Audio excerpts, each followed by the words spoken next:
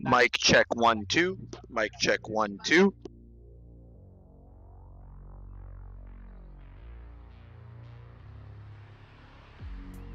Mic check 1 2. Mic check 1 2.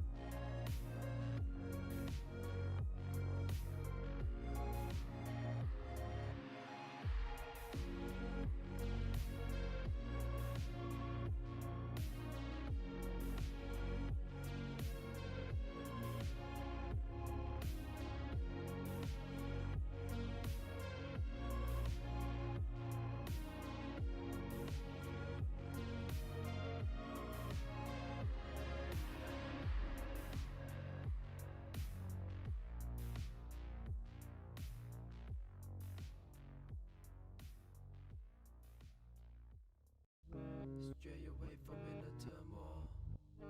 Don't let it eat you alive.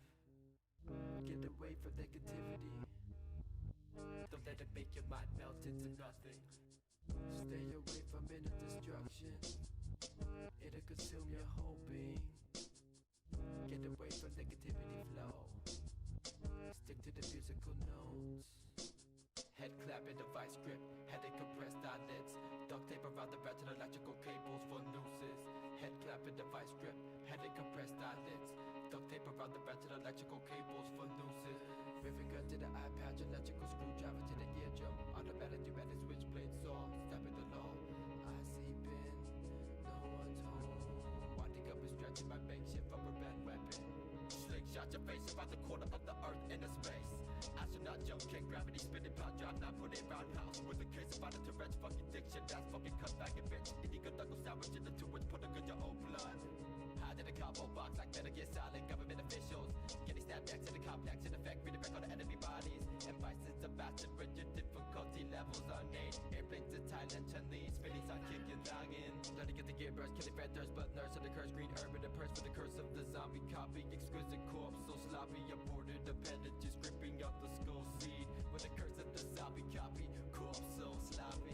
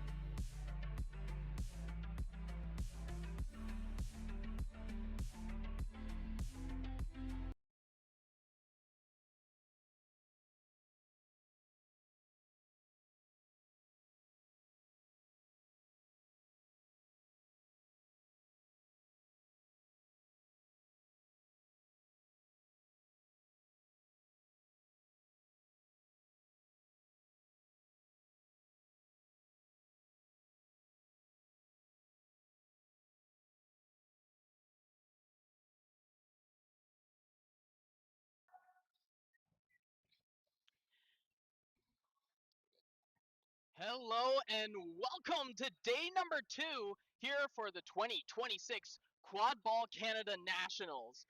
It is a pleasure to be here for day number 2 with an electric day number 1. The bracket has been set.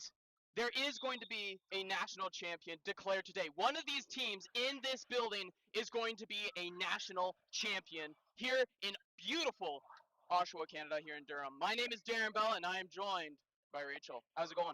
Not too bad. Thank you very much, Darren. Pleasure to be doing the game with the Quadball goat of commentary. First time ever, so I'm happy to be working with you. Yeah, it was a really exciting day one actually. So we saw kind of some surprising results. Flamingos had run through the competition, but Carleton was able to beat them. Very good win by Carleton there. So, Carleton's looked quite impressive so far. I would expect them to be the favorites against Ottawa U. But, anything can happen. This is kind of a regional rivalry. These two teams know each other well. You're familiar with both teams as an Ottawa U alumni yourself, Carleton alumni yourself, my mistake. Yeah, I do have quite a we do have like a rivalry with Yeah. you Ottawa, but we played with Black Bears quite a bit, so I know quite a few of you Okay, Ottawa. But okay. they do have a few players that they have brought on, like That's John right. Perron, who was a huge help to them at regionals and Yeah. played like incredible minutes there and He is had very an good. absolute tear there. Was their MVP by far, and they've added a few more players, which I'm excited. And you played against him yesterday. Yeah, I did play against Ottawa U yesterday. It was a pretty significant victory for Mischief, but there are some players. Alex Vega is one they've added, an American. He's a very good chaser. He's also a good snitch as well. We saw him flag run a couple times yesterday. He actually flagged her on the Carleton game. And Ugo was not able to catch him the first time. Ugo did catch him the second time, but that was only after Flamingos had 2 catches called off. So those players have some history on that side as well. So it'll be interesting to see how they match up playing against one another. That would be They're very different styles. Like Ugo is fast and can get under, whereas Vega's a bodybuilder and a wrestler and muscular, right? So it was an interesting matchup to watch. it is. I've watched Vega Yeah, because he's snitched for MOQ. that he has. He's an international player playing for Team Mexico as That's well as number Team International. 55. Number Actually, right now 55. looks like he's taking the jump ball against Aya. I don't love that matchup for him because Aya's 6'4", but Yeah, Aya is one of those people who's just super tall, got super long limbs, and is very favorable. There's very few people that can match the height and length that you can see yeah. from Aya. John Gola's one out on the west. Yeah, that's true. Yes. John Yeah, Gola's yeah, yeah. 6'7", and Aya's the tallest in the east at 6'4". Yeah, and I think in this new format in which that it's a jump ball, you just put John Gola out just for the jump ball, and That's then right. immediately substitutes That's off. right. Well, actually, you know what? No, John can play keeper. He was actually beating against Mischief yesterday as well, so he wasn't even going for the jump ball. So. And we have the jump ball, and looking like number 55 getting the win there. That was Vega that we just talked about. John Perron loses the ball there as number 55 going for a run of Vander Bentley putting it through. And that is Darren Bell's clone, I like to say, because they play very similarly. They look very similar. And Evander told me he learned everything he knew from Darren Bell. Well, so you taught him well. I thank you. I appreciate that. He's absolutely phenomenal. Yeah, and he and Trahan have been Carleton's 2 top offensive players so far. So I'll, definitely be watching out for them because they've been the one getting all the goals. And right away, fast break. That's kind of Carleton's bread and butter. I've noticed last 2 games, fast break goals, and there's Evander scoring on that fast break. Starting off with that physicality. Yeah. Number 55 now with the ball, Vega. Vega with the ball going on the right side, making a cut back, being met by number 55, Vander Bentley, showing the quick feed. Veda going around the right side, now passing to John Perron. He's got open space in the back, tries for a shot. Oh, great block! Take it down by Vander Bentley. Absolutely. Put it down and now collected by the keeper. That was an amazing block by Vander Bentley wearing the keeper's headband. Oh, and Veda bringing that physicality, but there is an It's arm a up in the air. card. Delayed penalty as Kit gets the goal. Goal is good by the HR, and now a call. We'll see. Head ref Jacob Warbe is going to call Vega. I believe maybe neck contact or back contact on that one. It looked a little bit high. I'm not sure what you think there. I think it might have been back contact. Back contact? I know Vega is more used to like the U.S. Like in Canada, we ref it a little bit Yeah, tighter. yeah. You know, in terms of back contact. The states, you know, where he plays with Copperhead, down A bit more down in loose. Texas, a little bit more loose. Yeah, I mean, actually, in MLQ2, 3 yellows is a red. Here, it's only 2 yellows as a red as well. So Mm-hmm. I know that got him into some trouble in Nations in the fall as well, actually, for Team Worlds, the stricter rules. But because there was a goal in the play, he doesn't have to serve any time in the box. So Correct. we continue on. He just gets a card, which means if he gets another yellow card, he's out. Fantastic point. John Perral, number 19 with the ball right now. Back from the golden age of Ottawa. Has the ball up at the top. And I heard Ottawa has a one little bludger. rumor he might be joining, playing for Toronto or moving to Toronto. We'll have to see. Now, Andre Allard going out to the back. Looking like number 22. Number 22. CC is at the back, but loses it. Aya's got the ball, going for a run. Evander Bentley on the left. Andre Allard on the right. Evander Bentley trying to go for the pick. Now can't get two hands on it. John Perot trying to get in there. Passes wide open. Aya and gets the dunk. Beautiful passing play. That was a great tic-tac-toe play from Bentley to Tessier. Just like you drew it up, I'm sure. Really good stuff. And as I talked about earlier, I mean, this is my third game I've seen called from Carleton, and this top line has really been dominant for the Ravens. It's fantastic, that really fast play that we're seeing. Now John Perron, you know, Vega, on the left, now gets the ball, being pressured up by Kidd, number 5 for Carleton, now pass off back to Jean Perron, now back to Vega. Kidd's going for another pressure, but Vega takes a sidestep to the right, being protected by Alex Fleck. First year as a beater. Now That's Vega right. with the ball in his hand, very comfortable with the ball in his hand here. Again, playing for Copperhead, now going off to the side, being met by Evander Bentley. Now it's the ball's on the ground. 55 on 55 action. Andre Allard trying to get in there. A really gritty player for Carleton. Longtime veteran. Now has the ball. Turtles over it. Being called back to hoops, but Evander Bentley collects it. Yeah, this is a really fast-paced game so far for the Ravens, which I think is how the Ravens want to play. They really want to push the pace and try to take advantage of those fast breaks that Ottawa and other teams are giving them. Yeah, Evander Bentley trying to go for that fast break, but number 81 getting caught in his face right there. The beater for Ottawa. Trehan now with the ball. We have a keeper substitution from that top line to the second line we have here. Yeah. Trehan trying to get that pick from Gwen, but Oh. misses the shot there, and now collected by 34. Trehan's actually leading the entire tournament in goals so far with 12. That's amazing. He's had a phenomenal tournament. John Perrault gets the ball, but gets beat right away by numbers 96 for Carleton and misses the shot. And of course, now we have one of the OGs, Alex Nafto, with the quaffle. We always joke about all the Naftos on this team, trying to keep track of them all. And actually on this line alone, there are 2 Naftals. That's right, because there's now 3 Naftals. There's Gwen. Was it Gwen, Emily, and Alex all on this line? Actually, Miranda. Miranda. Okay, yes. the other Naftal. There's 4 Naftals on this team, and again a pick from Gwen Naftal. Passing off to Trehan. Game pressured right away. Number 34 really putting the body in there, but Trehan shakes it off. Trying to get away from John Perrault, but now number 34 collects it and is going for a run. 34 trying to slow it down. That was a really good job by Trehan, though, to just avoid that. It's unfortunate that they weren't able to get the ball back, but he did a really good job there. Now a bludger being cycled back. Now it looks like Ottawa only has 1. Carleton holding 2 That's bludgers. right, yeah. So for those at home who are unfamiliar, that means that Carleton has bludger superiority or bludger control, which means that they have 2. Ottawa's going to want to try to get control back and get one of those bludgers so they can control, because it's much better if you have 2 as opposed to 1. Alex Naftal with the pass to Trehan. The timing was a little bit off there, but able to get it through. Trehan again adds to that score total. That's right, racking up those goals, and I believe Vander is second. So both players from Carleton, Darren Bells will be very happy about that, are leading the tournament in goals. It's fantastic to see some young players getting in there. Number 55, taking a look, it's looked like a 2-2 defense still.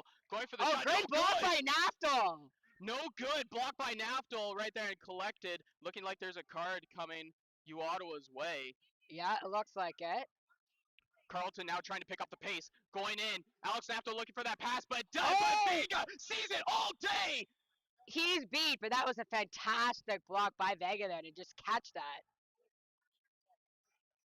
Vega with that experience. Looking like another card that might be going to Vega. He's getting frustrated for sure. Blue card. Oh, sorry, that is. It was Pavel Popov, I believe, who got the card then, right? Because he Yeah. had to give Vega his keeper headband. So if you get a card in your keeper, you have to have a keeper on the field. You have to give your keeper headband to someone else. So we're seeing number 90 for Ottawa, Pavel Popov, a veteran of this team. I'm sure you know him well, serving time in the box for a card. So I don't know what happened on that play. It looked like Vega was getting it by how he reacted. Yeah, I thought so as well, but Pavel Popov, the head coach for U Ottawa. Oh, he's also the head Yeah, coach. All right. also the head coach for U Ottawa has Okay. really been recruiting a lot of these players that we've talked about before. Yeah, the he program. was responsible for getting Vega and a lot of these other guys that just try to field the team. And I mean, Ottawa, you only lost yesterday to Clippers on a fly catch, and Clippers Ooh. are the silver medalists. Yes. So they were pretty frustrated at that. So they've actually been in some close games. Yeah, and that's a huge part to Yeah. the recruitment that that Pavel has completed this season, trying to rebuild the Ottawa program. That's right. It's kind of a legendary program that's fallen down a little bit. Trehan now with ball, gets Vega up in the air, tries to drive the lane, doesn't find it, finds Napto in the back, Napto misses it, but the beat misses Napto, now Napto's going in! Oh, what a dunk! What a job by Alex Napto to avoid that first beat, get his own rebound, and get that in the tall hoop. We talked about all the Naptos. There's also like 10 Alexes. And they had their annual Alex meetup yesterday at Nationals. Where they all, or like Alexandra, Alejandro, all the Alexes took their annual Alex photo. I think it's a Quadball rule where you just have to have an Alex on your team. Yeah, it does seem to be that way, that there's so many Alexes in the league. So now we do have a line change looking for Carleton. Now John Perron, again, long shift for John Perron. The Ottawa bench is short, but John Perron with ball in hand right now. It makes the fakes Naomi Alex, nice goal. Nice little dink shot. Great little fake and goal. And you're right, that was a long shift for him, but he didn't look tired at all. So. No. Absolutely great legs from John Perron. Yeah. That was another big recruit, as we were talking about. Now we do have a beater shift. Christian Barnes in, as well as Kyle, rookie for Carleton, number 12. Naomi Hildebrand, number 28. Christian Barnes is another American recruit that Carleton has and was on your team last year when you won. Ugo, guy in the ball in the back, gets beat by the 81. Ottawa's limping, battling through an injury, it's looking like, but the ball gets turned over to John Perron. Yeah, you're right. They are struggling for sure. Number 19, John Perron with the ball in hand. Again, Ottawa only having one bludger here as they approached a 2-2 defense here on Carleton, being met by number 28, Naomi Hildebrand. Number 19, John Perron with the ball, has number 99 open in the back left corner, and has number 5 off on the right. That is Amy Lang. Amy Lang on the right, shot put to the back. Number 9 beat by Kyle, and Ugo taking the ball for her. Now we're trying to get he's big, he's going, John Perron trying to grab the hand. Oh, what a strip by John Perron now. He's crawling for the ball, passes it off to the rookie, no good. They're saying that it was off broom. Saying that Lucy was off broom, the rookie denied the goal. Lucy Goosey Morrison is how she wants to be referred to, the rookie player. I see. Yes, the 40-year-old rookie for Carleton. Wow. Yeah. It says it's her first tournament and first season. She also plays roller derby. Yeah. And she calls herself a total noob. Wow. Yeah. That's impressive.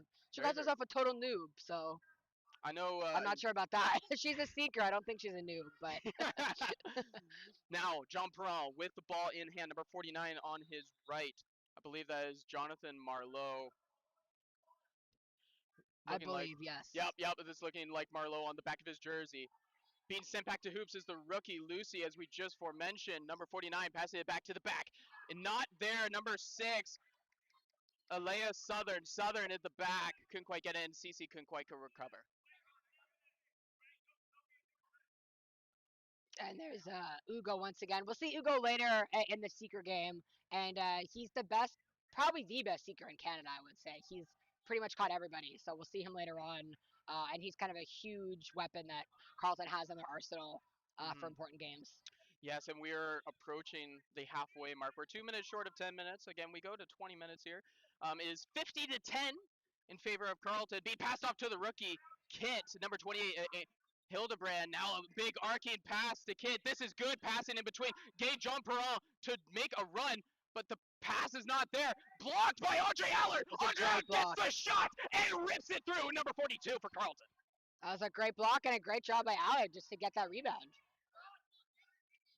Ball is being called back.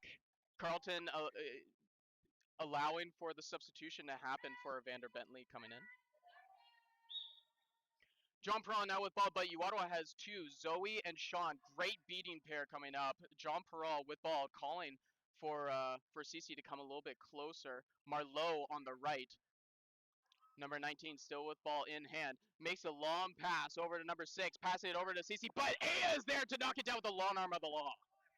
Great job by Ann to knock that one down. And Evander's unable to kind of control that though, but he still is able to regain possession of the quaffle and look for some options. What I've noticed about Carleton is that a lot of their goals have been from the fast breaks. Not a lot of setup plays, but it looks like Evander's trying to get something going on the setup, which is important to do both because you can't always rely on your fast breaks if you want to win, right? So it's important to just slow the game down sometimes and try to look for those options. Yeah, exactly. As we've seen these long passes, Andre Allard up at the front. Oh, Tries great to do job. an underhand to Evander Bentley. Can't quite get it. Kit now has the ball. Being passed up top to Andre Allard, but it hits him in the face. Gets taken down, and it looked like there's going to be a card to Marlowe, who loves to bring the physicality, but a card coming his way. A yellow card, it looks like, to Marlowe. Not quite sure what the call was on that. Might be because Andre Allard did not have possession of the quaffle, but then never at one point had it because he bobbled it. Right. The hit came in, so he was hitting a quad ball player or tackling a quad ball player without possession. Right, because he didn't control it. Okay. Yeah, it's hard. The refs don't always really announce what it is, so it's hard. We just do our best on the broadcast booth. It's hard to hear. Be nice if they would say it to us, actually. Or if they had like a mic, that we could, a mic that we could hear. Exactly. Andre Allard opting to go back, waiting for the bludger help. I hear a call from slow from Evander Bentley, number 42, having the ball in his hands. Andre Allard being face to face with John Perron. Again, now being pressured by CC. Kit, number 5, passing off to Aya, and Ottawa gets the defense. Great job. That was a small player for Ottawa U, Aaliyah Southern, up against Aya Tessier, and Aaliyah was able to get that from Aya, and there's like a foot height difference, so that was a really smart play. Southern with the ball now, after making that huge defensive play, now has the ball in hand, has Sean and Zoe in the beating game before them. Number 34 now has the ball. A very quick player, as we see, following Southern. Now taking the rookie, Carleton, for a ride. Makes an underhand pass to Pavel, but it's too high as Andre Allard collects for Carleton. It's still not safe. Number 34 is really putting on the pressure. Tries to swipe the ball. Still there. Trying to pass off to Evander Bentley, and Evander Bentley collects. Evander now passing half. Pavel's trying to do some work to psych him out. They're teammates from Nations Cup, so they know each other well. Don't think it worked, though. Don't think it worked, as there's a goal there. Pavel, they tried to get the ball out of Evander's hands and puts it through. But now we have a stoppage on the play after the call. Yeah, it looks like they're going to have a ref party here. All the refs are joining to discuss what the call was. It's maybe a beat before, or there was a goal, so I'm not exactly sure. Goal is no good called, but Alex Naftel is both of the Naftals are coming over to. Yeah, to both Alex and I think I'm not sure which Naftel that is, but one of the Naftals. The goal's no good. I'm guessing beat before. I don't exactly know why it would be no good. Other than that, Pavel's also there talking to the refs. Yeah, both speaking captains from both Carleton and Ottawa, trying to get in on this. Looks like that is still the call. So right now the score is, I believe, 80-10. They're actually bringing it back, so it's actually 60-10, actually. Okay, 60. Yeah, you're right. 60-10. Yeah, 60-10 for Carleton. So that's actually, if you're Ottawa, that's actually not bad for you. I think they're probably pretty happy with that, only being down by 50 against the defending champs. Yeah, I think that is something that you will take, and I love the pressure that they're bringing as Carleton is now coming up on offense with bludger superiority here, or sorry, dodgeball superiority, and Andre Allard going for the right, passes off to Evander Bentley, and what a tackle! A beat to the face there. Yeah, so that's going to be a card for a face beat. for a face beat there. That's a blue card only. Actually, it's a Oh, yellow. it says yellow? Yeah, I saw the blue, but you're right, it's yellow. So I believe Evander is going to get that ball back right in front of the hoop, but That's does right. have 3 Quaffle players of the Ottawa defense right around him. Bludger is giving back. Yeah, and she's got to serve time in the box as well, I believe, for that face beat. We'll see if Evander tries to take on this physicality and try to just put it through himself, or if he takes the easy chip pass to Andre there. And I mean, he's a pretty physical and strong guy. I definitely think he could do that. I think the ref there is trying to say if there was already a fight for it. I'm not sure if Ottawa will win that argument there because I think Evander had it. I think he had it, and then got beat. I think he had it pretty cleanly.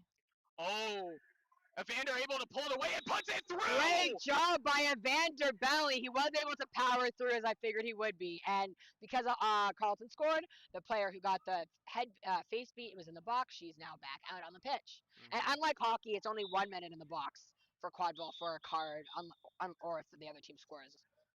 For blue, it's only 30 seconds in Canada, which is different from other leagues where it's a minute, and the cards don't stack as well. If people are wondering about the rules.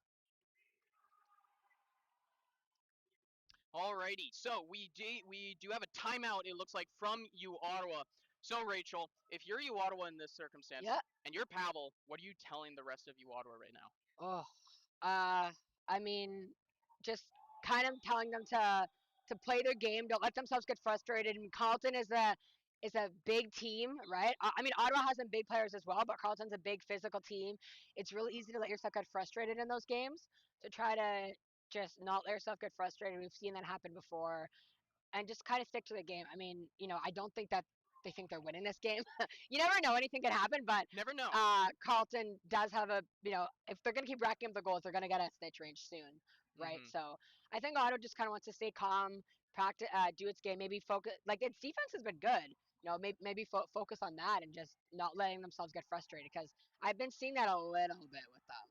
Yeah, especially, we had Vega, from the States. Yeah. Was getting a little bit visibly frustrated He does tend to do that. Yeah. He does tend to do that. And that's that, American passion that we're seeing. Yeah. And so I do find it interesting. Both Vega and Jean Perron, who have been absolutely phenomenal for Ottawa with the ball in their hands, are both off right now. So they're resting them, bringing them out, and I think they're going to try to do a big push going into Interesting. That makes sense, actually. That makes sense. Into the Flagrunner. If you're Ottawa, yeah. Yeah. And so as everybody's coming back. Because I think Ottawa, you probably knows they're not going to be able to, they know Ugo's probably going to catch, so they're probably just going to bring those guys on to rack up the goals, right? Try to maybe get that's their thinking there. Game is back on, looking like Pavel Popov. Number 90 for Ottawa has ball in hand, going down the left side of the pitch, being met by Evander Bentley. The beat misses from Emily Naftel, number 79 for Carlton. Pavel taking it nice and slow still, wanting to collect that bludger behind and then bring it into play. Number 34 being met by number 42. Too quick, people. And what a block! Knocks it down. And then number 34, there are beats being flown everywhere, getting dragged down. Pavel off broom it tackles Andre Allard as Vander Bentley now takes it up and is again trying for that fast break again, but getting slowed down. Now again, sees the opening, going through, takes the body. No goal, looks like, though. But gets beat, it looks like, That's and right. Pavel collects. Yeah, very good job by Pavel there. Because they recognize that Evander's just going to try to do that all game and just go for the fast break, so. Yes, Pavel now crossing that halfway line.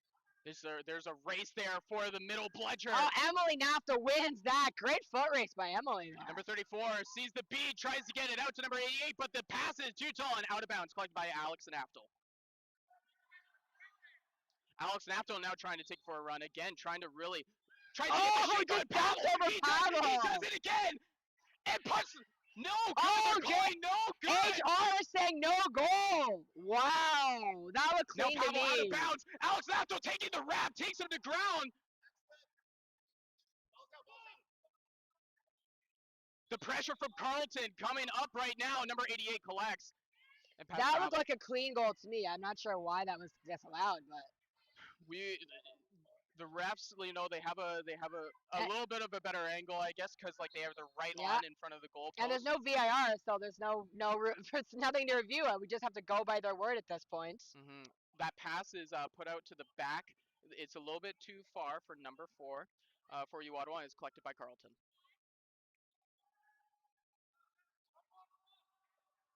Trehan now out with the ball. Again, top scorer here at the tournament.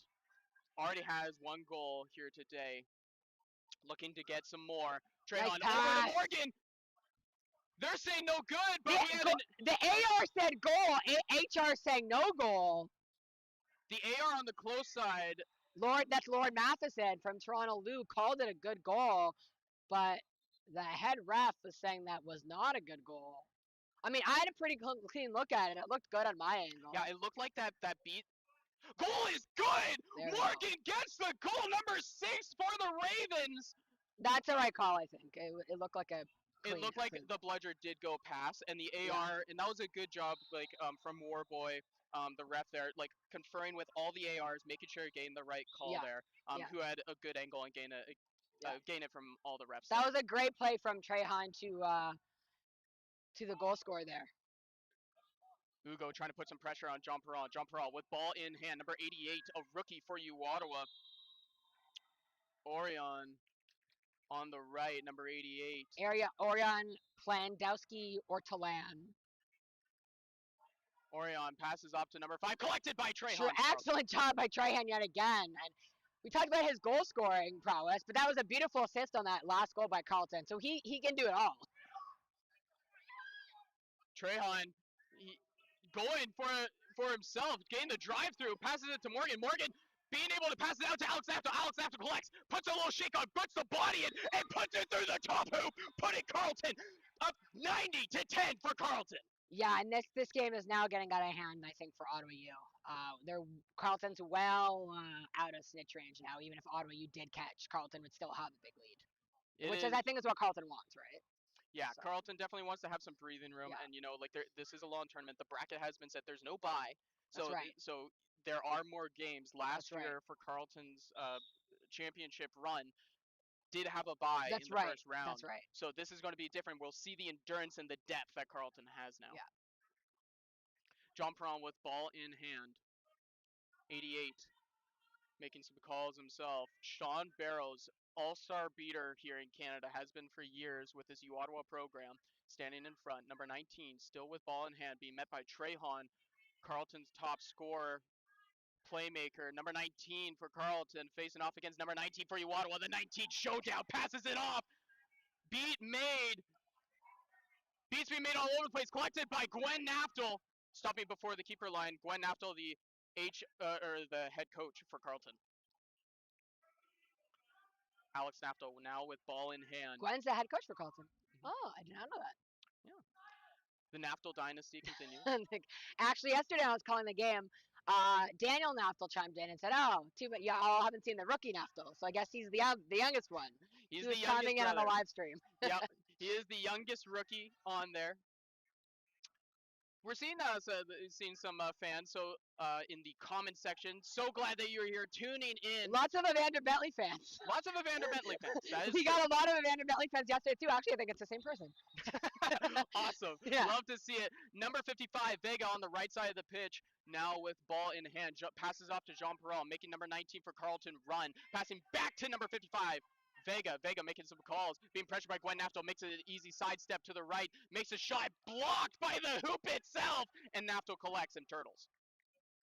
Very good job by Naftel there.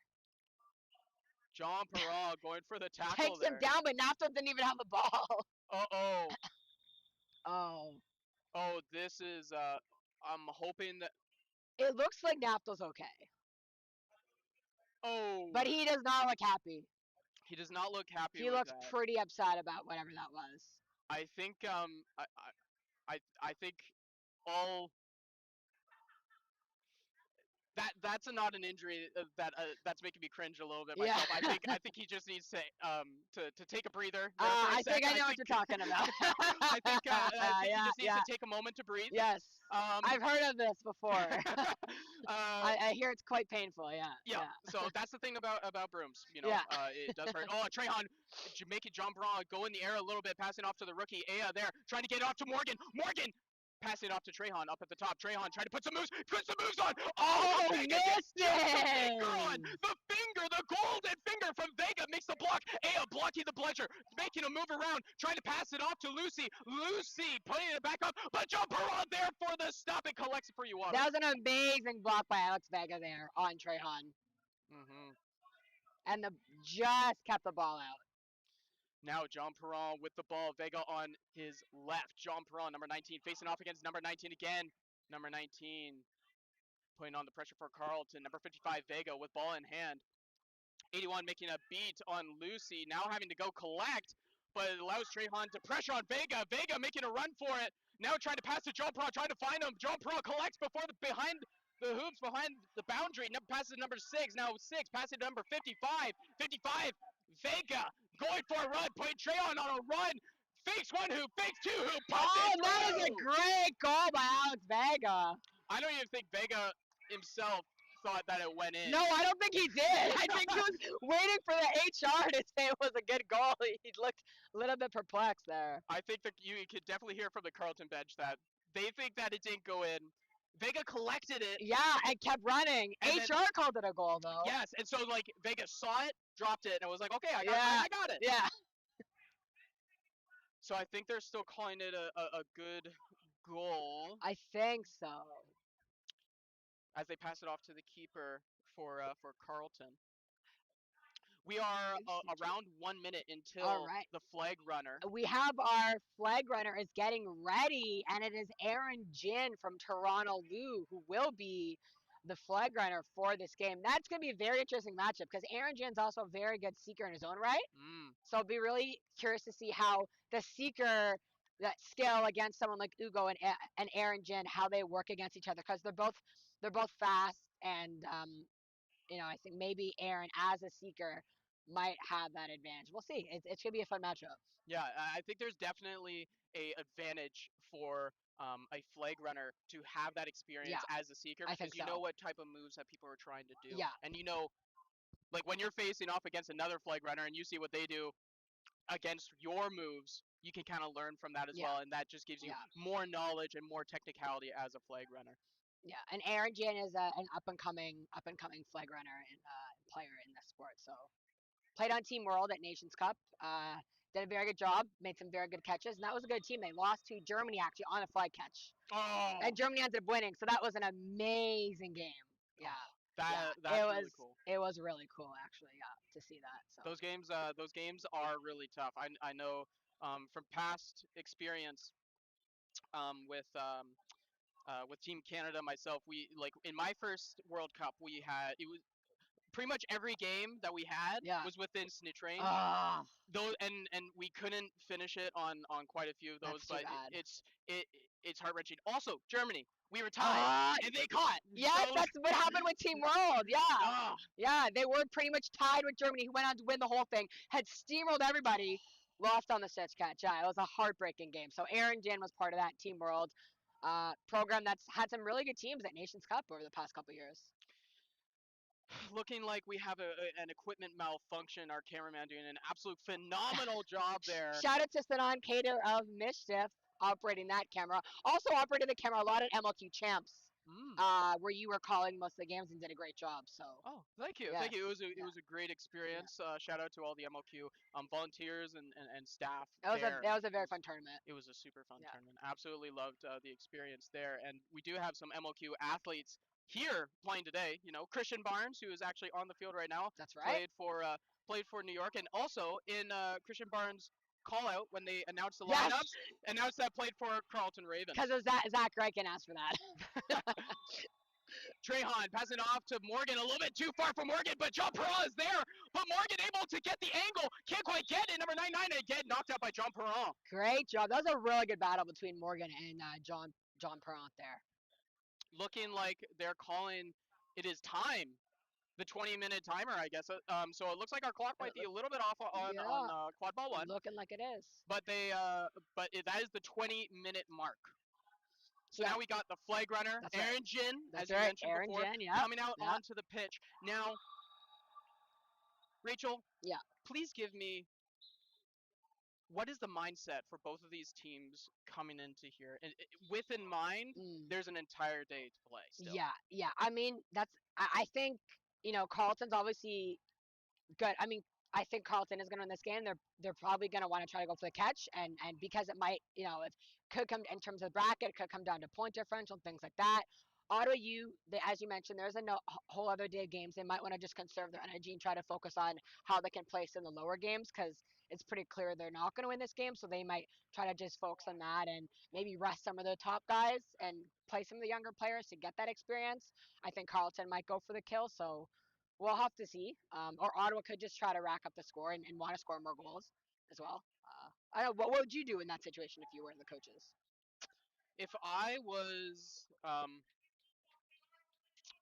in Carleton's side, I want to put out especially my rookies. I want we're this far ahead. Yeah. Especially if we catch, if we decide to put out Ugo, Yeah. Ugo Nwadike, Yeah. and we have a good beating line to put a shield around the Flagrunner. Ugo, I think, can make that catch real quick. I would want to rest some of my veterans, my big bodies. I don't want to injure them in this game. Naftal, Bentley, Trehan. Yeah. Naftal already going off with an injury, which we believe that he'll be back. I think so. I think so. But and you're right. They do need them later today in the more important games. So, exactly. Yeah. So I think you need to rest like Evander Bentley, Trey Hahn, a lot of your those two are your top goal scorers as well as huge points on defense as we've seen. Yeah. Just with the way that they run their zone. So I think you really need to rest them and bring out some rookies. Which it looks like we have one rookie coming out onto the pitch right now for Carleton number 5. It looks like they are still putting out A as well for that jump ball, but she's another kind of veteran player that you'd think they'd want to rest for later today, but her height is very valuable. Yeah, I'm for the jump ball. I'm intrigued by this. So as we're seeing Carleton's lines come out now, we'll see if we can switch the camera angle. And Ottawa U is kind of putting out their big boys, as you talked about earlier. So they're actually trying to go and score some points here. Yeah, this is a very loaded line. You got number 34, very quick. Yeah. Number 55, bringing the muscle, and number 19, just an all-around field general in this matchup. And also, we have one of their top beating lines as well, Sean and Fleck. That's right. Coming out as well. So and it looks like Bentley is also starting. So it looks like both teams are actually going for the kill right now. Yeah, and Christian Barnes and Emily Naftal also out on the beating line. Both teams have their loaded lineups, which is kind of the opposite of what you thought might happen. Yeah, I'm very intrigued by the call here. Maybe this is just to ensure a flag grab as we see Pavel Popov for Ottawa. And now it looks like it is Ugo for Carleton. So we'll see if Carleton goes with the flag runner grab and then they put more of their rookies on. Yeah. We will see. Jacob Warboy just checking to make sure all the players on Ottawa are in line and that they are all ready. Zoe has been subbed on. Alex Fleck goes off, so top beating line for sure. Interesting. And on the other pitch, I don't know what's happening, but it's Flamingos versus Guelph Griffins. And I think either one of those teams might kill each other. So that could be a they're both very good physical teams. That should be a very strong game. Interesting to see what's happening over on pitch number 2. Mm-hmm. Guelph is a very feisty team. Yes. We had a tough game with Guelph yesterday. Aya gets the win on the tip-off this time around. Yes, she does. She gets revenge. Evander going for the run all the way through. And they're all waving no goal. I actually don't think that went in. No, and Alex Lai, the goal ref on that side, another Alex. That's right. Making the call, being very emphatic with that. Emphatic with that, exactly. And and Pavel caught Aaron Jin. He totally blindsided. Ugo was nowhere. Pavel came in from behind, snatched the flag from Aaron, and Darren Bell beside me can't believe it. Oh my god! Darren can't believe it. That is phenomenal. That is a momentum shifting grab. Huge. Now we get this. It is 55 to 90. Only 4 goals behind. that is definitely doable. And at regionals, Ottawa was leading Carleton for Wow, most of the game. really? So Wow. and that was before, and that was basically the John Perron show in that game. Okay. John Perron played the entire game, but John Perron is rested and ready to come into this game, and they have the muscle with Vega. And it looks like the catch was good. We're hearing from Goal. it looks like he's saying catch is good, right? Yes, catch is good still. So that's very. That was a very smart play by Pavel, just biding his time. Aaron had just kind of turned towards him. Ugo was looking completely, he was kind of distracted. Ottawa did a great job just kind of getting Ugo out of the way. Pavel was able to come and grab that. Very smart. That's phenomenal. That's a great grab for Pavel. What Ottawa needed. Carleton does have dodgeball superiority. Vega passing it to the back, but it's blocked by Andre Allard. Andre Allard Excellent block. Wants to go for a run. Takes it slow. So now we might just see Carleton keep its big boys out there since they didn't get that catch. I think they don't want this upset happening. No, so I they think don't. You might have some veteran players. Now, the rookie pointing it off to Andre Allard. Andre Allard. Excellent block though by John Perron. John Perron blocks it out, but it's still Carleton's ball as it goes out of bounds. Andre Allard to inbound. He really has been phenomenal this game, John Perron for Ottawa. Really has, especially on defense and on offense. Yes. Both sides of the ball. Andre, passing off to the rookie. Join the Vega does the double block. Darren just jumped up and down in his seat, ladies and gentlemen. That was an unbelievable block by Alex Vega right there. Oh, the double arm block. Yes. Amazing. That flag catch has revived Ottawa. They are fired up now after Pavel made that catch. Oh my gosh, my heart. That was so good. And you know what? I go to the Carleton practices quite a bit. It's great to see these Carleton rookies. It's the youth of this program really trying to bring that physicality. Even being denied by Vega, grabs the ball and just puts it through again. Just absolutely. Are they calling it? They're calling it no good, actually. So it is a successful block by Vega. Oh wow, amazing. That's huge by Vega for Ottawa U. And that's why Pavel wanted to recruit someone like that. Mm-hmm. Such a valuable player on your team. That physicality. Now Vega taking the ball from John Perron. 55 up at the top. Vega calling John Perron to go down. Getting pressured by the beating. Now pressured by Evander Bentley. But he takes a step around. Tries to throw to John Perron, but is too far. The Ottawa beating trying to block and get the Carleton chasers away, but the ball does go out of bounds. Yeah, that was the right play by Vega, just a little bit too far for another Ottawa player. There's a call of no dodgeballs as Aya going from coast to coast, puts it to the rookie, and puts it through, taking the body from Vega. That is a goal there by Kit Senes. Very smart play by Tessier to Senes to get Carleton a little bit more breathing room in this game. Yeah, absolutely. This game is getting more physical. It is. Ottawa is bringing the physicality. I expected it from Carleton. I didn't expect it from Ottawa. Yeah, I'm loving it. I'm loving it. As someone who loves physical quad ball, oh my gosh, I'm loving it. This is so good. Number 55 taking the substitute off now. Number 19 with ball in hand. Carleton does have dodgeball superiority still. Marlowe substituting on with number 34 on the wing. Zoe out in front, number 23, a veteran beater for Ottawa, staple for this program, the wife of the head coach. Oh, very nice. And a block by Aya. John Perron trying to make something happen to the back, but Aya blocks. Aya now being pressured by John Perron. Again, this high pressure waiting for the beaters. The beaters finally come in to help. And Simon coming out from the bench. Aya's got nowhere. That's a great block by John Perron. Collected by Gwen. John Perron gets beat as Marlowe takes the ball. Number 49. And collected by Aya. I mean, Aya's going to get that all day if you shoot from range and she's on the middle hoop. Long Maybe should have looked for another extra move there before shooting it. Indeed. Now the Naftals are on the Naftal line. All three Naftals. Passing it off to Gwen. Has Trehan on the right. Marlowe saw it. puts it through. Great goal by Trehan. Great goal, and he puts the little finger guns to the announcement booth. Trehan on fire today and this weekend. Adding to his goal total for sure. He's got at least a couple here today. He's really had a good tournament. He's really turned it on. Really turned it on, and I think he's played for the bubble team. That's right. He was at Team Nations Canada. Cup, and it's nice to see he's really grown a lot since then. At Nations Cup, same problem with Vega. His physicality was getting him into a little bit of trouble, but it seems like so far this tournament he's really cleaned that up. So that's really good to see. Indeed, and it's great to see. You know, Carlton going through. You know, there's still some like rookies around, some veterans around, but I retired. Haley Yap's not here. A lot of the older veterans that usually play for Carlton are no longer playing, and so you're seeing these younger players really step up this tournament. That's really nice. And I mean, Montreal, pretty much their whole team is retiring this season, so they might not even have a team next year. The Flamingos. So yeah, I don't know. Well, they say that every year.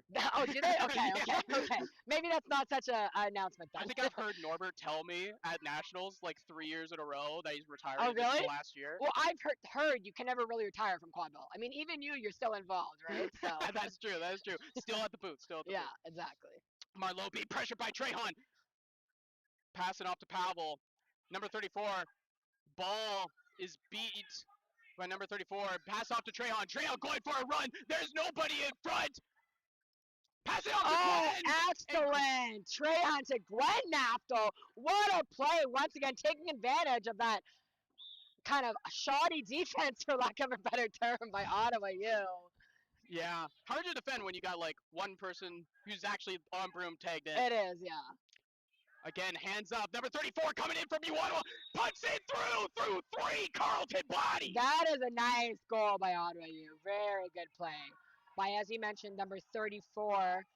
Don't have their number in front of me, but it was a great job. And it's looking like that is game. Trehan shaking off Pavel Popov, but misses the shot, as that looks like it is game. 120 to Carlton, 65 to Ottawa U. That was a fantastic game, That was a great game. Ottawa U played a lot better than I thought. Like, you know, they did get the catch, which is huge. They were giving Carlton, I think, their best fight. Carlton didn't actually rack up the score as much as I thought they would. So I was impressed by Ottawa U's performance. Yeah, that really did show it there. Carlton, you know, I think really showing they have depth with these younger players and didn't need to play Alex Naftel as much, and so really got to show the grit from both of these teams, and the physicality from Ottawa was fantastic see from these veterans that they have recruited. And you do love your physical quadball, as you've mentioned. Yeah, it got me jumping out of my seat. I know, you literally were many times. Oh man, like instant replay, like I wish we had that instant replay of the Vega block and the snitch catch there, because your reaction was priceless. Oh man, that's why we love watching and playing quadball, is for moments like these. And so we do have our next game at 10:15 Eastern. It is the matchup of Toronto T-Dot, my team, 6 Toronto Lou versus Mischief. That's my team, so I'm going to go get ready for that game. This has been a pleasure, Darren. And Evander is going to come be doing that game with you. So we'll let Evander take over, and this has been a lot of fun. Hopefully do another game with you. Sounds good. See you next time, Rachel. Thank you so much.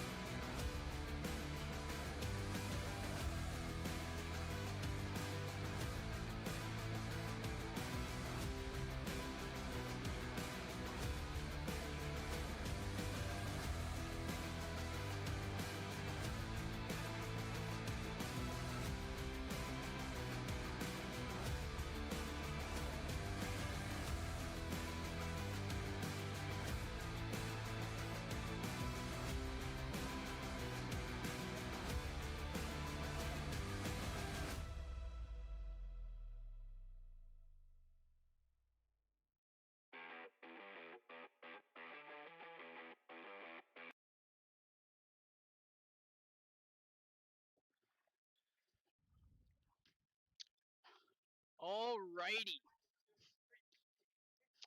We are about to come into a new program that we have. We're going to call it the Keeper Zone. So welcome. Well, I like to keep it called the Keeper Zone. It makes me feel like I'm still a player. So I get to welcome people into my favorite part on the quadball field as a keeper myself. But we have, after this game, from you, Ottawa, Jonathan Marlowe. Welcome. Thank you very much. It is a pleasure to have you on to the show as the first guest of the official Oh, I'm honored. Keeper Zone. Yes. So, what are your thoughts on the game, like coming out from what you saw and what you saw with your team? So it was a really great game. Carleton is a really physical team. So I feel like we played great on the physical side, trying to match that. Of course, Carleton is a really high bar for physicality. Mm-hmm. I did myself do quite a couple tackles. I don't know if you saw. Uh, but our passing was a bit lackluster. We need to work on that more in practice. But with a team as big and as physical as Carleton, it's easy to get intimidated. Sometimes it's easy to miss a couple passes. But I feel like we did pretty great out there considering the level of skill and physicality of the Carleton players. Yeah, no, you guys did absolutely phenomenal, especially after that flag grab. Yeah, That was a huge turning point. What was it like coming out of that on the bench? What was it like? it was amazing. I really love Ugo as a seeker. He is amazing, and what we've learned as well as seeking. I'm one of the seekers for the Ottawa team. Yeah, so you got a few grabs yourself at Yeah, regionals. Because Hugo is such a commanding presence, is such a really good seeker. It's easy for the snitch to stay focused on Hugo, and it's easy for us to kind of sneak around and grab the flag quite quite easily. For it was an amazing catch from Pavel, but the seeker just didn't see it coming. Yeah, just did not absolutely see it coming, and I don't think expected the long arm of Pavel right Oh, there to make that grab. yeah, he is a giant. He is a really lanky man, I would say. Yeah, and I love. So what I really want to comment on is also I love. You mentioned the physicality of this game, and you are a young person in this program, like really coming up through the U Ottawa program, and I love the physicality that you've brought to the U Thank Ottawa you. team, and I love the way that you go north and south, downhill, make the hit, and you don't shy away. I know, like I've received a couple hits from you, and like I feel those, like those are those. Is, absolutely phenomenal. So it's great to see you out there, and like you really bring the physicality up in this program. And so I think, like, how many years have you been playing now? This is my second year playing. Actually, it's my second nationals. Oh wow, Yeah, fantastic! That is amazing to hear. And so I hear that maybe you might be interested in coaching in the future. Is there maybe. something to Yeah. look forward to? I'll go as president first. Obviously, it's only my second year, Yes. but as like one of the like younger students in the club, there needs to be someone to take over for our current president, who is graduating actually this year. So someone needs to take over her place, Yep. and I've been kind of voluntold a little bit to take her place. But yeah, it's going to be amazing. I'm really excited. That's super fantastic to hear. And so as we bring this first segment of the Keeper Zone to a close, I got a couple more questions to you. The first one, what is your message to the other teams for the rest of the tournament and the bracket? Uh, so this is a really good one. So Ottawa might be a small team. We might not seem threatening, but we're coming for you guys. I swear. I love it. I love it. We're coming for you. That was exactly what we saw there, right? Especially right after that flag runner grab. And so, is there anybody that you would like to thank? Anybody that you'd like to shout out? So honestly, my coaches have been great this year. Pavel, Meg, Fleck, all veterans of the sport. They've been really great at coaching. We have a lot of new rookies as well, and a lot of recurring people that came in to assist with the games. We have Vega flying in. We have even John Parent, a recurring veteran who was with us with the Eastern Regionals. They they really bring a lot more to this team, not just in skill but in vibes as well. Fantastic. Yeah, absolutely. It's been great to see you, Ottawa, from regionals to now, and the people like the recruitment that you guys have had. And so, I wish you all the best for the rest of the tournament, and we will see you later on the pitch. Thank you so much for Perfect. joining. Thank you very much. Pleasure.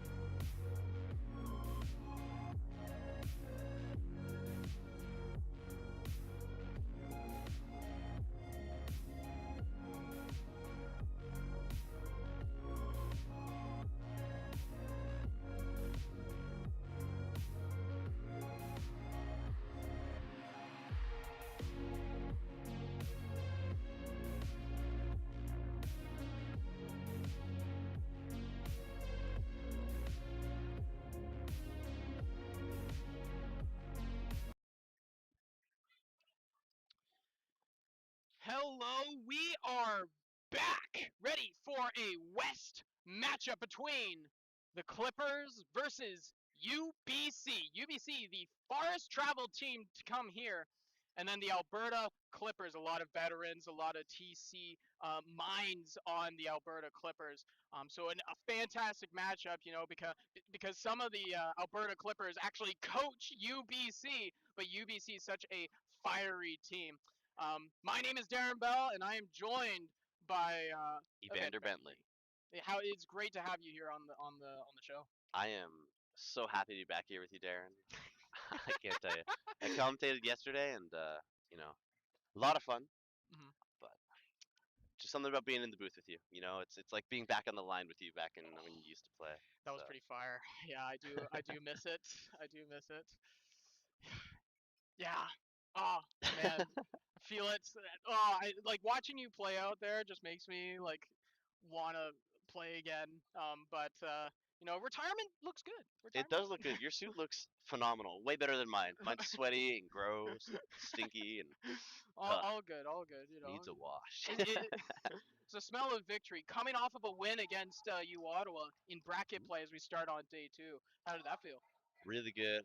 Carlton's morale is feeling really high. We beat Montreal yesterday, and that was the game we talked about. We game planned a lot for, and that was very much so. I know, especially for even just my line in particular. Hmm. We had discussed it like the night before and drive and weeks before even like how important that win of all things would be to us to beat Montreal. So now, hopefully, we can do it again. If they make it to the finals today as well. Yeah. We will have to see. And I believe you will be facing the winner of this matchup. I'm excited. Both of these teams, a lot of fun. I really, I was not feeling great myself when I played against UBC yesterday, but I love that team. They're so passionate. They're so fiery. I love their aggression. And once they get it all organized, they're going to be a lethal team, Darren. So, Ah, which of these teams are you leaning towards? You know? it's hard because Alberta Clippers, they have a lot of great minds out there. Like they got Jasper Whitby out there, John Gola, Team Canada head coach.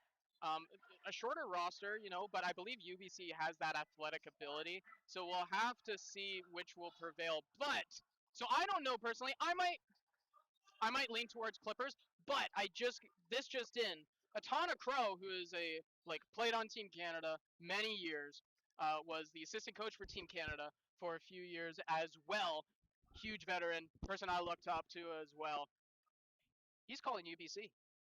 Oh, Yeah, we're going with Atana Crow. He's put that on record saying that he's calling UBC in this matchup. I like it. I like it. I like it. I like it. So we will see how this Clippers UBC matchup goes. Are there any players for UBC that you faced yesterday that feel like could be a impact player for this matchup? You know what? I felt like a lot of them bring a lot of fire, but their beater core was what I especially admired. I thought their beaters played with the perfect amount of aggression and confidence that they needed. Especially he's their number right now beside 81. Hopefully he'll turn around. Let me see. But uh, saw a lot of particular your passion in his play and how serious he took this game, and I love that. I love to see that. Mm-hmm. And over on Clippers, the player that stands out to me off the top of my head is Nathan Unruh, who I Mm-hmm. don't believe is actually part of Clippers, but he's playing for them today. Uh, Amazing beater. Coached Team Canada's bubble team up in Spain, so I get to know him and lots of beating experience there. So, and you mentioned the roster size difference here, Darren. How much do you think that's going to play a role today? I think there are a lot of few older players for the Clippers. So it might feeling on especially on day 2 might be a little bit harder for them. For recovery. UBC, I'm guessing, has some more fresher legs, so it will depend on in the beating game, especially if there's more fast breaks. I think UBC can run away with it. I think so too. They have so much speed on that team. I really do think this game is going to be built on the backs of their beaters. And Hmm. we've said this before, and that's kind of just the foundation of quad ball, right? Those beaters, they make you your space, and playing without BS opposed to playing with it is night and day. All right, take it away. Brooms up! UBC wins the tip-off. Number 91. Sahil Takir passing off to number 8. 8 pass it off, loses the ball to 13, collected up by Clippers. Unfortunate. That's that first game jitters, right? You're going to make a handoff, and it's just unfortunately going to be a drop. That'll be cleaned up later in this game, I'm sure. Pressure by 91. Trying to go through. Looking like safe is the call, but trying to battle through. There's no UBC players by him. Clippers now collect. All right, let's see this Clippers offense. UBC, a lot of aggression there, a lot of fast. I think they need to slow that down, breathe a little, you know? First game just started. You have to breathe. You have to get the jitters out, take things slow. Number 22 out there with ball in hand right now. Number 29, it looks like, on the right. Number 99, sorry. That is David Chapman. Great photographer and big QC legend throwing it down on the small hoop. And that's just an abuse of size. I mean, you see your mismatch on the hoop, you have to take it. But I want to shout out Nate on that play too, because he went out and cleared 3 different UBC players in that one run, just running amok in their backline there. Matthew Lin with the ball in hand, number 15 with them. That is McCall Lau. Passing it to the back, 91 can't quite handle it, but is picked up. This athletic UBC core just can't quite hit it. Lin, number 8, Matthew Lin, trying to get the move on the keeper there for the Clippers, number 22. Clippers with BS. Passing it off, looking like to number 91. Number 91 having ball in hand right now. Sahil Takir. Now I'm liking these handoffs. Number 13 passing it back to Sahil. Sahil bringing it down and puts a posterize of his own on Chapman. Oh, I love that. You know, oh my goodness, the handoffs going back and forth. That Clippers defense, that was suffocating. I was losing my breath just watching that, looking for an opening, and they were. I found that UBC was a little cluttered on the hoop. They had 2 people waiting on the hoop, banking on a pass. You have to spread out, give that player more options. You know, 91.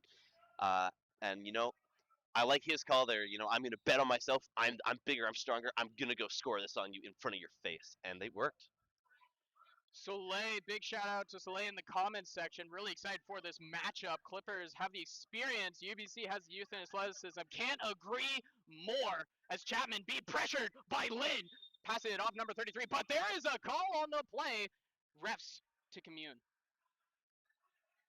What do you think that is, Darren? I don't know. It's coming from the AR, so it might be in the beating play. Chapman had the ball, passing it off. Kaylee is on the field. That is Kaylee Mendoza, number 23 for the Clippers. Team Canada player, got the keeper headband as well. Played in Europe for quite a while. That's interesting. She proved yesterday she was a big leading force on this Clippers team. Big leader. Everybody follows her, and she knows how to take control of this team and really lead them to success. So it's awesome to see that. Shout out Guelph for repping this game. University of Guelph. Yeah, and you know, like Brian Melchior, a longtime Quadball player, is HRing this game and has really been a mentor to the Guelph squad, and is a very. There's no call on the play. Brian calls for to remount. We appreciate all our volunteers. Clippers have the ball. Passing it off to Kaylee. Kaylee gets beat. UBC makes a knockdown. Number 13 there. Christy Wu.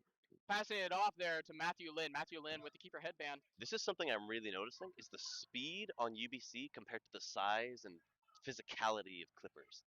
So it's going to be it's such a fun dynamic to watch in every game. Big pass from 91. Trying to pass it to Wu, but can't quite put it in. Kaylee collects for Clippers. It's a good stop. Looks like UBC has BS. Gives them the advantage on this defense. We'll see what they do. They do. Looks like they're running a trees defense, hoop defense. So 3 chasers on the hoops, and their keeper is high. How do you feel about that? Keeper being too high. Lin putting the pressure on. Beat is made. These athletic beaters from UBC. Collected by Wu. Pass off to Lin. Matthew Lin with ball in hand. Long shift for this lineup. Lin seeing Sahil. Making the pass to Sahil. Sahil puts the step on Kaylee. Kaylee gets the rip out. Strips the ball away. And Alberta Clippers collect. Amazing play by Kaylee. That is what could be, in a very low-scoring game, a game-winning play. And we need those. as we are tied 10-10 still. That stopped UBC from getting the lead. Kaylee now with ball. Genevieve on the right. Passing it off to Pierce, number 69 for the Alberta Clippers. Makes the body! Looking like clean shoulder-to-shoulder play. Passing it off to Kaylee again, showing that body there. Kaylee with ball, passing it back down to Pierce. Pierce bobbles it a little bit, but still getting the body there. Looking like a beat made by number 15. Beats on Kaylee, and now Sahil Takir. Sahil puts on the brakes. Pass it off to Lynn. Lynn now with ball past half. Takir on left. Wu on right. Passes off to Wu. Beater pressure. Passing it off to Sahil. Passes a bit too high. Sahil putting the move on Genevieve. Tries to get the pass out, but Genevieve with an amazing, again, a great tackle there. Grabbing the arm there. Now trying to pass it off to Kaylee. Amazing tackle from Genevieve. And yet again, another stopping tackle. And those are the good tackles. The tackles, nonsense. They're flashy, whatever. They don't have that impact. Tackle that gets you the ball back, that's what you want to see. So amazing from Genevieve. And I love the beater play from Clippers there. They just stuff that offense. They force that bad pass. They force this. They set Genevieve up for success, and that's what a team needs to do. John Gola substituting onto the field now. Again, this is UBC really liking this trees defense against a team that really likes to shoot and move the ball. Again, putting it back, but it's a beat before! No good UBC! Once again with the block!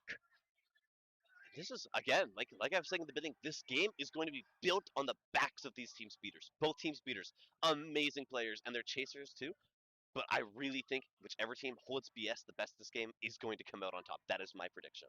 Clippers holding BS right now with Matthew Lynn staring them down. Pass it off to the right, number 7 for UBC, Josh Lynn. Matthew Lynn and Josh Lynn. Sahil passing it back to Matthew Lynn. Matthew Lynn seeing that Sahil is out. Passing it off to Wu. Wu trying to make a step. Steps down, little mess of the feet there. John Gola collects at the long arms there for Clippers. I think that's just a desperation shot, and now it's going to give Clippers the run.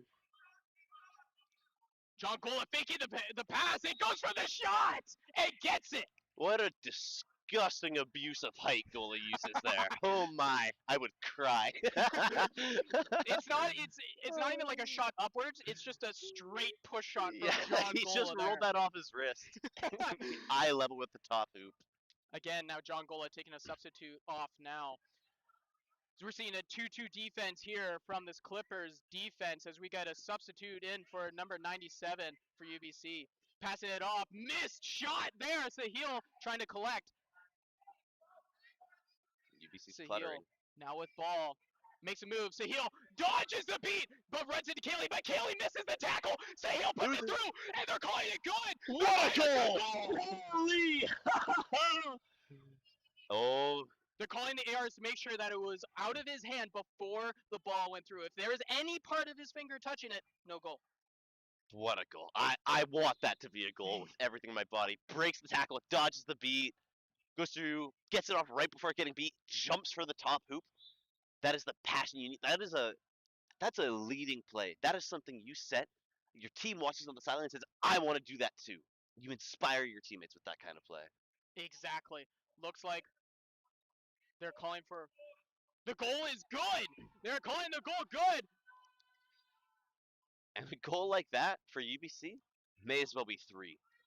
That's such a morale lift. That's so good. And Sahil Takir, that was a solo effort there. Score is now 20-20 between the Vets and the Rooks. Passing off to Sherwood. Kaylee going off for a substitution now. Sherwood with the ball in hand. Genevieve on the right. Number 9 for the Clippers. Again, seeing this trees, but we're seeing a chaser and a big swat off of pitch. It looks like there's a call. Yeah, I mean, it's a good call by the ref. It's an unfortunate play. You can't do that. I'm not too sure, but I think a year ago, 2 years ago, you could get away with that. No, as long as it wasn't something egregious like that. But I think I think you could. They've changed it now because like the SWAT rule is relatively new. But the swatting off pitch I think was a very quick rendition of the rule. But we would have to ask our gameplay expert, gameplay director, Kyle Ross. Big shout out to him and all the work that he does here for Quadball Canada. Of course. Sherwood passing it off to the keeper for Clippers. Clippers with Number the 22. girl power lineup. Genevieve calling for the pass from behind. See the lane. Clippers switches hands. No, No good. goal. Sherwood collects. Number 82. Sherwood, usually a beater, gets tackled by Sahil Takir, making his presence known. Trying to go for another one, but is on the back hip. Big long pass to thought was a chaser, but was actually a beater collected by Back number to 97. UBC's keeper. I mean, that was a crazy sequence of plays. That's a lot of tackles. That's a lot of beats thrown, and it all comes together to be in UBC's favor. But that was constant energy. You can't stop. The moment you stop moving your feet, you've lost. Mm-hmm. And UBC held that. Isaac Key, who's been playing for UBC for several years now, big staple of this program, and bringing it back to life with the fiery force that they have, and a great showing here in the East. Oh, what a pass and what a shot there! I love that play. Beat out the hoop, the top chaser, get the pass in, and just a dink and dunk. Carlton loves that. We especially love those. So those quick, get it done, get it over with, keep BS kind of plays. And it's looking like UBC did keep BS. Josh Lane going for the wrap, gets it tackle to ground. Again, this big pressure from UBC, a lot of athleticism being shown here. Beat purple, UBC again showing, and Josh Lynn passing it off to the keeper. Great play there by UBC. UBC keeps BS, gets the stop, and now they're going up again. This is a lot of momentum in the favor of UBC. UBC now with the ball again after a huge stop, trying to extend that lead, number 97. And UBC has dodgeball superiority here. Number 97, Isaac Key with the ball, trying to motion to the left side on this 2-2 defense.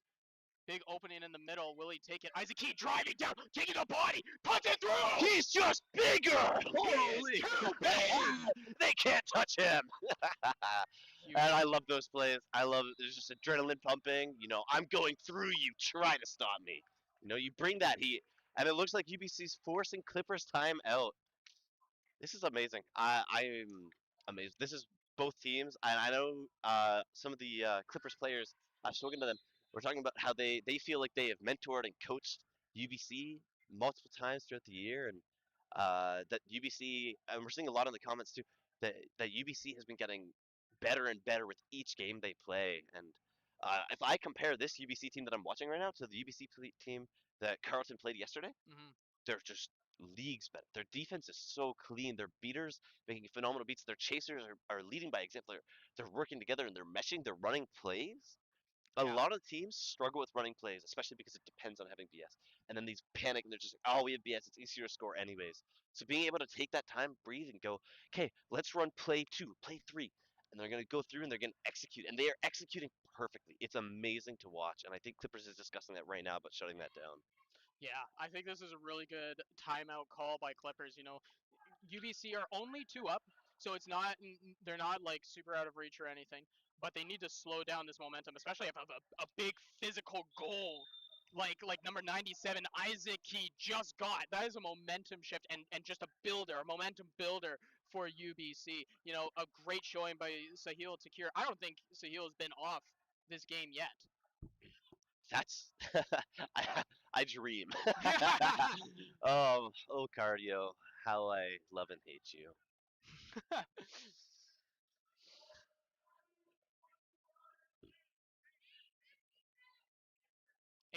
8:52 is the call on time for the official call on time. So we're a few seconds behind on Quadball 1. But that is okay. We're still around that 9-minute mark now. Clippers taking the ball up nice and slow. Number 22 bringing it up. Got number 99, David Chapman on the left. 22 goes for the pass behind. Pierce trying to take the body, puts it through, dragging somebody with him, and puts it through the hoop. There was another illegal swat there. I don't know if you caught that, Darren, but it's looking like that's what they're calling here. I'm not sure if it's going to go through because the goal was good. But UBC's got to watch that. That's 2 now. That's 2. it's it is a pleasure to see all of these players back, like Nate Unrow again, donning the black headband. Played for Team Canada in at the World Cup 2023 World Cup for Team Canada. Great beater and is really showing the experience here. As I believe Clippers have pulled dodgeball superiority. That's a big Swift. That goal after that timeout, that's putting them heads are back in the game. They've cut their breath. You know, we're only down 10. Only down 10. Yeah, good timeout. Brought it within only down 10, down one goal. Number 97, Isaac Key going for a substitution. Looking like long shifts, by these UBC players. They're opting for that longer shift. Looking like number 3, Edmund Dang. Dang with ball, driving down the middle, passing it off to Lynn. Beat before. Dang, trying to pick up the ball, can't quite palm it. There we go, passes it off to the back. Trying to get the one-on-one matchup between her and number 33. It looks like the beat missed, but the defender for Clippers gets a hand on the ball and strips it. Now Josh Lee getting face-to-face with Nate Unrow and gets beat out. I think that's a scrappy defense from the Clippers there, and they pull it off, but definitely a few things they can look back on the film there and say, hey, we could have positioned here, we could have made this beat here, and I'm sure they will. That's an amazing team. Number 22 getting pressured by 2 UBC chasers. 22 passing it off to Pierce. Number 69. Pierce takes a shot. Not quite there and out of bounds. What are your thoughts on no-look passes, Darren? If you do them all the time, not good. But they could definitely have some utilization. Shout out to Austin Wallace who utilizes the no look pass and no look shot as well. But you have to be very confident with it, as well as the rest of your team has to be confident in you to make those passes and to make those shots. It always freaks me out. I get a little like, gives me the heebie-jeebies every time I watch it. But I can't say that I ever did a no look pass. I don't believe. I'm not sure if I have either. But I don't think I have. I Your don't think rookie I year, have. I don't know. My rookie. We don't talk about Evander's rookie year. That never happened. Great defensive play there by Clippers as trying to go for a run, but gets gobbled up by Dang. Oh, looks like her own teammate is tackling her. Trying to get the ball. Chapman now has the ball, but Wu trying to get in there. Chapman putting the spin move in there on Pierce. Chapman facing off against Lynn. I'm liking this aggressive, athletic defense that UBC is pulling out now. Oh, Wu with the hand on it, causing number 22 to not be able to collect the pass and now given back to the UBC keeper. Let's see how UBC breaks this here. Clippers, they've got the veteran, they got the experience, and they have two beaters right now with dodgeballs. Makes it very difficult to score with speed. Dang with ball going down the right side of the pitch, passed off to Lin, passing it off to Wu. Wu drops it, but collects it. Looking like Dang is beat and is returning to hoops, making sure that his team knows UBC only has one dodgeball. Again, waiting for Dang to come back. Wu is calling everyone to pull back. Looks like a warning for delay of game. Lin with ball in hand. Josh Lane going for the down and puts it up top, calling for the He wants the money! Amazing play. Waits for the beat, goes in, dishes it off the top. I'm uncertain about UBC's keeper call there to go in and eat a beat for his team. They didn't seem to follow up on that, and it was a bit too close. The beater just got the ball right back. So aggressive 2-2 defense that we're seeing here from UBC now, no longer running the trees and has the keeper on the hoops rather than up top. So Nate Rowe taking advantage of that and beating him out. And we have yet another SWAT. It's unfortunate. It's a very interesting thing to me seeing UBC keep the keeper on the hoops. Yeah.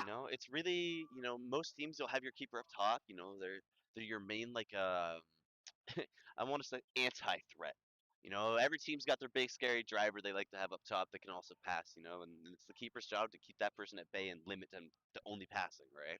Hmm. So being able to zone that person out or limit their options is really big. So when you have two chasers up top, it opens up a lot more options for the offense to make things happen, more plays, more beats. Um, I'd love to hear the reasoning from UBC afterwards. You know, if you get an interview with them Yeah. to find why they do that. Passing off to Kaylee. Kaylee now with ball and drops it and collected by Dang. Now I think UBC, like going off of that, I think UBC is trying to prioritize blocking the hoops and they're putting the keeper there rather than up top because they might not be afraid of the drive, but they're afraid of the shot.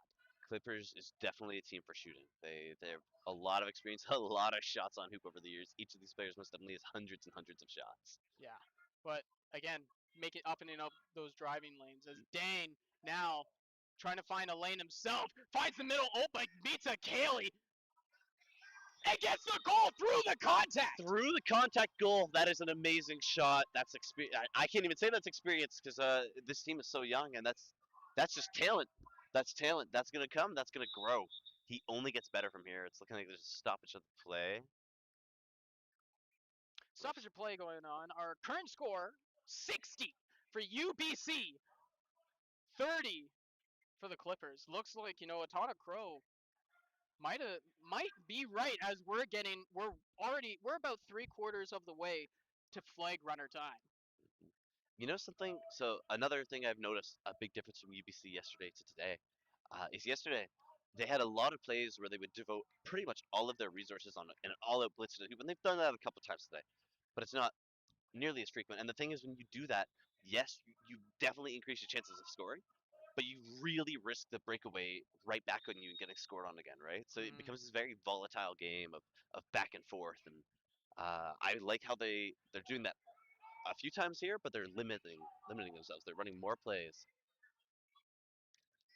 Bunch of UBC hands in the air. Lynn now grabs the ball. I Josh am Lynn. loving this UBC defense, Darren. They're so aggressive. They're so fast and so quick to these plays. They're moving. They're meshing. It's so beautiful to watch. Oh, they're calling it a turnover to Clippers as it was the pass that was made from UBC was after the beat. Genevieve now with ball in hand. Kaylee on the right, being pressured by Lynn. Gets beat out by Nate Unroe. Again, a very aggressive approach for UBC, which we're loving here. Another beat by by Nate Unroe. A little bit of bully ball going on. Genevieve now with ball, being pressured by Wu. Wu now gets beat. Dang, collects. Does he see it? Does he see it? He sees it. There it goes. Josh Lynn collects the broom. Through the hoop. They're calling it good. Amazing vision. You know, I wasn't even. I didn't even see that. I said, does he see the breakaway angle? I did not see the pass down the field. Amazing from UBC. Amazing way to just like take it in, see what's down the field, see your options, and take it and execute too. To score on that with the beater pressure there. This team's getting better with each game they play. You know, Each game that they play, they're getting scary as they are pulling 70 to 30 or 40-point lead. They're out of snitch range now, or out of flag runner range. Kaylee trying to go for the pass for Jongola, but overthrows Jongola. there needs to be an award for that. Needs to be an award. Jongola now has it. It's the second time we're seeing Jongola trying to call out the play, but sees it, calls it back, trying to slow it down. Again, great mind here. TC, head coach, trying to organize this offense. Kaylee is trying to make something happen. Pass is just not there. That is beat before. But Sherwood going for the goal and gets it. That is that grit. Cuts down that score, and that score is close. That score is super close. This game could very easily come down to the flag catch, Darren. Now UBC 67 with ball in hand. Now passing it off. Again, we are seeing for the second time today Matthew Lynn, number 8 for UBC. Matthew Lynn with ball being met by Kaylee in a 2-2 defense. Lynn trying to get the ball out, but the ball is stripped out of his hand. Number 67 now with the ball. Stayed safe. Again, a lot of missed beats by the Clippers collected by John Gola on defense. It's looking like UBC is going to hold BS here for this defense. UBC, yes, holding dodgeball superiority. Kaylee now with ball, a physical player for the Clippers. Again, Pierce coming here as well. Again, 30 points behind. We're seeing a shift in defense where the keeper is now up top. Looking like we're having Matthew Lynn going on the pressure. Sherwood could not collect the pass. Now passing it off to number 33. 33 with the ball for Clippers. Ooh. Not there, but collects. Sahir Takir.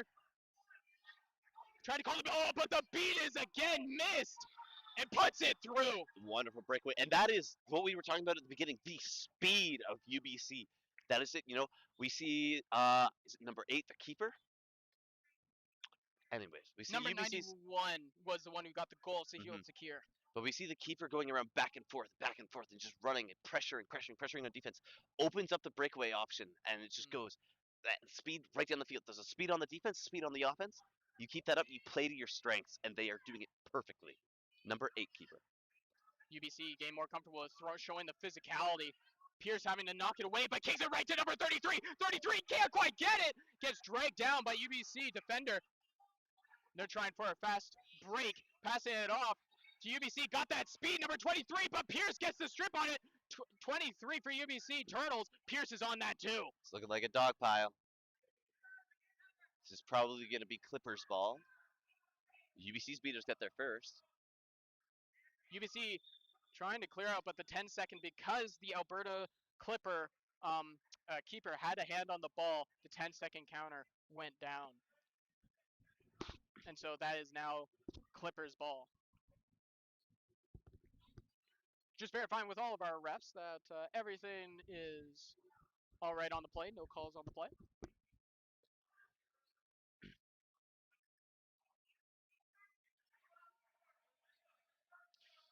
So we're just getting a verification that everything's all right. But the score is 80 UBC, 40 to the Clippers. Kaylee with ball in hand now. UBC keeping dodgeball superiority again. And you know what?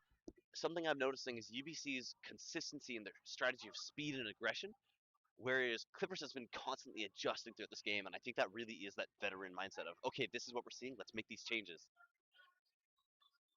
What I thought, number 69 being pressured, and that looks like this is going to be a free offense here for Pierce. And puts it through, banks it off the post, puts it through. Looks like there's going to be a card here for Sahil. High contact.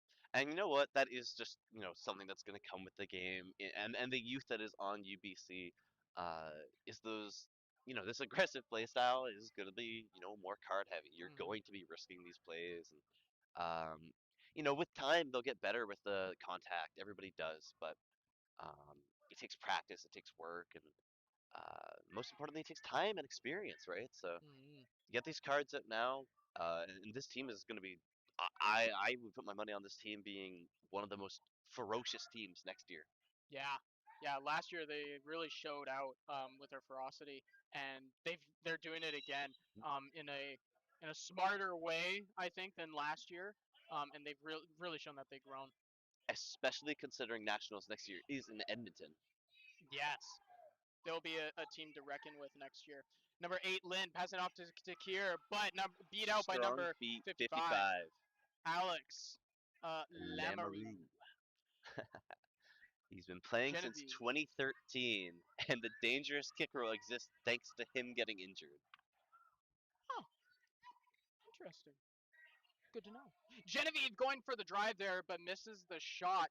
Again, UBC still, as the clock ticks away, we're going to the 20-second mark. UBC up by 30. Not quite enough. The move. He does it again. Puts it through. Beat before. No good. UBC trying to collect it. Kaylee collects it now.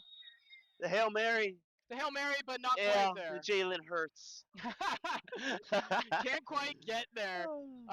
But an amazing first half. Yeah, I mean, both teams there, and I think, okay, well, first, let's just recap what we watched. UBC is beating Clippers, to my knowledge, for the first time. I was told by multiple UBC players that they've always won. And we've seen in chat that at Western Regionals, Clippers was 3-0. But UBC apparently got better with each of those games. So could this be the Youngins overcoming their masters? Or what is it? The students becoming. It's like, I'm bad with phrase. I'm tired. I'm sleep deprived. It's No, it's okay. something Hey, like it's that. day two of tournament. No, that's fine. But no, I like it. Like, pretty much all of the Clippers, or I would say like quite a few of the Clippers, have actually trained the UBC players, like especially for Vanguard, like because they do have players like from Vanguard. Nate Unroe is sporting the Vanguard jersey over there, but a lot of them have trained and coached UBC, been mentors for UBC, and so I know there's a lot of like closeness and camaraderie between the two teams. But this UBC team, man, they are on fire. You could say that again. Like it has been. You can see the passion and the energy when they play, and they just. You can see the bond between them too. You can see how much they look out for each other, and like these are not teammates; they are brothers and sisters on a team. Yeah. It is something. It's beautiful. And I think it's been so good. They have not had to change their game plan this whole game. Hmm. They've had we are going to be faster, we're going to be more aggressive, and we're just going to go. And their beaters, uh, so much work has been done by their beaters, and this is like they're playing head to head against multiple of the best beaters in Canada over there on Hmm. Clippers. So that's amazing to see when you can compete at that level already. Uh, it's amazing, and the thing is they're doing this, they're keeping this style, and the best part about it is Clippers cannot figure out how to adjust to it. They've been trying, they've changed, they've mixed up lines and different plays. They are unable to break this consistently. And Clippers, it's just been a little bit too vulnerable to the breakaways, I think. And there's been a few desperation plays of, I'm going to heave this at the hoop, or I'm going to make a miracle pass to my teammate, and UBC's instantly on it. Like, it's amazing to watch. What I find very interesting is that this aggressive defense that we have here, they've put up the chaser so far up that and the Clippers can't run away, and so it forces one of the Clipper beaters to turn around and have to make a beat. But then the UBC beaters are both free to double up on one Clipper beater. So I think this aggressive, like it's not typical what we have seen in Canada, but it is working for them to get a 2-on-1 on that beater. I think this is a great tactic, and kudos to the coaching. I, it's looking good. When your coach can hype you up like that, and coach is fired up. All right, now we have Corey on snitch or flag runner. It's a strong flag, and I think this game. Think if UBC gets this flag, that's game. It's over. Again, I looked at flag runner's head's getting a little too big. Might not fit through the door. Getting a little handshake from the flag runner. Thank you very much. Good luck out there. Corey always looking for the flag runner win. It does not want to get caught, run out of time. And Corey, I believe I saw walk in just a little while ago. UBC grabbing the ball, and now Sahil Takir again, hearing that name a lot this game. Taking Using his Kelly for a speed. run, gets he beat by Wu. Just short. And I'm just thinking, we're going to have to see here. Because will UBC speed stack up to Clippers' size and physicality when the beaters aren't in play? And that is what we're going to be seeing. Sherwood getting pushed over by Lynn. Josh Lynn, and now Wu with the tackle. Lots Hit of after physicality. hit. Do they see it? Misbeat? Misbeat. Sahil Takir now going for a run, just faster than everybody else, but Unfortunately, takes that. It's still live. Still live. Not been blown dead yet. Dang, having the ball. Dang. Rolled around. Lynn. Now seeing Dang in the back. Oh, and a great block by the Clippers defender. Dang goes down and collected by Clippers. UBC gain a lot of time, alone time here with Corey. Now lots of aggression, lots of pressure on Corey. Corey is attempting to do his favorite. I love watching this every time Corey plays on the flag, pulling the broom out between their legs. Gola! Oh. There's 3 people on that UBC hoop, leaving John Gola on the other side completely free. You know, and that's the scary thing right now. UBC, above all, has to keep their lead while the snitch is out or the flag is out. If Clippers grab, they will be ahead. UBC needing a catch. Almost there. Corey says no way. Corey doing a little taunting. Dang with the ball, passing off to Lin. Lin, number 7, Josh Lin, passing off to Wu. Wu, number 13 for UBC. Wu with ball, passing it back to Lin. Ball's on the ground. There's taking a pass over to Sahil. Another missed beat from the Clippers. Sahil going for a run around. Just a run around the entire thing. Fakes the pass off to Dang. Now makes the pass off. Catches breath a little bit, but it looks like he can run all day. And Dang. you know, the most important thing to note is that Clippers is putting their beaters on the ball. They aren't worried about the flag at all. Sahil trying to put a tackle on goal, passing off to Kaylee. Again, they're trusting Corey. They're trusting Corey, the flag runner, to not get caught. Oh, John Gola now with the ball, passing off to Kaylee. And a double beat from the UBC beater, number 15, Michael Lau. Gola!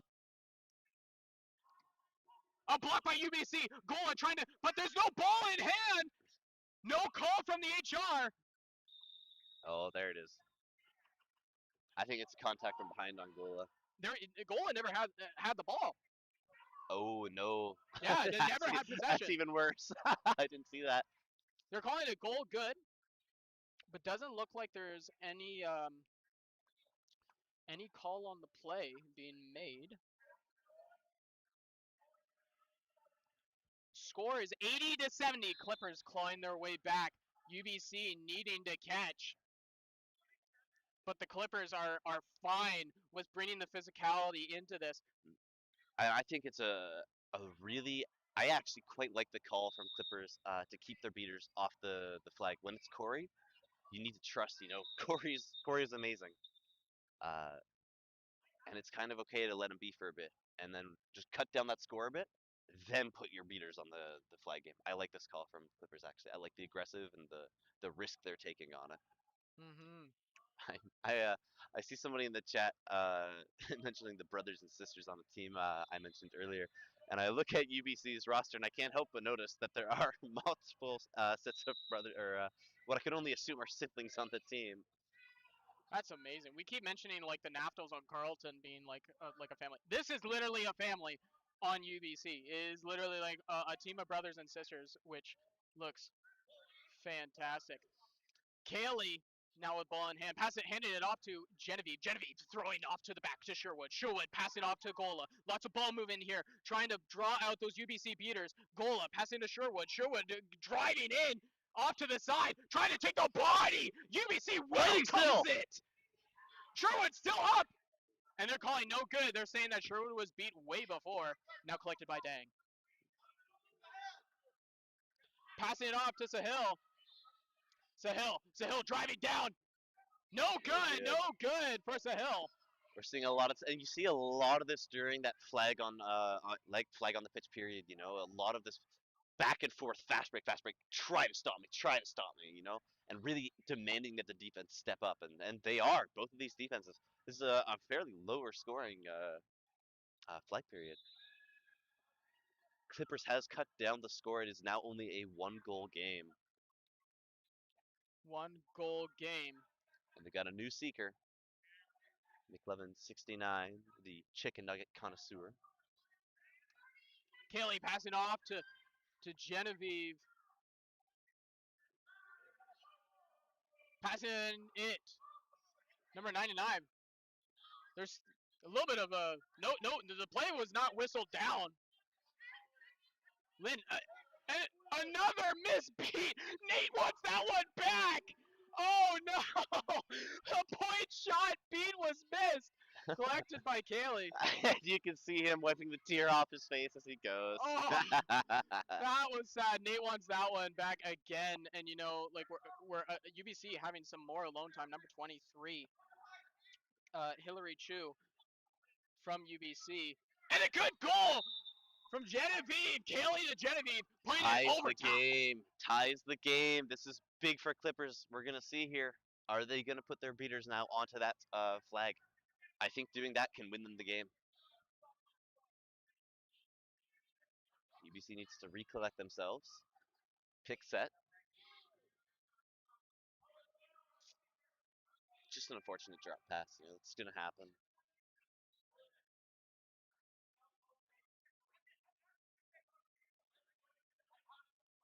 Kaylee making the long pat or long shot, sorry. And that is out of bounds. I feel like Kaylee could have brought that in a little bit further. But Looking like a timeout called. yeah. I gotta leave the brooms down and get the headbands on there. Looking like this game could very well go into overtime. Very well. Could go into overtime. Might see. Because doesn't look like, there hasn't been many close calls with Corey. Corey is a fantastic flag runner. Corey is nightmare fuel. Yeah. I've heard seekers tell horror stories of Corey, and I watch it, and he's a blast to watch. Horrible to play against. Yeah. You're just like, oh, it's anybody's, or actually, really, it's nobody's. Nobody's game. It is just like it is Corey's game at that point. Yeah. Corey. I hope you like your flag period to be 10 minutes. That's exactly it. So we will see. I'm trying to think. There's not been many games that have gone to overtime necessarily. Oh, looks like we're having an AR come over to the announcement booth, giving a little wave. Hello, hello, hello, and we will put it back to the action happening on pitch. Corey going for a little bit of a run. Corey waving at the Clippers seeker, number 22.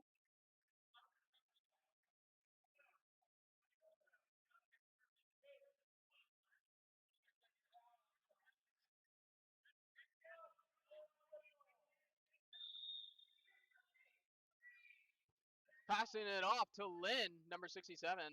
Lynn now having the ball. Lynn substituting off now.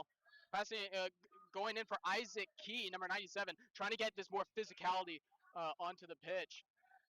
Number 67, Lane. Or Joseph Lynn. Oh! Takes the body to Kelly and puts it through! That's it. That's good for UBC. You know, you get that first goal after the timeout.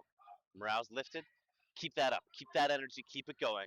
And Clippers is right in the back. We have to answer this. We have to answer this. Game pressured. Is Kaylee. Kaylee with the ball. Pass it off to 33. 33 get beat! No good, no good, no good. Now, putting it down, putting the body through, getting that physicality, David Chapman.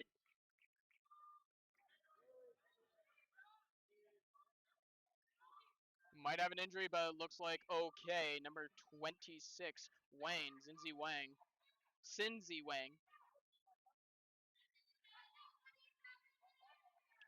Number 97, Isaac Key. Ball in hand. Corey is still alive. Alive and well. Good dodge there. A little bit of good footwork there from the European football player. Good hustle. Keep 67. play alive. 67 having the ball for UBC in the back. Joseph Lynn. Driving it in, taking the body, shaking off 2 tackles and puts it through! The score is good. Oh my goodness. That's exactly it. Again, and now Clippers, it's back in Clippers court. You have to answer this. Every goal matters now because the snitch or the flag could come down to not being caught at all this game. You could go 10 minutes. It could go to sudden death. Every single play matters. John Gola has put on the keeper headband, calling for a pick, and puts it through. John Gola putting the body on the line for Clippers. That's exactly what you need to do. You need to utilize picks as well. When you know there's no beaters to take them away, taking another person out of the play and opening a lane for your ball carrier, that's that veteran experience that you expect to see from a team like Clippers. This UBC team is walking up a little bit slower. Now Pierce substitutes in the seeking game, trying to end this. To finish this game, trying to meet with physicality. As we go back to the quad ball game. Passing it off to Lynn.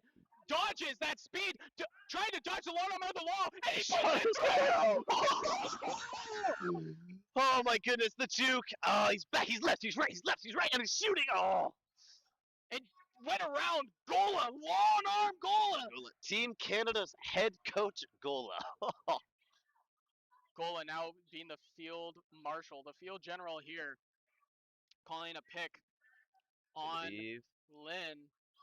setting it up. Genevieve faking the pick there. Lynn was more focused on Genevieve.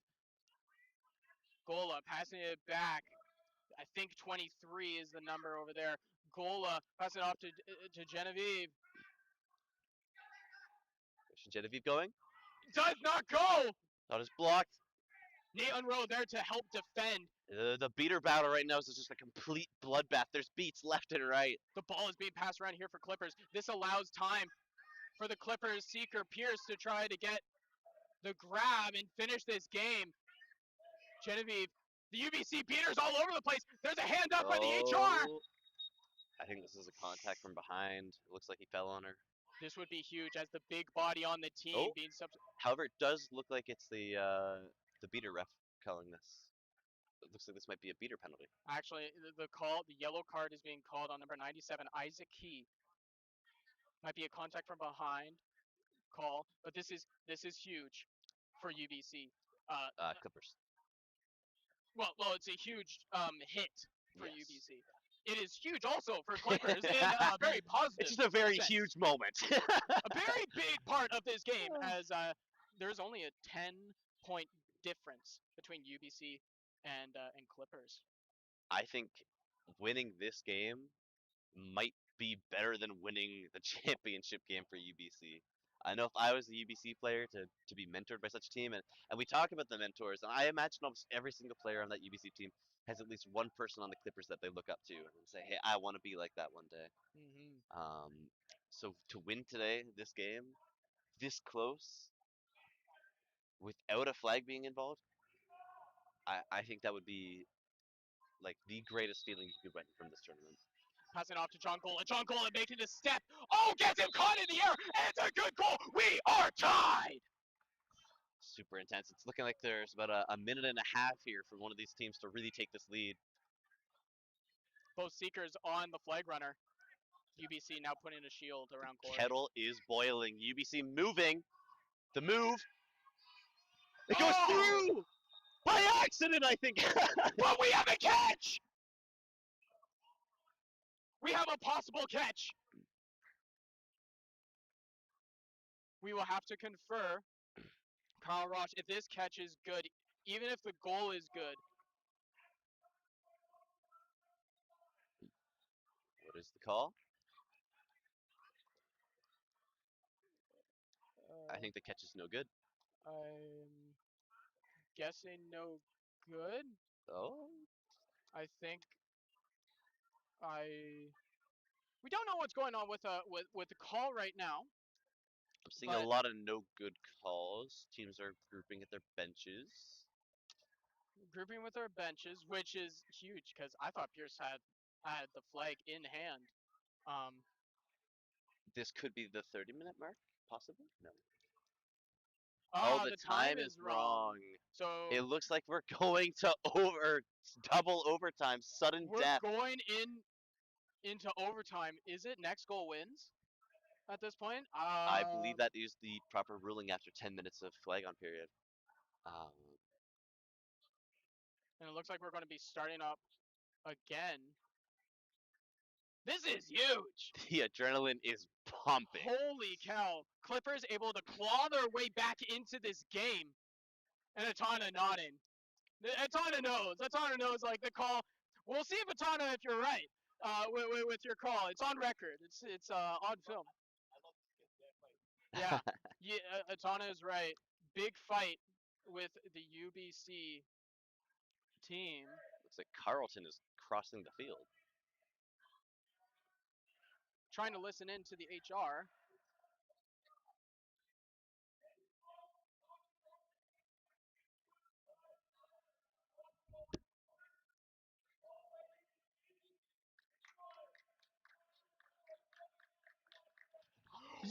you kidding me? Are you kidding me? The upset. They were calling that the goal that they got there was good, and the time ran out, so it is not tied. It is in fact 120 UBC to 110 Clippers. The UBC rookies have overtaken the vets. Unbelievable performance. The fight we saw in this team. Both teams are so good. Both of these teams are just amazing. Oh, UBC, you can see how excited they are. What a way to end the game. That is a textbook ending. That is a movie finish. 10 minutes of flag on period. These teams, oh, you can see the hugs going around, the love shared between these teams, Darren. Oh, what a game. This could be one of the highlights from the entire tournament.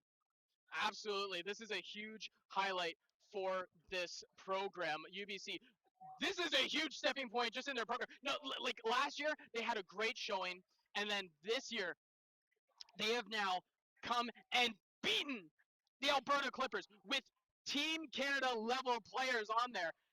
The level, and I love the coaching. Shout out to the coaching on that. Coaching, amazing. Amazing for UBC, in which that the strategy, that is something that we haven't really seen, but it worked in their favor. They utilized their athleticism and really took it to the Clippers and got them uncomfortable. I'm gonna cry. Oh, UBC, that was so amazing to watch. Both teams, both played so well. Clippers with their adjustments, and they almost put it around at the end too. The call to keep your beaters on your side, playing the quaffle game instead of the flag, that caught them up. Yeah. And they barely. Oh my goodness, what a nail biter! What a game! What a game! What a game. So that's a final score. I forgot about the 5. It's actually 120 to 115. Right? Because of the 5 points. Because oh wait, no, they didn't catch. That Wait, is- never mind. But Corey wins. Corey wins. The Flagrunner He said lives that at the another start. day. He told us at the start. That is true. He did say that. But now we're getting a little photo all together at the hoops.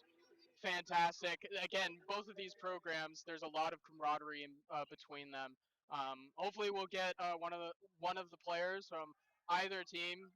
Maybe we'll get from UBC and really try to see what that defense was all about that we were asking about. Like we think it might be like they prioritized the shot blocking, but we don't know. I think it was. It worked. It worked, and that's against an amazing team. It worked. Yeah. So A top, like what a lot of people thought would be in that bronze medal match.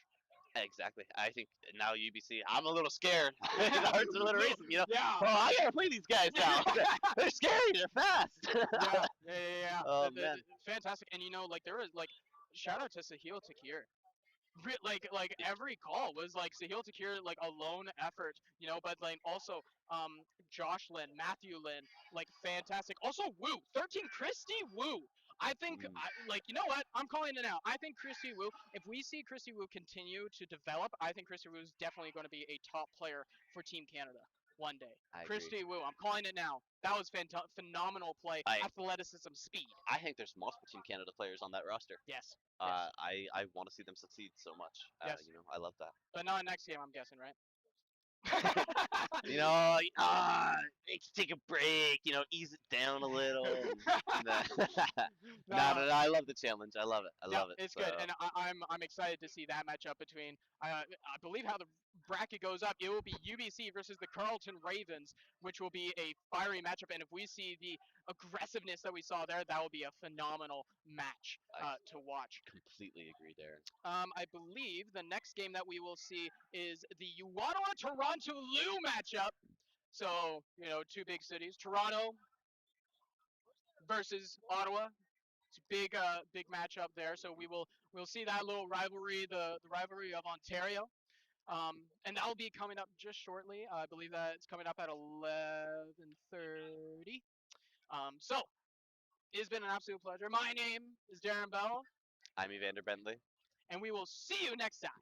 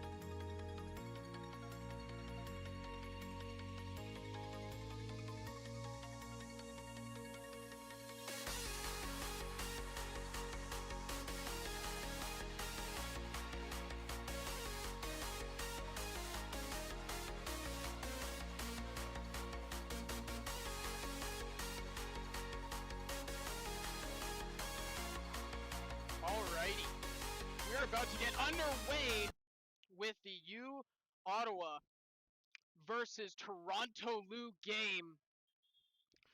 About to get underway here. We got John Perron out in front. Number 19 from U Ottawa, the MVP there for this U Ottawa team at regionals, making a show for him this weekend again. Still, Aaron Jin. Whoa! Is there a call for full start? It looks like there might be a call for full start from Toronto Lou. This is the Battle of Ontario here. We got Toronto Lou, versus U Ottawa. So it's Toronto versus Ottawa. So we have this game going on.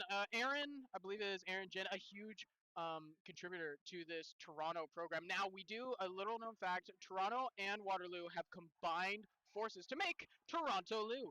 So this is the team that we have now. Looking like Lauren is out there as well. Again, a lot of players from this Waterloo program who have been shown to be very confident with the ball in their hands. And it's just been absolutely phenomenal. Now, Ottawa has brought in some newer players. So we got number 34. Big shout out to number 34. As well as, they have Vega. Alexandro Vega joining the roster as well, number 55 there. It looks like there are two people in the box? No, only the Toronto Lou is in the box. Vega is just inspecting, going around, and I am joined by none other than Scott Rousseau. How's it going? That's going great. How are you doing, Darren? I am doing absolutely fabulous. It is just excited to go with this Battle of Ontario, Toronto versus Ottawa. Game underway. Broom is up. Aaron Jin gained the win there. Lauren collected it up for Toronto Lou. And that's a great win by Aaron Jin to recognize, to box out with that toss. Straight up just can absolutely bring that back. And Asher Beerbaum taking advantage. Usually a beater out of this Waterloo program, but when they put him in a white headband, God, he's a burst of speed for them. Oh, it's so phenomenal. I love seeing that, just that agility and that quickness. Phenomenal. One of the most agile people in Quadball Canada. So great to see him playing here with the white headband on. Yeah. And Waterloo already off, or Toronto Lou already off to a flying start. This team likes to push with speed and with tempo. We saw them taking advantage of that speed mismatch against another Ottawa team in Carleton. Obviously, they fell to that strong Carleton program, but they made it competitive in a game that most people wouldn't have expected to be as competitive as it was. And swatted out of the air by Alex Lai with a bludger. Beaters love to do that, of just say, you know what, if my chasers can't swat a ball down, I'm going to do it myself with the bludger.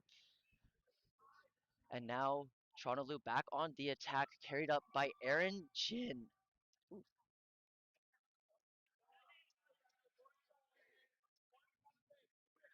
And now finally crossing the line. Alex Lai going for the trade. Does get the purple ball back, forcing the bludgers to back up. A lot of space for Lauren Matheson. Finds the shot! Oh! Lauren absolutely just showing that composure, putting it over number 38 for Toronto Lou. Lauren Madison just showing that composure and just puts it right over top into that small hoop. Ever since she's come into the scene, she has loved to do one thing, and that is shoot. Teams cannot give her the space to just absolutely rip, or she will send it home. And now swatting it down, too! Asher Beerbaum collects, gets it back to his keeper, and Toronto Lou on the attack again. Again, Lauren showing on offense and on defense, calling her name out twice. Huge! Gain the goal and gain the huge block that causes this turnover for the Toronto Lou program. In hockey, they like to call that 200-foot player. Here we call it a 66 feet. Now Aaron Jin facing some pressure, gets it down to Asher, going in with speed, avoids the beat, narrowly misses the middle hoop. Aaron Jin collects and just puts it under. Wow, Asher just with that speed. Ottawa does not have an answer for this. 34, I think that they should try to man up as much on 10 as possible, but you need to have Sean Barrows, like the top beater there for Ottawa, somehow on number 10, because you cannot let number 10 get that much space like that. Yeah, and now Toronto Lou, having bludger superiority, will be hoping to take advantage of that, give their team space both on offense and defense. Alex Lai has been around for a while, so looking to provide that veteran leadership in the black headband. Being carried up by Iwata. A nice trade by Zoe is going to try to collect two. Trade after trade. Iwata will have two. A huge hit from Asher will slow down. Number 19, Jean Perron, passed away. Good back and forth from Iwata. Gets around the defender. Is going to go for the middle hoop. Finds the flat footed. A pump fake. And a huge goal for number 34. Huge goal there from number 34. New player brought on to U Ottawa. That was a great defensive effort at the beginning there, on John Perron. The pass off from Aaron Jin to number 10, Asher. Asher putting really good pressure there. Just a little bit of shorter arms. Just couldn't get there around the body, but able to make the play and get the defense. Ball over to U Ottawa Asher. get the goal. Tries to find a Till cutting down the middle. Pass barely goes high. A missed beat will give U Ottawa the ball back as Jean Perron going down the field again into three chasers and a beater. Decides to slow the pace. Goes for a wild shot. Is actually passed down low. Fumbling for the ball. Number 4 gets the ball out, but collected by Attila. Keeper ball as he's going to carry it back up. Attila being able to stay in line and stay in front of John Perron. That is hard to do, John Perron, from the golden age of U Ottawa and coming back to help rebuild this program. Yeah. Now Attila slowly carrying it up, communicating with his beater, trying to figure out how they want to get the recovery and also score a goal. Pressure on Lauren Madsen. She gets around with a nice little spin move, passes the ball low just over Tisha's head, but Asher is there to potentially collect. Beater on. Blocked by Asher, trying to get around. Goes over. Attila collects. Messes up the pump fake. Collects his own rebound. Puts it through! Going through two bodies. That is just showing grit and just being at the right place, right time. Couldn't get the hand and couldn't palm the ball, but still able to collect and put it through. And now Jean Perron going the other way. A long range beat is instead blocked by Attila. Collected by Atisha. Jean Perron is there to go for the wrap. Beater now cleaning up. And Uwato is going to regain possession. But Attila's there. Jean Perron gets around, comes out of the dog pile, and a huge dunk for Jean Perron. Huge dunk for the MVP of U Ottawa, John Perron. Absolutely hammered down on that hoop. John Perron just showing that experience and just staying with the play, ripping it out of the dog pile there and putting it through. And of course, you do have to shout out the beater pressure there, cleaning up that dog pile before Attila could get in there and make sure that Toronto would regain possession. But Attila got around Pavel. Back up to Asher Birnbaum, looking for the opening in front of this aggressive defense from Pavel. A nice little swim move as Asher cuts into the middle, but the beaters are there from U Ottawa. Calling the play, looking to move, backpedaling, going towards the middle. Does have to get around, but the beater is there. And it's going to be a turnover into the hands of Alex Vega. Over to Pavel. Asher looking for that cross pass, but didn't see the 81 beater for U Ottawa and just getting that sneaky little beat in there on Asher. But Asher creating great space as always. Yeah. Pavel now carrying it across half. Alex Fleck in front of him, joined by beater partner Sean Barrows, forcing away the Toronto Loop beater, who was looking to add some pressure. But now we're seeing some high pressure from Attila, trying to meet Alex Vega early, but gets around and a good goal for Alex Vega. That's what U Ottawa needs to be doing here. They have the physical matchup here. That is in their favor. So they need to be really bringing the big bodies downhill, north-south, and creating those openings. And U Ottawa has now slowed down. Toronto lose tempo, gotten into their own rhythm, but now Attila passing it over to Asher, swings it down to Lauren. A pass to the short hoop, or to the middle-sized hoop, but Attila's beat out before he can put it in. And a loose bludger, and now a delayed penalty called on Toronto Lou. HR Antoine is going to call the play dead. Nothing's happening. Advantage played out, and is going to adjudicate this penalty. I believe that's going to be on Asher for an illegal swat with 2 points of contact, but we'll see what the Flamingo ref crew wants to call. Yeah, it looks like they're he already knows. Asher's is walking over to the score booth already. Asher's a really good person, and really knows this game very well. I had a few conversations with Asher, and knew what went down. Blue card. So only 30 seconds in the box there. And so Asher will spend that time in the 30 box, unless, Ottawa can capitalize on this and get a goal. Again, score is tied. And for Ottawa is going to be looking to have their first lead of the game with this power play. Maybe going to go with a bit of speed. Has the dodgeball superiority. Going to be looking to maybe look for Catherine Waterman standing alone on the middle hoop, the only beater for the Toronto Blue team. 1.5, or going to be looking like a maybe a 1.5. Yep. And good goal. That's exactly it. Like showing Pavel, showing the bigger body, getting the stiff arm in there, and just putting it down their throats. That's your matchup. That's what you need to capitalize on, and that's what they just did. Yeah, and a fight for the ball. Toronto lose, going to get possession. Catherine Waterman is going to get control of the purple bludger. And now Toronto Blue going downhill. Attila swings it to Lauren, driving that hoop. Sees that the pressure's already there. Attila collects, is getting wrapped up by Pavel. Can he break out of the contact? Gets possession of the ball, swings it just over Atisha. And now Ottawa going the other way. Number 49 has so much momentum, but is beat out just before he gets there. Yeah, like Pavel, a great defensive effort there by Pavel, making 3 tackles on that one defensive front.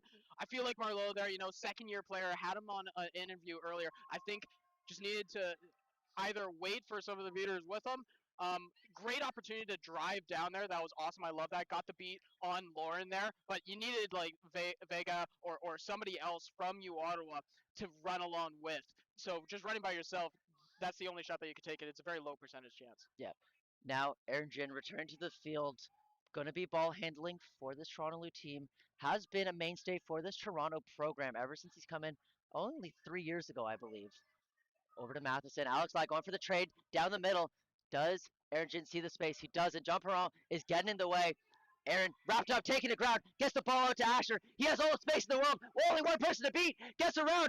Is he going to be called beat before? He will be.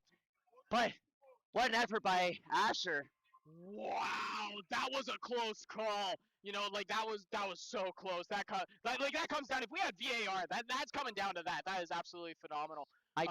Yeah. I do believe that was the correct play. What a clutch beat from Zoe Kuntz. Mm-hmm. And you had to regain possession. 1 goal lead. And we'll see if they can make that 2. Jean Perron carrying it over half. Sees the space. Gets it down low. Back to Jean Perron. But Alex lies there, forcing the pressure with the beater. Given space by his beater partner. Keeping 81 out of the play. Jean Perron gets the cross. But Lauren is there to close out. Jean Perron is all over the field. He's running laps. Can he get the shot into the hands of number 99? But a nice beat from Alex Lai is going to clean that up. Asher gets it back to Aaron Jin. And a solid defense by Toronto Blue. Yeah, really being led there by Alex Lai, head coach for Team Hong Kong. Absolutely phenomenal. I love talking with this guy. Great friend of mine. And it's great to see him playing once again here for Toronto and really helping this program, especially on a defensive stance just like that. Yeah, such a strong mentor for now both of these programs. He came out of Waterloo, started playing with U of T in 2021 or 2022, something like that. And now leading both of these teams together. Ball up to Aaron Jin. Likes the shot, just goes over. And it's going to be a turnover over to Marleau. Yeah, just there was a couple beats that were made, on the free beater Aaron, over there. I believe Aaron Jin, number 42, for Toronto Lou. So you only had Alex Lai, and there I believe one of the other chasers for Toronto Lou was also beat. There wasn't a whole lot there in terms of open options down there, and so shot was made. Maybe could have bought a little bit more time, but when you have Zoe out there, a very experienced beater, just it's hard to keep all your players in Yeah, play. smart play not to give up the fast break, but now Jean Perron once again running laps, cycles the ball over to 49, but Alex Lai is there to clean it up. And a mess of beats happening. Jean Perron going over the middle hoop. If that hoop was upright, that's probably going in. And now a scramble for the ball down low is going to be picked up by Aaron Jin, protected as the keeper behind his zone. And Toronto Lou gains possession. John Perron wants that one back. That is muscle memory right there. That would have been perfect height to hit off the top crossbar where nobody can get it unless you're just crazy tall like John Gola. Yeah. But John Perron wishing that he had that one back. For sure. You can't criticize him for trying. The shot was there. Just, again, as you said, muscle memory. Now Aaron Jin buying some pressure, cycle back up to Asher. Calling the play, moving forward. Tells Alex Lai to go for it. And now Asher going in with speed. Can he get around? Cycles it to Aaron. Puts it. No, it's called no good by the HR. And now Going downhill is Ottawa. They see Alex Lai. Cycle down low to number 99. Can he see the shot? Finds it from range! What a shot by number 99, Ken Rusger. Oh my gosh! What an amazing shot there by number 99, Can Rusger. I believe I believe Can's been playing for a few years now, and when first came in, just saw the potential in that arm and really showing it right there. Has a lot of accuracy in that really big overhand shot. Some high pressure from number 34 is going to be pushed away by the beaters. And now Toronto Lou trying to get back into this game. They haven't scored for a minute. Trying to figure out how to break this Ottawa defense now that Jean Perron is out there. Asher carrying it up. Atisha has been beat out early. Number 99 was trying to close out. Atisha still trying to get home. Kicked out to Attila. Trying to get through the pressure. Can Attila make the huge solo effort? Gets past one. Can get past Jean Perron. Does find the space. Beak misses. Second beat misses. Pump fake. Finds the hoop. A solo effort goal from Attila. Holy cow, Attila! 1v all of you Ottawa, 2 beats missed, and just deked out all 4 Quadball players for you Ottawa. Attila, what an amazing, one of the best solo efforts that we've seen all weekend long. Never say die. He sees 6 people in front of him. He sees a goal. And now Jean Perron finds the space from the tap from his beater. Finds the middle hoop, and that's a good goal for Jean Perron. Answering back quickly. Stoppage in play. Antoine maybe checking something with the table. But what a back and forth play for both of these teams. Still within flag runner catch distance. Yeah, this is anybody's game, and both of these teams, as we get into the later minutes of this game, I'm wondering if Ottawa's bench size is really going to matter in this, because a lot of these Toronto Blue players are playing massive minutes, and so if they can play, especially when they have to play agile and they have to play to speed, they're calling no good on the goal, but. Just continuing on this, they have to play with speed because Ottawa has a bit of the size advantage there. That's a lot more running that Toronto has to do, but they don't have a lot of roster for it. So hopefully their training for this has been really good. We've had winter, but hopefully they've spent their time on the treadmill doing sprint training and that they're ready to go for all 20, 25, 30 minutes that this game could potentially go for. Yeah, we don't quite know who the flag runner is yet, but if that flag period really starts to drag out, we're going to see this Toronto Lou team getting more and more tired. A timeout has been called by Toronto Lou, looking to kind of catch their breath. As you said, short bench, going to just need a minute, kind of recuperate, see if they can get back in this game and close this 2-goal deficit. Yeah, I think Toronto Lou definitely needs this break right now. I think some of them are already a little hands on knees, kind of like some people on the bench, doing the really tired squats that you do. You're not wanting to put your hands on your knees yet or lie down, so you just kind of gotta squat there, try to catch your breath. And so I think this is really valuable. And it looks like Gabe, your fellow teammate, is over there giving some words of wisdom in terms of there. If I'm talking to them, I think it's we have to play smart. We have to play away from their strengths. So Jean Perron is a huge issue there. I think what they're doing in the beating game has been really good and working for them. I think working on those crisp passes, but I think if you try to go and 1v all like we've seen, that is so tiring and that can't last forever. Yeah. So I think it's okay, guys, beat your one-on-one, maybe draw a second defender, get the pass off to whoever's open, and then you can utilize that to try to get your goals rather than trying to deke through 3 people and then get a goal, or deke through 2 people and then take a body and get a goal, because that is tiring and that's not sustainable. Yeah, and Ottawa also has to be thankful for the break. As much as they have a larger bench, it's not much larger. Yeah. They've only got 2 full lines, so again, as this game goes deeper and deeper, everybody's going to get tired. Jean Perron's eating tons of minutes, probably happy to be catching his own breath. So, Ottawa back out on the field, still a 2-goal lead. That Jean Perron goal did count, just no call on the play otherwise. And we're going to get back to it as Antoine, RHR, calls the play back on. Ball in the hands of Attila, looking to see if he maybe can't do another hero play. And high pressure from Sean Barros, who's been with this Ottawa program for as long as I've been around. Longer than I've been around. Absolutely phenomenal top beater in Canada. I think super underrated for a lot of this. John, number 34 is there to collect a fumble pass, but the 58 or 56 beat is there to save the day. But now Sean Barros looking for the pressure, passed out to Asher. And now he sees space. Pavel's in front of him. The cross seam pass. Fumbled by number 6. Charlie Twist, that's just unfortunate. Those ones don't go your way. But again, you Ottawa really try to push the pace here. Cross picked up by Pavel. Gets the shot off, but is beat before. Another one of those close ones where I think it was beat before. Good eye by the ARs to call that. And Toronto Lou has to be happy to not give either of those up. Yeah, not giving either of those up. And this U Ottawa defense, and especially the beaters, Sean is really being aggressive here, really trying to put the power down. They do have dodgeball superiority here and really try to put the pressure onto Toronto to get these fast breaks. Yeah, Attila crossing half once again, has his beater with him, cycles it left to Asher, taking stock of the situation, calling the plays, has the pressure from Pavel. Beater forces Pavel to back off though.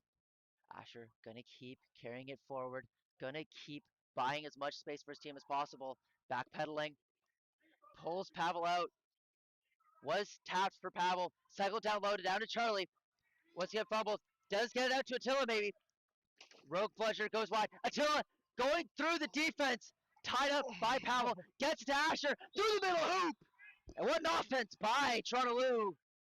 What an offense. That was just a lock arm in between the two. That was whose shoulder is stronger. But Attila gained the ball out to Asher, and Asher being able to finish. I think some of the things that I wish at the start of this offense was that I wish that Asher took up a little bit more space and took Sean, the beater, and maybe took the beat before he passed it off to the back. I think that would have been enabled the offense a little bit more. Attila going to be pretty sore after that one. Does take the sub, gets an Aaron Jin. And now some exchanges in the beater play down low. No beaters in the play right now for Toronto Lou. Does get the beat onto Pavel. And now number 6 going to be going the other way. Resets to Aaron. That will be the reset for Toronto Lou though. Yeah, that's really unfortunate. Something that I think that we should utilize in Quadball Canada a lot more is those resets, but they don't have one on this offense now. So something that Toronto Lou will have to take into account on this offense. Yeah.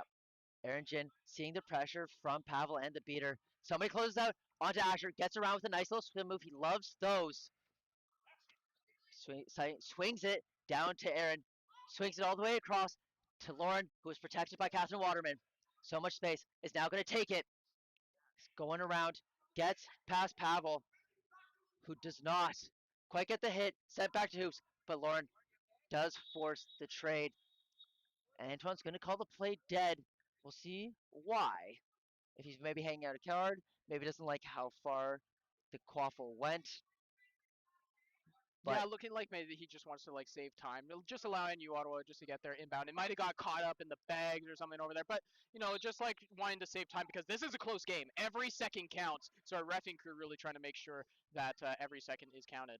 It is a 1-goal margin. Alex Lai pressing early at half to maybe tie up these beaters is going to give the space eventually, as both Zoe and number 81 looking to pressure, taps him out, and now there's a lot more space for Ottawa to work with. Into the hands of number 88, Orion. Side tap onto Asher is going to push him back to his middle hoop. Safe for Catherine, but now Pavel going for a drive. Aaron Jin is there to wrap him up, gets the ball out, cycles it back up top, but Asher's there first. Does get tapped up by the beater, but a smart play for Asher. Catherine is there to tap, and now collected by Aaron. 88 there from you Ottawa. Orion is a rookie and has done really, really well, but that's something where you utilize that reset there rather than putting it down. The rest of your team was getting ready on defense. They thought it was going the other way, but there was nobody there to pass, but you threw it into Toronto. So I feel like it could have done that reset there and then tried to execute another offense. Yeah, regained that possession instead. It's going to be another Toronto Lou possession. Aaron Jin throwing some pump fakes, moving laterally, and now Asher gets around that first defender. Resets up top, cycles it low to Lauren, gets around.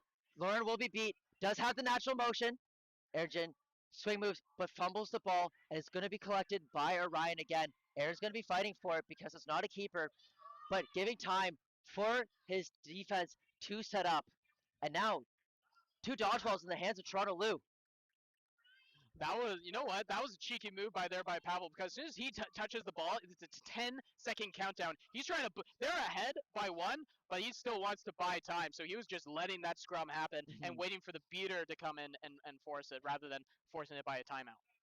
And these teams keeping it close, going towards the flag runner period. Only one goal. Whoever catches, and these teams have good seekers, gonna have maybe a 2-goal advantage at this point. A nice block from the beat attempt, and now there's no beaters in the play. A turnover going back in the hands of Toronto Lou. Will not have any loaded beaters going the other way. So Aaronton's gonna be able to go downhill, but purple ball rolls into the hands of Zoe, and instead they will be dealing with one. 1 minute left to play as Alex Lai goes forward. No beater. Asher's attempt is swatted. He somehow maintains possession as he fumbles and dribbling like he's playing basketball instead of quad ball. Gets around Jean Perron, going for the hoop. Goes just under.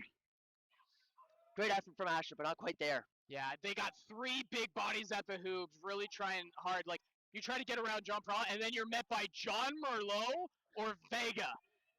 Two huge bodies known for blocking and being physical presence at the hoop, so that's hard.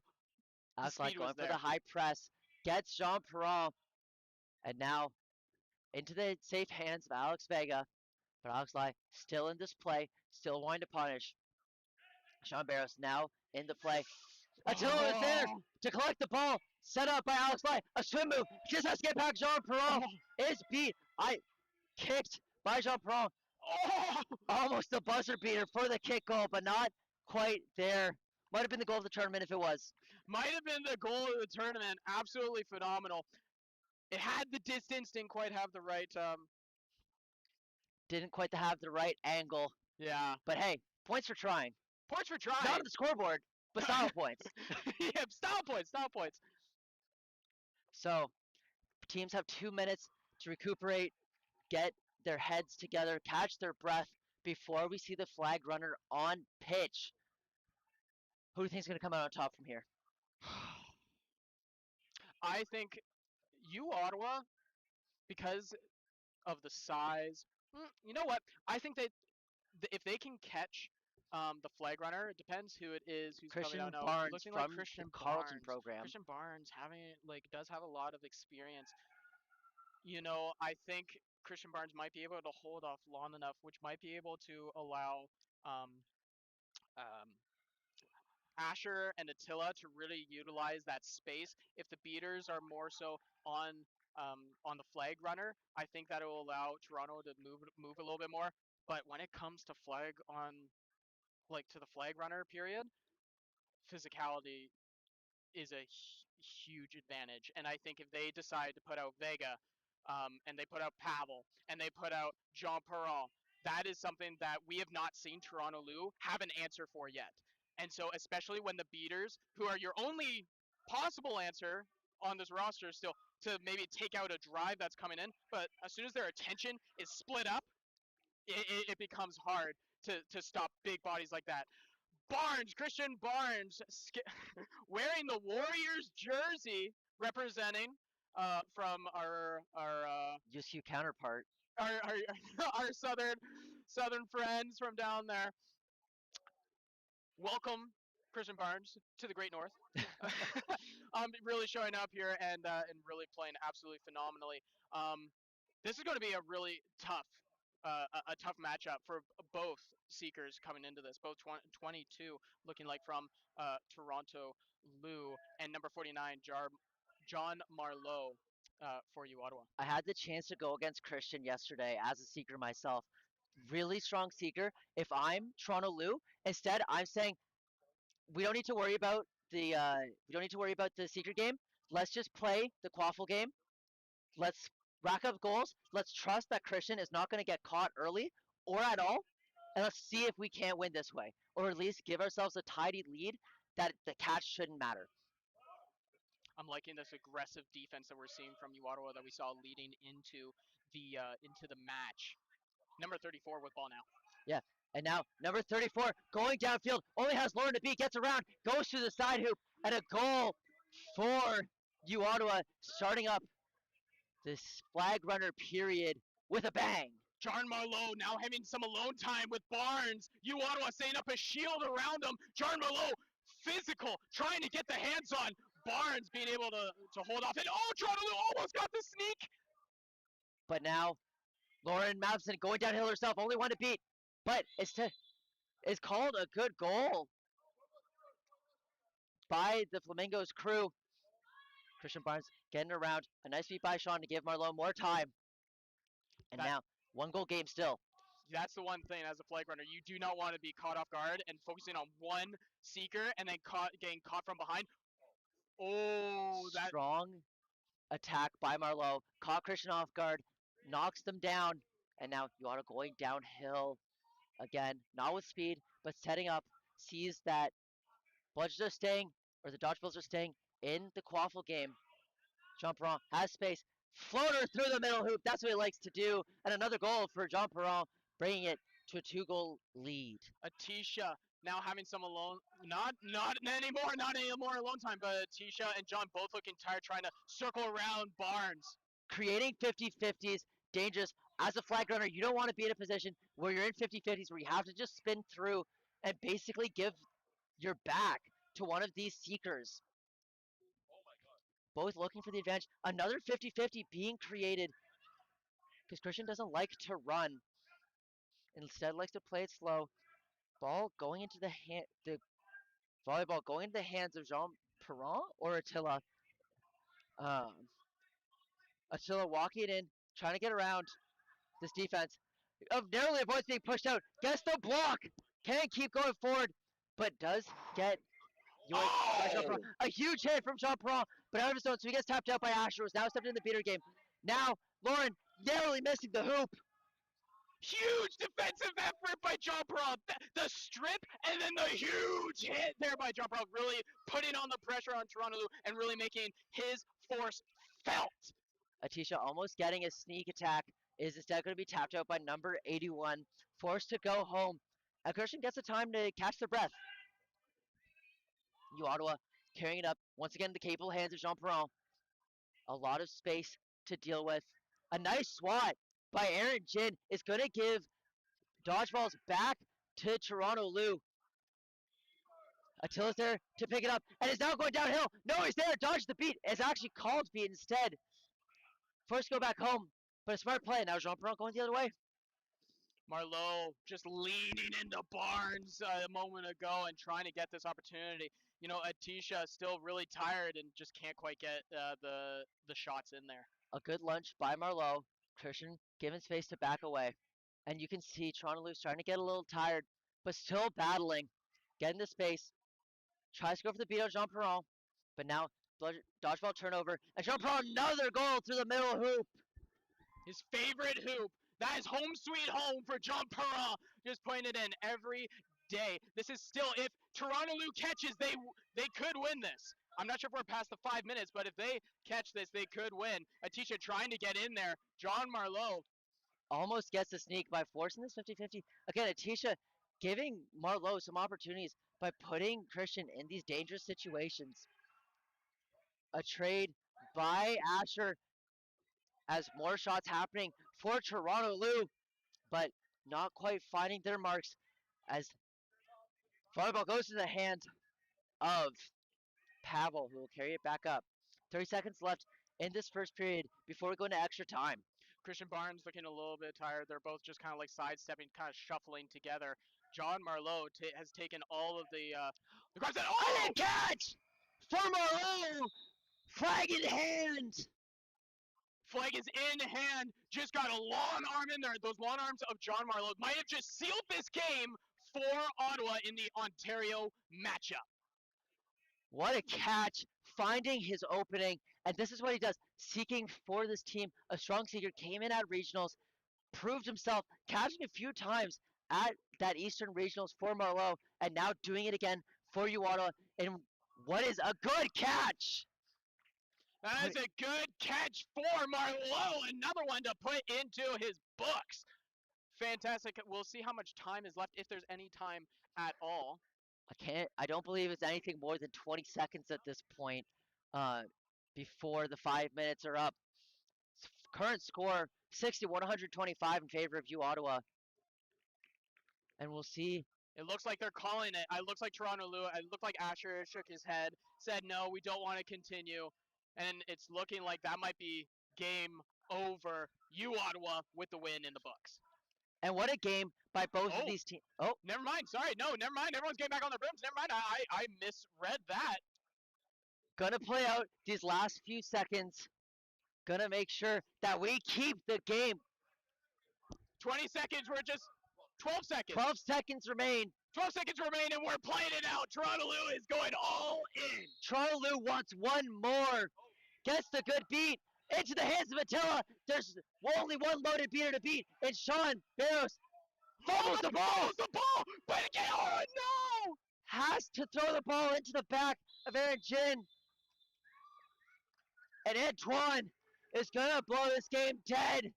Final score 125-60. You Ottawa.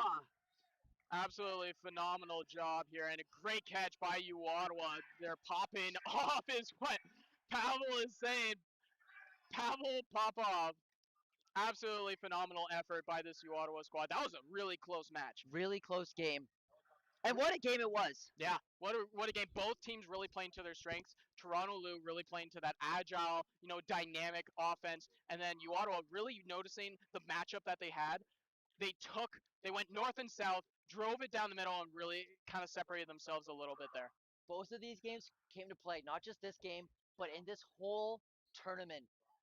They've made each game as close as possible. Some people might have written them off going into it, but they were competitive. Yeah. They showed that there was parity towards the bottom to the top, that you can't write off any team in this tournament. Yeah, no, but like this entire weekend it has been close matches. Shoot, we had a huge upset with UBC beating the Alberta Clippers. That is a huge upset.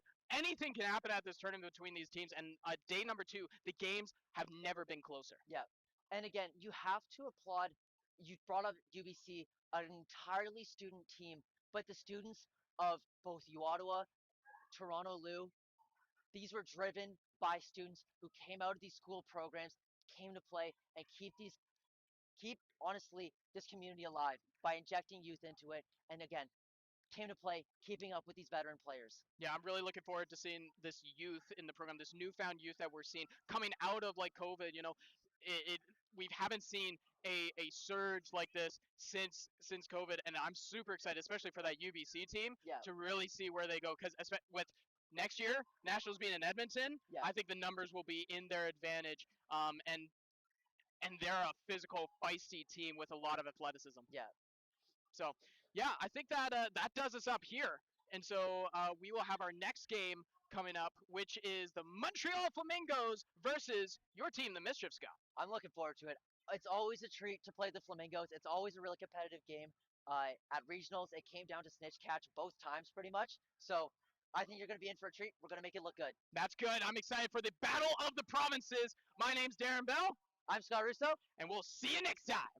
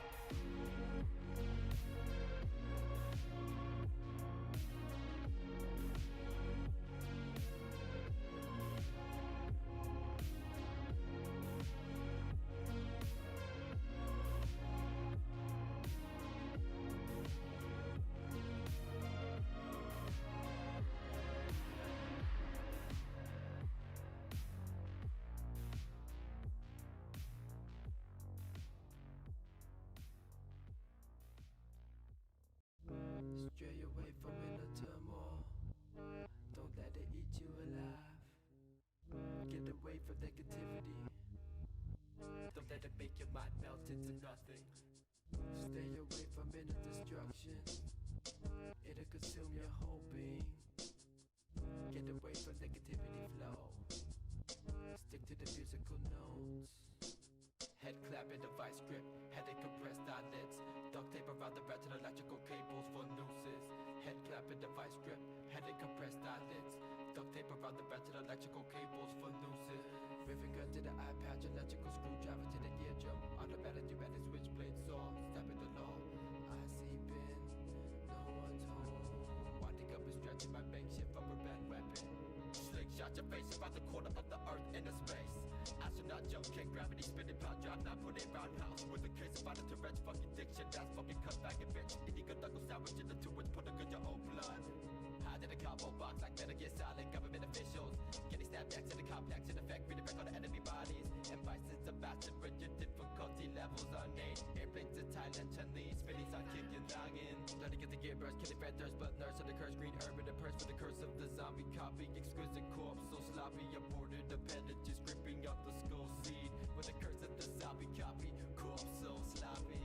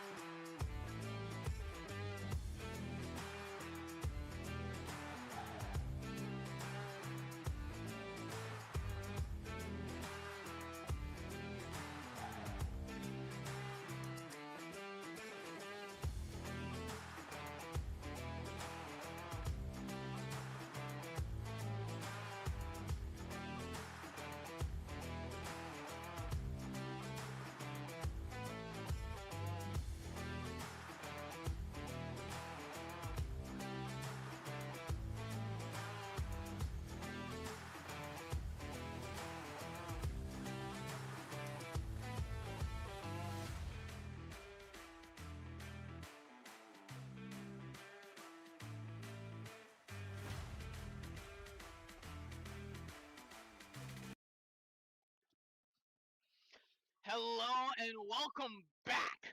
We are here for the semifinals. And my name is Darren, and I am joined by the one, the only, Pierce McKinney, and we're here today to watch the Montreal Flamingos against Mischief. the provincial showdown. Quebec, Ontario.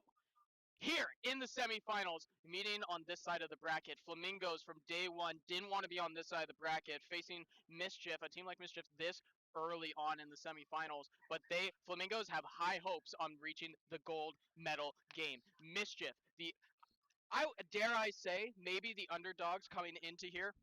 You know, the differences in roster from last year to this year, they've gained some additions. You know, they do not have Custers, they do not have Lachlan coming into this matchup, but absolutely phenomenal play that they have had, played every game close, and they've played really hard. What are your thoughts coming into this matchup? Yeah, so I watched the Flamingos play Carleton Ravens yesterday, and they played a phenomenal game.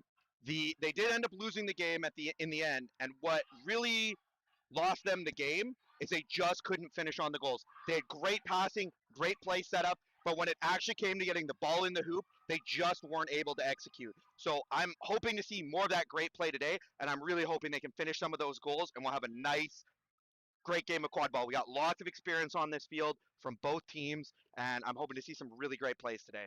A lot of Team Canada being shown here from Flamingos. We've got Antoine, we've got Savannah Campbell. LC was on the Team Canada beating roster in 2023 at the Richmond, Virginia World Cup. Juliette is out there. Felix Tremblay, absolutely phenomenal beater, top beater in Canada, has been for several years. Dad off the pitch and just absolutely owns it, and is a father on the pitch. Just absolutely owns the pitch there. Then we have number 42, Gagnon. Believe that is, Alex Gagnon. Another Alex. You know, that has been a theme. It seems like you have to have an Alex if you're going to play quad ball. 1 in 10 people in quad ball are an Alex. Every time another 9 people join, another 10th has to join, and it has to be an Alex. That's the only way about it. Mm-hmm. All right, and we're going to jump here. We got the jump ball here set up in the middle of the field. Ref Kyle Ross, he's the gameplay director for Quad Ball Canada, going to be calling this game. And it looks like they're just discussing where the ball should go, doing a test drop there. So once the ball is thrown up by Kyle, they have to knock it back as soon as it starts falling. But they cannot hit it on the way up. And if it hits the ground, they'll usually do a reset on it to make sure the game keeps going. Oh, really? Oh, yeah. I thought it was like the tippers just couldn't touch the ball, so it has to be another quad ball carrier just has to touch the ball first. Yeah, usually if the ball hits the ground and they don't tip it, there's usually something else that caused it. All right. So, yeah. Fair enough. We're going to jump here in a picture a little bit. Fantastic. We're getting the team calls. Kyle Ross about to get going, gain some love from the fans here for the Flamingos. Warboy, Barassa, ready for tip-off in just a few short moments. Number 3 for Mischief. Number 6, 9 for Antoine Barassa.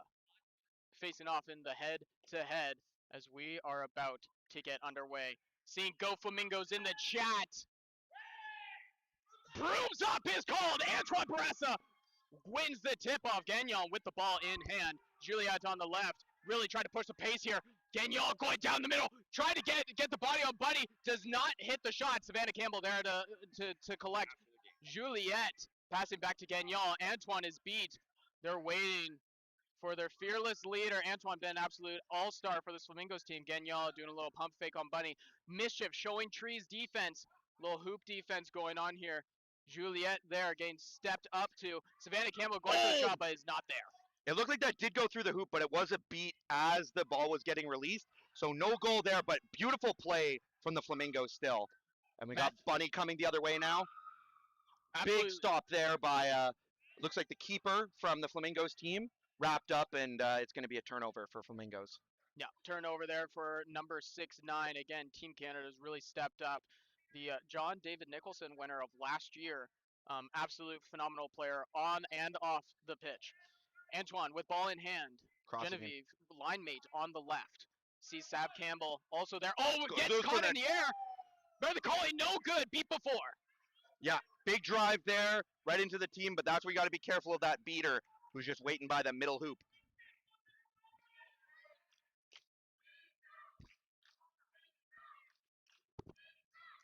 Matthew Bunn with ball in hand. Warboy on his right. Number 34, Sinan, also making some motions, saying move the ball to the right to Warboy, but now ball goes over to Sinan. Seeing green grass, Sinan taking the body, Chigenyo, and puts it through! Big play there by Sinan. Great read. There was a great beater play to just clear up that space, get rid of Felix, so they could go for that push right across the field and into the goal. Very nice play there from Mischief. Really coordinated between the chasers and the beaters. Joanne Lamb now there with Atana Crow, both big veterans. Atana, very shifty with the feet, puts it in the top hoop, nice and easy. You got to be careful of Atana. He can shoot. He can also drive. If you leave him up there with no point, he's just gonna go. He's just gonna go for it. And 9 out of 10 times, that ball's going in the hoops. He might get beat, but the ball's gonna go in the hoops, and that's not good for your team. Twinkle Toes making sure his presence is known. Now we got Derek Taylor again and Brittany Taylor, husband and wife combo here on this line. Brittany, usually a beater, is in the chasing game. Also paired with Gabe Kwok on the right side. And Christos Caldas receives the pass and puts it back up to Gabe. Driving down the line, looking for a shot, possibly. Could get the pass off to Brittany Taylor, and is blocked by Atana. Yeah, great play there by Joanne. Grabbed the ball and then passed it off to the keeper. Great defense there by Flamingos. They gave them nothing. They couldn't drive in. They couldn't come into the hoops. That's what you want to see on defense. Tied 10-10. Flamingos with the ball on offense now. Passing it to Norbert. Norbert passing to Atana Crow. Peaches is in the back. Norbert, Atana is going back and forth. Norbert is beat out. Atana goes again and puts it through the top hoop again. Mischief does not have an answer. Yeah, and if you saw, we had a great play there by the Flamingo beaters. They cleared that space so Atana could go for the drive. They got rid of that front beater, and that just opens the floor, which is what you want to be doing as a beater when you have someone like Atana with the ball. Derek Taylor, Christos Caldas, and Gabe, all known for having miraculous shots. Like that one! Beautiful goal. That wasn't even from the keeper line, just out in the midfield. Big score. And flat-footed. Yeah. He looked, that was casual. He just like, yeah, this is going to go in, and just send it. Flamingos now recovering from that. Again, 2020, 2 goals apiece. Joanne Lamb passing to Peaches, number 31 for Flamingos at the back. Passing to Joanne Lamb. Joanne Lamb with the ball. Passing to Atana Crow at the top of the key. Met up by Christos Caldas. Atana trying to put the twinkle toes on it. Misses the shot. Yeah, just over the hoop there from Atana. Still great play. It looks like Mischief's now going to have a chance to respond. Coming up the field, we got Christos with the ball. Passing it off to Sinan as Christos takes a substitution for Matthew Bunn. Looking like, thank you in the chat, looking like we're getting some Go Mischief Go as well from Flamingos fans as well. Keep those comments coming, keep the emojis coming as we get underway with Sinan driving down the middle and puts it through Sinan with 2 physical goals. Yeah, Felix had the bludger there. He just didn't look like he wanted to make a play for it. And then we have a big play there by Sinan, trying to stop Atana just out of the keeper line. Atana now with ball. Joanne Lamb on the left. Calling Peaches to go for a substitution. He really needed it. Joanne Lamb now with the ball. Very comfortable with the ball in her hands. Number 8 for the Flamingos. Number 24, Atana Crow passing to Joanne Lamb. Joanne Lamb, Atana Crow telling her to go to the left side. Goes, and again, the top hoop right over Warboy. Yeah, we had a missed beat there. One of the beaters, number 9, tried to go for Joanne there with the bludger. Just went wide. Unfortunate for Mischief, but they're going to have a chance here to respond. Bunny's bringing the ball up, just crossing half now. Looking for a play as Mischief sets up here. Looks like we have a LC and Felix Tremblay pair, both with dodgeball superiority. Sinan trying to make a move. The beat is missed. Big hit coming in. Number 61, Felix Tremblay gets the beat there. Sinan trying to collect up. Juliet still in there. Mischief beater's there, but another big hit by number 61 for Flamingos. Atana Crow trying to get in there. Sinan being shifty with it, and a good goal. Huge effort from Sinan and his Mischief crew. Oh my God, great play by Mischief. The play looked like it was dead at least 3 times there. They managed to keep that quaffle, and they ended up winning the best thing you can get, a goal out of that whole play. Felix Tremblay being a huge effort there. Father of 2 girls and wants to shout them out. Eloise and Frederic They're probably watching the live stream, so hello to you guys. Big shout out from your dad. And so looking like number 22 putting on a pick for Juliet to drive down the lane and gets the shot off. Mischief not blocking these shots. Yeah, they're going to have to watch. That's I think the third time now that they've gotten scored on from the shot. They really need that chaser up, making that contact on the point. They don't mark that, they're just going to keep having the same thing happen over and over again. Because Flamingos, they don't always shoot, but they can shoot when they need to. I thought Flamingos would be the physical, like driving it down, but Mischief has really been that, and Flamingos have been shooting more than Mischief, which has been a lot more not what I expected. As Gabriel is at the back again, one of the fastest quad ball players in the league, throwing it up to Derek Taylor. Derek Taylor going to push past Christos Caldas. Christos Caldas trying to get in. Christos gets beat. Pass off to 61. It looks like Flamingos here on the fast break, going down the field, crossing half. Oh, push out of the ball from behind. That's legal as long as there's no other contact made. And it looks like Christos is in the keeper zone with his foot. He's going to be able to stop that play right in its tracks. That's again showing that speed. The fastest player in Quad Ball Canada, Gabe, making a huge effort and hustle there on defense, stripping the ball, causing an overturn. Yeah, phenomenal defense, stopping that fast break there from Mischief. And now it looks like they're going to get another chance here to score. We're seeing great tenacity out of this team so far. Pass off to Christos. Christos on the right. Pass it over to Derek Taylor with a rifle of a pass. Derek Taylor looking for something. Gabriel Kwok, but doesn't see the beater. Beats out Gabe and beats out Derek Taylor. That is Piot for the Flamingos. And now it looks like Mischief has their, or Flamingos has their chance to respond. Got number 14, Juliet, bringing the ball up the field.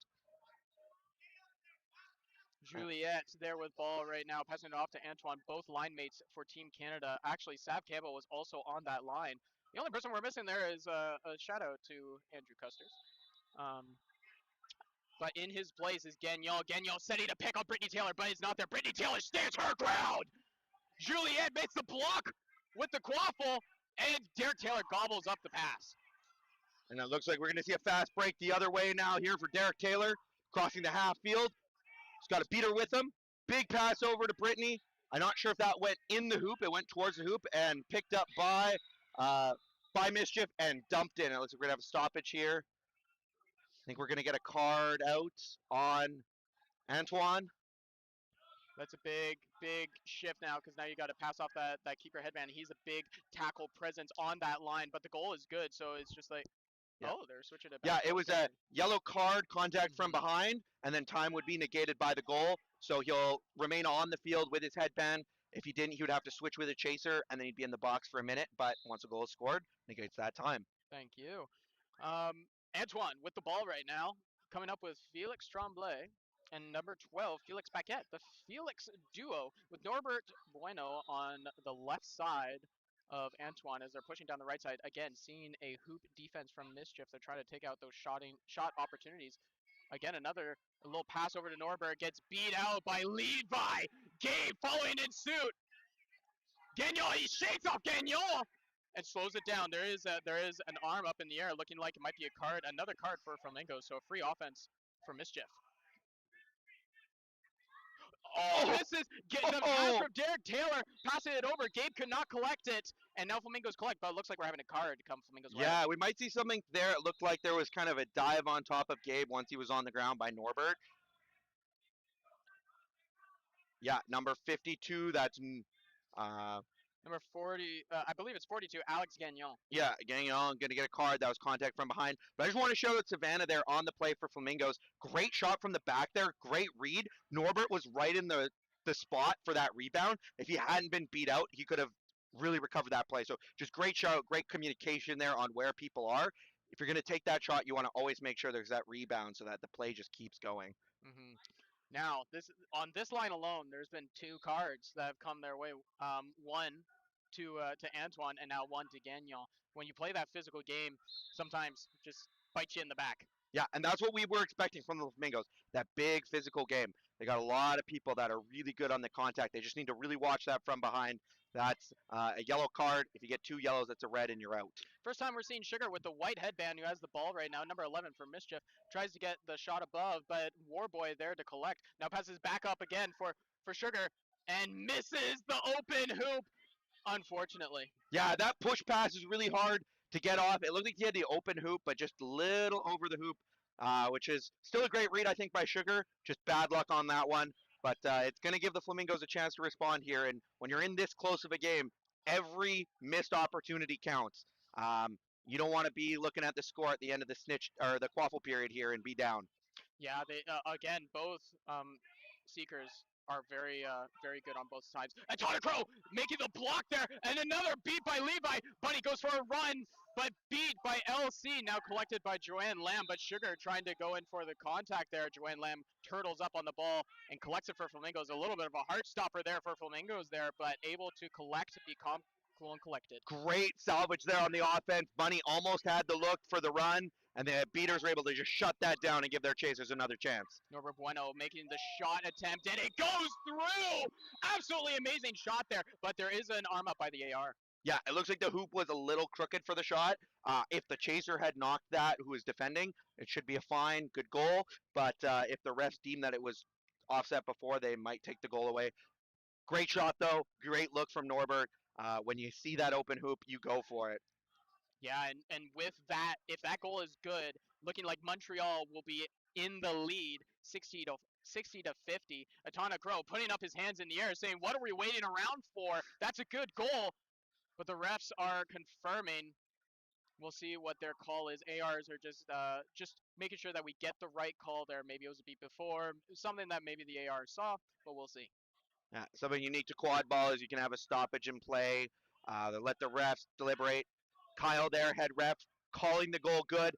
And there is a blue card there on Felix Tremblay for, I didn't hear it, what it was for, but the goal will be negated by the blue card, or by the goal. So that's usually 30 seconds in the box. No card here. Well, carded. Oh, a second blue card, number 9 from Mischief. Oh, for a false immunity. And is Felix going? They're both going into the box. So we got two beaters in the box now. Felix Tremblay for basically you can't have possession of all three, and so he basically Flamingos he did a bad, you know, or he did a bad. The father did the bad. So the girls you can jazz them on that a little bit later. But Mischief now taking the ball. Bunny on the right side of the pitch. On his left, Jacob Warboy being passed off number 3. Now has the ball being met by Atana Crow. Bunny with dodges the beat is Warboy. Warboy trying to put the physicality in and does it, putting it through. Great goal there by Warboy, really reading that, and nice dodge on the beat. Atana Crow trying to push the pace. Atana Crow putting on the and Bunny blocks him. It hits Bunny rather than Atana. Oh, it looks like Kyle is still calling him beat there. Atana doesn't like that call. You got a stoppage in play there. They're going to discuss it. We'll see what they end up deliberating, but I think he's going to say, yeah, Atana was beat there by the bludger. It looked like it hit mostly Bunny, but it might have also grazed Atana. Hard to see from our angle here, but Kyle really jumping in on that one, so there's going to be a turnover here at the quaffle. Yeah, there's no bludger back there for Flamingo, so this could be a great opportunity. Felix Tremblay needs to throw it all the way to LC. Hopefully, and it gets here comes there in Sugar. time. Sugar, coast to coast, playing it through. That's a really hard goal to stop. Joanne Lamb right beside him the whole way. Just couldn't get in front to make that contact. Can't make contact from behind. And then Atana off broom there. So unable to really get involved in that play. And we're going into a stoppage here. I'm not sure what this one's for. It looks like there might be some trouble over at the score table. Yeah, I think we're just trying to correct the score on the main score table. Right now they have 50 to 50, so that we'll correct it on there, and then we'll correct it on the Quadball one. Yeah. We'll make sure the score is all up to date. We are going into the snitch period soon, so we do want to make sure that the score is correct. So the snitch on pitch comes out at the 20-minute mark after a brief break. We're going to do another brooms up, and it's worth 35 points when it's caught, which is unique to Canada. So you can't, once the snitch is caught, you can't have a tie game because there's no other way to get 5 points in quad ball. But that makes it so we will have a winner one way or another. One way or another. Carleton and UBC game is the other game happening for the semifinals, which is happening on pitch 2. You'll be able to get that after like the tournament happens. We will post that on the Quadball Canada. So any game that happened on pitch 2, if you missed it here on the live stream and you want to see all the action happening on pitch 2, make sure you tune in and subscribe. Like and subscribe and ring that bell for notifications for any new posts that come out from Quadball Canada. And you can catch all Quadball Canada tournament action going on from pitch 2 coming up shortly after the tournament. You can also check out the score live on Quadball 1. You can check out all the game scores on all the pitches. You can check out who scored, all being tracked live in real time, just like our scoreboard right on the live stream. Coming back into regular play, Atonic Crow with ball in hand, very comfortable in this situation, is very knowledgeable and comfortable in these situations. The score table looking like 70 to 50 in favor of Mischief, it looks like over there, but I can't quite see. 60 to 50 on Quadball 1, so we'll go by that. Atonic Crow game managing again, seeing this trees defense. Joanne Lamb trying to be sneaky, get a little pick on Bunny there, and then pass back to Joanne Lamb. Atonic Crow at the back, dangerous spot. Joanne Lamb trying to get out, but Matthew Bunn with the tackle. But Joanne Lamb leaving it open on the side is Atonic Crow. Atonic Crow putting the body in, and it's a good goal from Atonic Crow. Great play there by Joanne Lamb. Goes in, sacrifices herself to the beater, gets the ball off to Atana, though, right before the beat, and he gets the big goal. And you can see that respect on the pitch, both Joanne and Atana, and even Bunny not going for the Atana wrap. Knows he can't take that man to ground. The Rats are coming up. Derek Taylor with the ball. Brittany Taylor on the right. Gabe on the left. Christo say no, do not pass me, being zoned out by a beater. As a pass is coming, has to knock it back to Gabe. Gabe being fast, and a huge block by Peaches. Gabe able to collect still again, trying to pass it up, but there's nobody there. Derek is there, and a beater, Piot, and Joanne Lamb collects. That was beautiful play. Lots of great stuff happened. Big block there by Peaches. Nice kick by Derek, trying to keep that play alive, but just unfortunate that almost all of Mischief was beat out by that point, and there just wasn't anything left for him to do. Atonic Crow passing off to Peaches. Peaches rounding out with Savannah Campbell. Atonic Crow surveying the field. Again, being faced off with Christos Caldas, making a big arcing pass to Sav, who gets it in an alley-oop. What a great goal there. Great comms, great read there by Atana and Sav.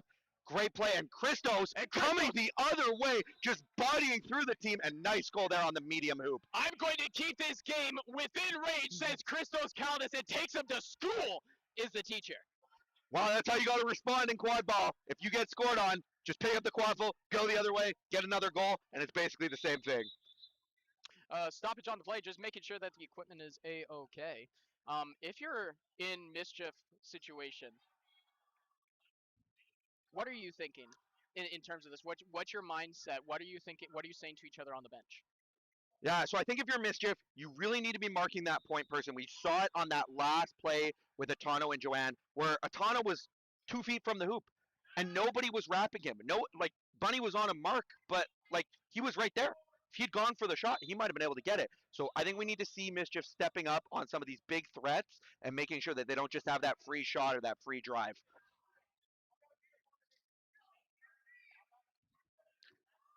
Big pass. Campbell with the ball right now. It gets passed over Peaches. Peaches trying to kick and collect, but Gabe has the ball. Now stopping, seeing the beater right there, waiting for his own help. Scott Rousseau in the back.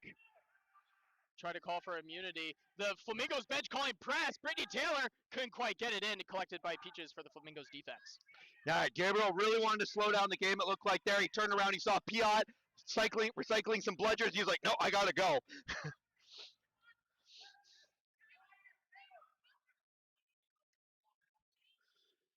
Now coming up is Juliette. Juliette with the ball right now. Looking like the Fuzz, number 22, up at the top of the key. Collects the ball for keeper. The Fuzz driving in, and a backhand pass goes over top of the hoops, collected by Gabe. Yeah, he set up his player there for that failure pass to Arky. Beater's going to come in, hit out the receiver. There's really nothing you can do in that situation. Got to have a more crisp pass. So sorry we're having a little bit of troubles with our quad ball one right now. We'll make sure that the score is good and our time is correct. We'll try to update that real soon for all you guys who are watching. As Mischief, Sanan, number 34, has the ball, pass it off to number 3, Jacob Warboy. Jacob Warboy at the top of the key, met by number 14, Juliet. He fakes the deke. Now goes for a drive. Sanan with the double pick, but the fuzz driving into Warboy. Sanan beat Juliet, collects it. Now going for a run. Mischief Beater makes the miss beat there and goes all the way from coast to coast. Juliet, big drive there. Sanan tries to turn around after tagging in to make the block, but just not enough time. Juliet really just running that one down. Great read by Flamingo, seeing that there are no beaters in the way. That's really where you need your beaters to make that big stop for you. This game is still in Flagrunner range, as we have Sugar with the green headband, as Felix Tremblay with the high press, number 15 for Flamingos. Jacob Warboy there. Now Felix gain a free beat on Sanan. Felix just taking everybody out, and Warboy just has to ditch it off to the back as a shot attempt, we'll say. Yeah, we'll call that a shot. Went a little wide there. I wish he had seen that chaser right in the back. That could have been a great opportunity to make that big pass back and potentially get a goal. Number 61 with the ball now. That is Andre with the ball, passing off to Antoine. 61 to 69. 69 passing it off to Norbert. Number 3, pass it off to Joanne Lamb. Seeing the big body Jacob Warboy. Sugar back up top. Norbert gets beat by Levi, collected by Sugar, and slowing it down. Yeah, we saw a little bit there of a pass after being beat to the ground behind him. A little bit. Kyle was ready to call that. We saw a warning there on the play. But Mischief now has a chance to respond. And what I really like there is number 9 had that aggressive beating up there. He was up on the point. So either a chaser needs to be there or a beater. Don't give them time to set up. Played for the Detroit Innovators last summer in the MLQ. Played in the States. Jacob Warboy being pressured by Antoine. Antoine with the long arms. Clawing his way on Warboy. As he is down. Reset is used, but if it goes over the keeper line, it looked like it was a double reset. Yeah, took Kyle a second there. But great hold on the ball. He was on the ground, still had control of it. Just a little unfortunate. If it had only gone 1 yard less, that would have been salvageable by Mischief. Yeah, Sugar really tried to get in there and tried to dive for the line and get past. He's like, look, it's in front of the line. Don't worry, Kyle. Don't worry. Nothing to see here. Yeah. But understood. The call was made, and the ball is transferred over to Flamingos. Yeah, closest player there. Anton, our number 69. And we're going the other way. Flamingos on offense. Pass off to Joanne Lamb on the left side. Passing to Norbert. Definitely know each other. Been playing with each other for a couple years now. Joanne Lamb, Team Hong Kong player. Also, Team Canada touch rugby player. Just everything with Joanne Lamb. Norbert now with the ball in the back. Facing off against Sugar, takes on the body, passing it off up at the top to Joanne Lamb. Joanne Lamb gained the move on, got that lateral agility, putting the shake and bake on, but Sanan knocks it down with a big block and turtle. I really love watching this Flamingos offense. They're getting these passes around the hoop. They have the perfect timing. They're releasing as they're getting beat or as they're getting into the tackle. It's just phenomenal to watch. Absolutely phenomenal. Jacob Warboy with the ball in hand, slowly going past. Mischief have one dodgeball in hand. Christos Caldas now with ball. Jacob Warboy on the left. Looking like score is 80 to 80. This is anybody's game. Christos Caldas with a big arm to Gabe. Again, Joanne Lamb wishing had a few more inches of reach to try to knock that down, but Christos Caldas passes it into Warboy. Warboy seeing Gabe, but can't put it over Andre. Warboy wants that one back. And we just saw that nice pop up. It looks like Warboy's not giving up. The beater's going to have to come in and say, this party's over. Go back, tag in. And now Anton going the other way. Going the other way before the 20-minute mark. Antoine trying to increase the lead, and does! Antoine, Mr. Clutch! Big run there and just jump up, dunk it on the hoop. Great play there by Flamingos. Really capitalizing on that speed break. This is something you've got to always be careful for because they can drive right into that hoop. And even if they don't make it to the hoop, they'll just shoot. And it's probably going in. Derek Taylor, this is the shooting line now. Derek Taylor, Brittany Taylor. Christos Caldas on Derek's left. Derek on the right side. The beat goes through for Mischief. Again, Flamingos have two dodgeballs in hand. Gagnon putting on the pressure. Brittany Taylor knocks it off of Gagnon. It goes out of bounds. Looking like a card might be coming Flamingos' way. Yep. Kyle's walking over. It looks like to Savannah Campbell, who is number 13. Blue card. Blue card, some boos coming from the Flamingos bench, which is pretty typical for the Flamingos. Yeah, they usually boo their own players when they get a card because you're not supposed to do anything naughty. It does happen. And yeah, the scoreboard I heard there might be a little bit behind the play there. There's a bit of a stream delay. Just the nature of the internet we have here. But we're trying to work on that and get that rectified for you all at home. Looking like Mischief are choosing to opt to go. It looks like the On their own reset call is side. being used. Yeah. So when there is a foul like this, once the play is stopped, there's what's called a reset, which is Mischief will have to start in their own half, and the Flamingos have to start behind their keeper line. How you set up your offense is completely up to you on this point. It looks like there might be just a quick discussion with the referee there, Kyle Ross. But this is another rule unique to Canada Quadball, which is that reset, which we're going to see here. Let the referee sort out. One of the hard things in Quadball is you stop the game for the quaffle play, and then you find out like 3 things happen in the beater play, and you got to make sure all those are sorting out too. Oh, and it might be a timeout as well here. Yep. Looks like a timeout being called. So Pierce, you are Mischief. You're down by 1. What are you saying? I think I've been saying it the whole game. We need to get on the point person. Yes. You can't just let them walk into our hoops. And that just keeps happening over and over again. We've seen a couple of great plays by Levi, number 9, coming up as a beater and just knocking that person out, which is great. But we need that chaser there to follow up because, yeah, Quaffle's on the ground, but, like, what have you really done if the keeper's going to come in behind, pick it up, and keep going? Yep. So I think that's what you need to be doing if you're Mischief here. I think if you're the Flamingos, I think you're playing the game that you want to be playing. Yeah, I think like continuing. I think they've really sort of like calmed down, changed things up. From the beginning, they've looked a lot cleaner. This game is still really tight, Yeah. but I think they are taking the opportunities that they need to in this game. This is still anybody's game at this point, as we're about to go into Flagrunner. Derek Taylor with ball in hand. Gabriel Kwok on his left, passing it off to Gabe. Atana Crow stepping up, and he knew where Gabe was going, and he puts him down. Atana's off broom, but Atana knew exactly what. Oh my God! What a goal! No, Kyle Ross is calling it off. Oh no! Oh no! You know Gabe might be hurt. that goal won my heart. That goal won my heart as well. Oh, Gabe seems to be okay. Okay, thought Gabe thought Gabe was injured there, but seems to be up and walking just fine. But oh man, that was. It looks like Mischief is going to contest that, as I think they should. There was a kind of a situation there where Atana was off broom and continued to wrap. Probably incidental. Didn't realize the broom wasn't there anymore. It happens, but we'll see what the referees decide. And it looks like our snitch is coming onto the field here. Mr. Vega himself. Number 55 for you, Ottawa, is visiting here from our buddies down south, the US of A. Mr. Son Goku on the field right now. Is some interesting facts about him. He's actually training for a bodybuilding competition coming up. So he is he told me last night, this morning, that he hasn't been eating in terms of the best, but he's looking forward to get back onto his regular training and diet regimen for his competition. Yeah, we're going to see a really tight game here. We have some amazing seekers on both teams.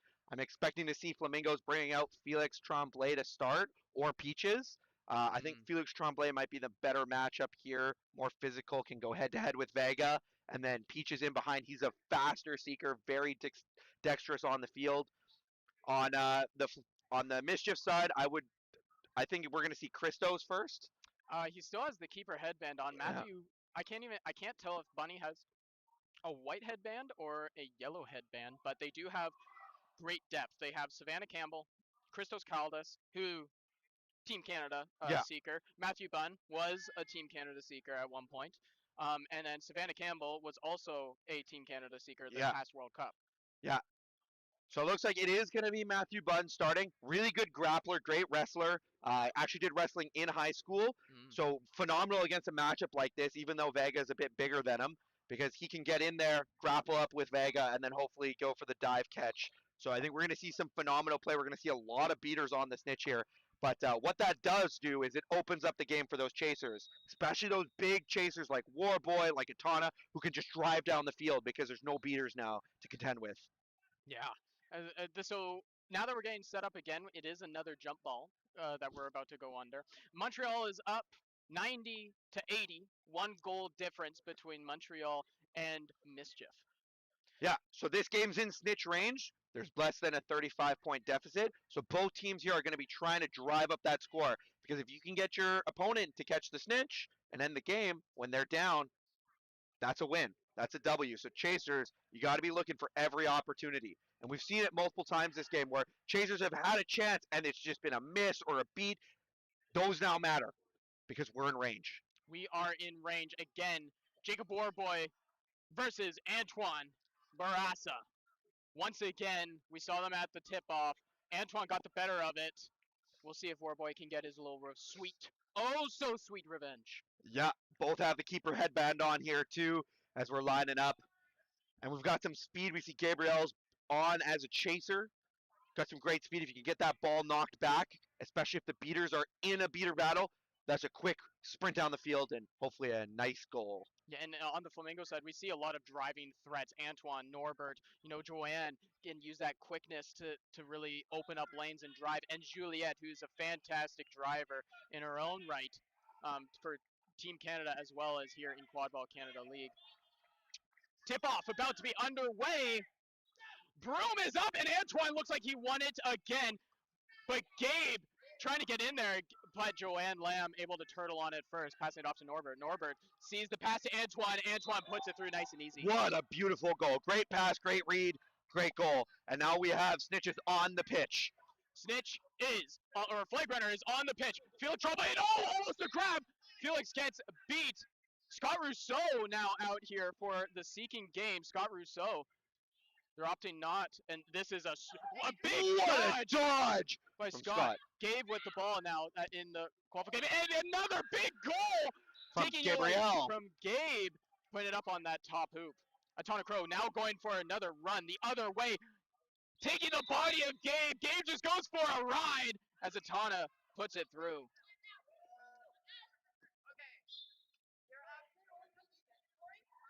Christos Caldas now with ball. With the ball, taking it up, Sanan on left. Felix Tremblay getting beat out from behind by Levi. Now Scott Rousseau gets his opportunity one-on-one. Meanwhile, Christos Caldas tries to put it to Brittany. Brittany passing it back to Christos. Christos with ball now, still in hand. Felix trying to get into this Seeker game. Christos making a shot, can't quite get it. Oh, Felix Tremblay with the diving catch there.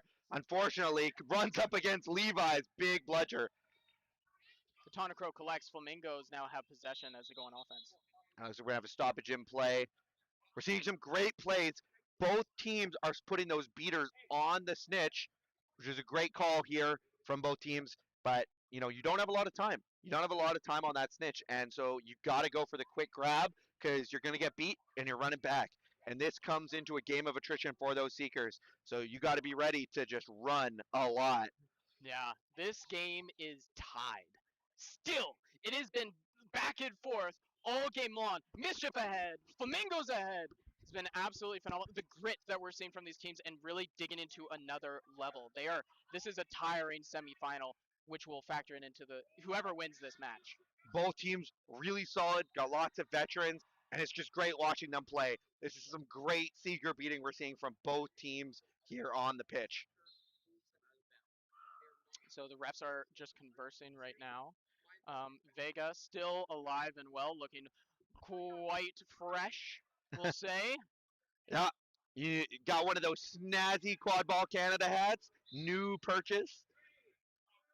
Get a little souvenir while being in the Great White North. Heck Atana yeah. Crow now with ball. Trying to put the little fancy feet on Christos Caldas. Pass off to Juliette. Juliette gets knocked down by Sanan. Sanan with a great defensive play. And Levi here just cleaning up the beater game. No one gets to touch the snitch but him. And he's just creating as much room as he can. But looks like Bunny's going to come back onto the snitch. We got both beaters coming in. Huge hit into the booth. Our monitor went dark. But we are still live, I presume. It looks like it, and looks like Sanan being able to muscle through and gets a goal as Atonagro takes it. Is starting to go for a fast break the other way. Sanan meeting him up top, but falls off. Atonagro going with the big body, trying to pass it off to Norbert. Norbert puts it through big bodies there. Seeker is down. We're just getting a little bit set up after that big, huge beat attempt by Levi. Just got dodged. Felix dodged it, and it goes right into the booth. Looks like we might have some technical difficulties now with our production equipment that our great stream team is taking a look at right now. Christos tries to go for the shot and misses it high as out of bounds, collected by Joanne Lamb to inbound. Whistle down. Again, anybody's game, as if we are still tied 110 to 110.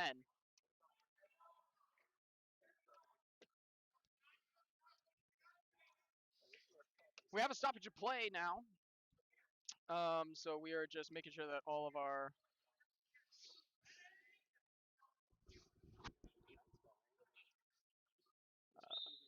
so we're still underway. We do have the wide angle lens. We can't We're just going to leave it like this for now, and I'll fix it after the game. yeah, we might have to do a reset of the cameras after gameplay, as we have a dog pile going on in the. Yep. Atonagro going for a run. Atonagro really making his presence known here on this Flagrunner game. Just Twinkle Toes taking over. Yeah. You can feel that power of the beat. It went right through our monitor here on the live stream. You can almost feel that at home. It landed right in our laps. Oh, that was close. No, called off there. It looks like Peaches had the grab, but no good on the catch. Can't impede the motion of the flag runner. Yeah, and it looked like Flagrunner's knee was on the ground, which I think as soon as Yeah. part of him touches on the ground, it's Yeah, as soon as the knee Flagrunner's goes down, no good. Yep. Gabe not being denied by Savannah Campbell. Gabe puts it through. Again, we are still within range. Yeah, and Derek here also plays beater, went from chasing to beating, and he is just all over this seeker beating game. Joanne Lamb passing to Atonagro. Atonagro just taking on bodies. He wants the gold medal, but he can't put it through. Can't finish. It's being collected. Joanne Lamb trying to get him ahead. It is collected by Jacob Warboy, and we are still within range. Jacob Warboy with ball now. Amazing defensive effort there by the Mischief. And Atana wants that one back. If that ends up being an issue, there's many points in this game. Yeah, but that Atana will want back. Yeah. Warboy passing it up to the top there. Passing it up to Gabe. Gabe in front, being met by Joanne Lamb, equally as agile. Pointing it to the back. Brittany Taylor couldn't quite get it. Jacob Warboy collects, going for a little bit of run. Met by Atana Crow. Tries to get a shot off. Cannot get it. Collected by Flamingos. Oh, Bunny, look again. Almost had a big grab there. And we're just going to take a brief intermission there as we make sure that Bunny is okay. Yeah, we're just going to take a quick second, just a quick little break. He's walking, and Scott Rousseau is coming back. So just going to take a moment, just get the adrenaline down, make sure it might have been a knock to the head. Yeah, I think there was a bit of a knock to the head there. His head just hit the ground as he's coming down. Always a good idea to just come off the pitch, make sure everything's okay before coming back on. First rule of quad ball is don't die. Yeah. So, well, Bunny's taking that seriously, and that's what we love to see on this field. Yeah, very true, very true. Protect the head, protect the noggin. Yeah. Now, Scott Rousseau is in. Yes, for the Rats. Scott Rousseau is in now for the Mischief. Vega throwing up the hands as Felix Tremblay is now got some time with him now. Big beater trade there in the middle. And it looks like Fuzz playing it through. Yeah, Lucian, just big run, number 22 there. Oh, and a big attempt there by Felix Tremblay. Another big attempt. Beater coming in and just shutting him down. Beater game is quite fierce in this game so far. Looking like Gabe still with ball in hand. with Sugar on the other side. Gabe going for a run. The Fuzz staying with him, staying in step. Gets the wrap. Big hit for Flamingos. Gabe tries to collect it back. I don't even think Gabe realized that he got tackled there. Like, couldn't believe it. The Fuzz collects it. Going for a run himself. Trying to go coast to coast. Passes it off to Juliet. Juliet fumbles the pass. It's now collected by Sugar. Oh, that's one that you want back. That, if that was a goal, one goal would put Flamingos out of range. Christos Caldas is coming to the Seeker game. Yeah, great play there. And this is where Flamingo, I think Mischief knows, okay, we need the snitch catch. We need to get out of this game now. Sanan trying to go coast to coast and puts a one goal closer. Antoine is now substitute on the field. Both teams getting serious, being met by Sugar. Antoine going for a run all the way around. Antoine passing to Norbert. Oh, what a pass to Norbert! Oh, that was pretty.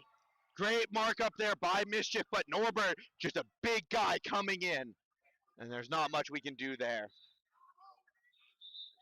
And looks like we're going to have a stoppage in play here. Stoppage in play. That goal almost puts Montreal out of range, but if Christos can get an opportunity, I've seen him catch super quick in a national setting, like international settings. Here he is against Vega, who has been a flag runner in the MLQ as well as in the international setting as well. Yeah, some phenomenal seeking here, and you can see these seekers, they don't have a lot of time. You got like one, maybe two catches, and then you're getting beat, and now it turns into a cardio game. If you leave them too long, though, they're going to catch. And you can see here, Christos on broom. He's got a Flamingo's beater right in front of him, in front of his hoops. Probably going to be a quick tap beat here by Flamingos, and then hopefully turn around and try and go for Sugar as well with the quaffle. Flamingos having Peaches out there as their seeker.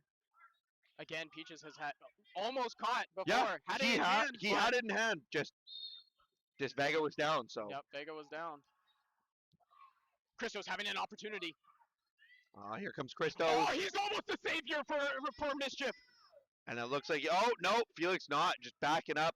Great call there by Felix and by Christos to not get beat out.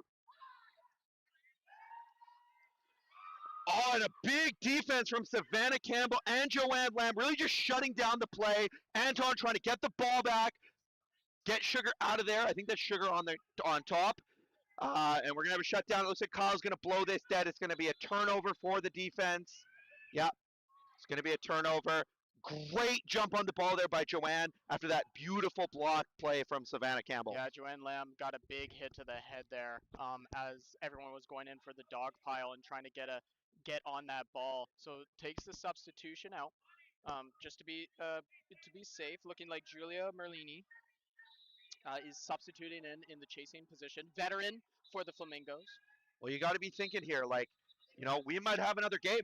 You could be in the gold medal game or you're in the bronze medal game here. So you got to be thinking down the road. So injuries, not a good look here. Antoine coming in with the big the block from Sudan, jumping through, and It looks like that catch from Peaches might have been good. Vega is talking to the SR, so we're gonna see what they decide here. But big goal and then a big catch. Might be a good catch from Peaches. We'll have to see as the refs confer. Catch is no good. The second catch from Peach called no good. All right, well, third time is the charm here. Hopefully we see another great catch from Peaches. We also have Matthew Bunn right in front of us with number 66 from the Flamingos. So we're probably going to see him get beat out here, but maybe he'll get a nice dodge in and get a chance here too. What an incredible defensive effort by Sanan. Literally flying, like pretty almost through the hoop there to make the block there on Juliet.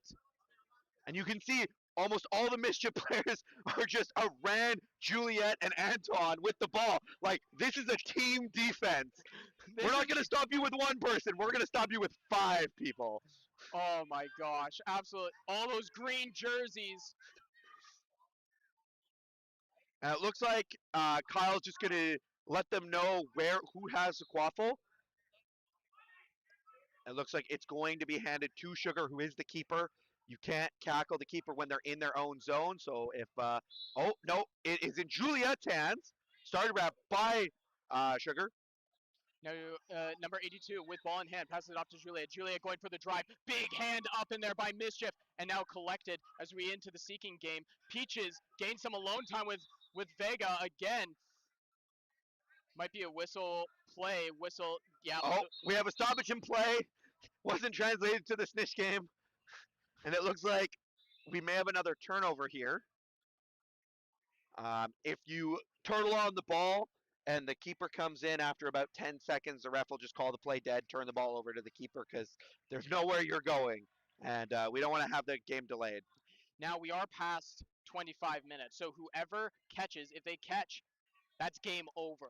Yeah. At this point, if you catch before the 30-minute mark, if it hits 30 minutes and it's been 10 minutes of a Flagrunner period, then it's whoever has the higher score. Yeah. And so this is a do or die for Mischief. If they catch, they win by 5 points. This is a close game. This is still within reach for Mischief. Peaches, though, having some alone time with Vega. Sugar now with ball in hand. Gain a little bit tripped up. Savannah Campbell in front. Savannah trying to go for the tackle, but misses. Sugar makes for the shot, but can't quite get it. Collects it himself. Fighting off Atana. Tries to put it through his legs, but it hits his feet, and it looks like Flamingos are going to collect. Yeah, the hoop went down there, but it looks like we're going to have a pile up. Savannah, or I can't see who's on the ground. Is that Juliet with the ball, number 14? We'll see here as they clean up, but great tenacity from Flamingos here, just shutting down that play, making sure that there's nothing there. The hoop did go down as well. That does sometimes happen. It was all good in that situation.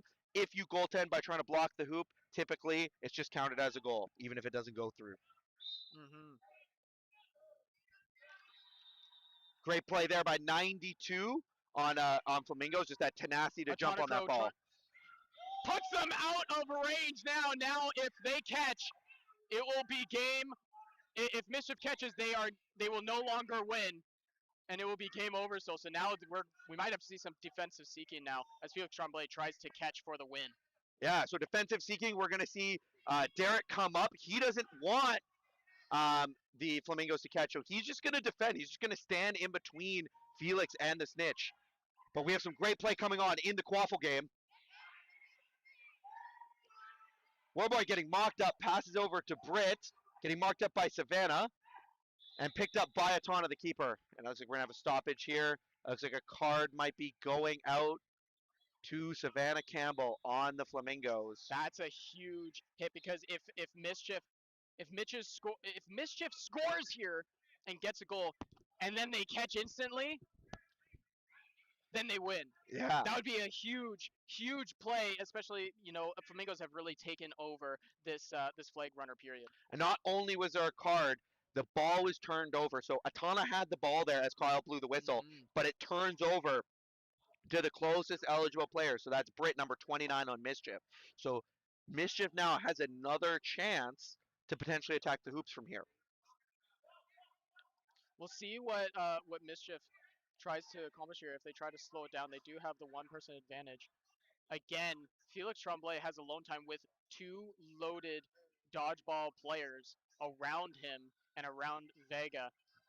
Derek Taylor in the seeking game for Mischief cannot get away in past the shield of Piot and LC. Yeah. This is going to be a hard team to go on. Oh! No, good Norbert there with the block! As we get back underway, Atana Crow trying to get this game way out of range now. Here comes They're Atana. slowing it down. They've got less than a minute left to play. Joanne Lamb puts it in, and that might be the nail in the coffin. And what a beautiful goal there. That great pass across, a great read. Those are the kind of goals I like to see in quad ball. Mischief has to really pick up the pace now. They're 2 goals behind in order to get that, and that's not going to do it. Jacob Warboy overthrows it, and now it's passed over to Flamingos, who can just walk it and pretty much take up the 30 seconds needed to end the game. Yeah, so now if you are Flamingos, you want to be slowing down this game. Norbert now with the ball, try to get it in there, and that's game! And Flamingos solidify their way into the gold medal match! what a great game from both teams. Great game from both teams. Mischief taking the loss there as they have to battle now for a bronze medal. By looks like possibly UBC from, we'll see if we can get the results from the Carleton UBC game. But it looks like Flamingos have solidified their chance. Has solidified that they're going home with a medal. It's either gold or silver. Nobody knows yet, but time Yeah, will tell. great game. I think both teams played phenomenally here.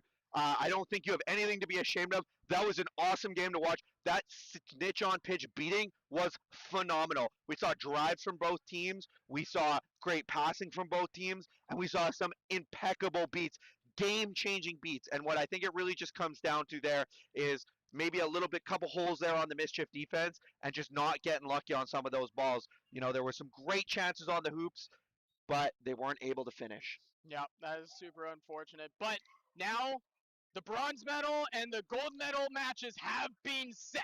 UBC will be facing it off against Mischief. Flamingos, Carleton, the rematch that was right here a couple years ago will be going down again. In that year, Flamingos came out on top. But the win this weekend has gone to Carleton. We will see what goes on. The defending champions, Carleton Ravens from last year, or will Flamingos reclaim their title? It's the battle of the birds. We're going to see it all here. Two birds face off. Only one gets to walk out.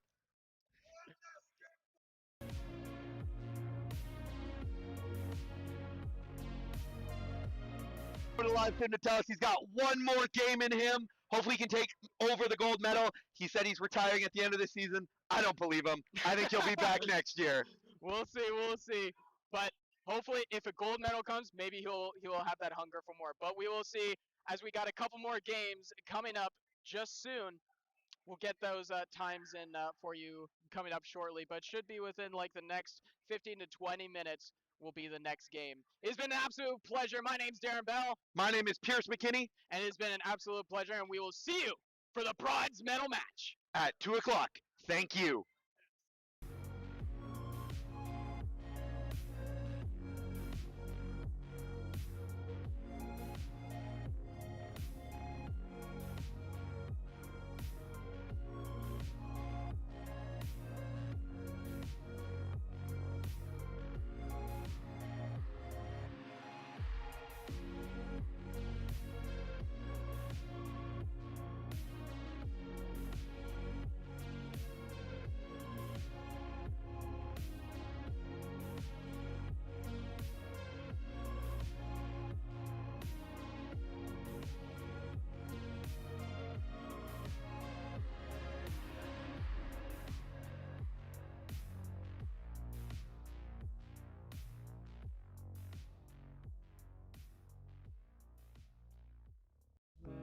Stray away from inner turmoil. Don't let it eat you alive. Get away from negativity. Don't let it make your mind melt into nothing. Stay away from inner destruction. It'll consume your whole being. Get away from negativity flow. Stick to the musical notes. Head clap in the vice grip. Headache compressed eyelids. Duct tape around the ratchet electrical cables for nooses. Head clap in the vice grip. Headache compressed eyelids. Duct tape around the ratchet electrical cables for nooses. Rivet gun to the eye patch. Electrical screwdriver to the eardrum. Automatic pneumatic switchblade saw. Stepping the law. I see bin. No one's home. Winding up and stretching my makeshift rubber band weapon. Slingshot your face about the corner of the earth into space. Astronaut jump kick, gravity spinning pound, drop, not put it roundhouse. With the case about a Tourette's fucking diction, that's fucking cut back and bitch. Illegal knuckle sandwich in the two which put a good your own blood. Hide in a combo box like Metal Gear Solid, government officials. Getting stabbed next to the complex in effect, redirect on the enemy bodies. And vices of bastard with your difficulty levels unnamed. Airplanes in Thailand, Chun-Li, spinning on kicking dragon. Starting to get the gear burst, killing red thirst, but nurse of the curse, green herb in the purse for the curse of the zombie copy. Exquisite corpse, so sloppy, aborted appendages, gripping out the skull seed. With the curse of the zombie copy, corpse so sloppy.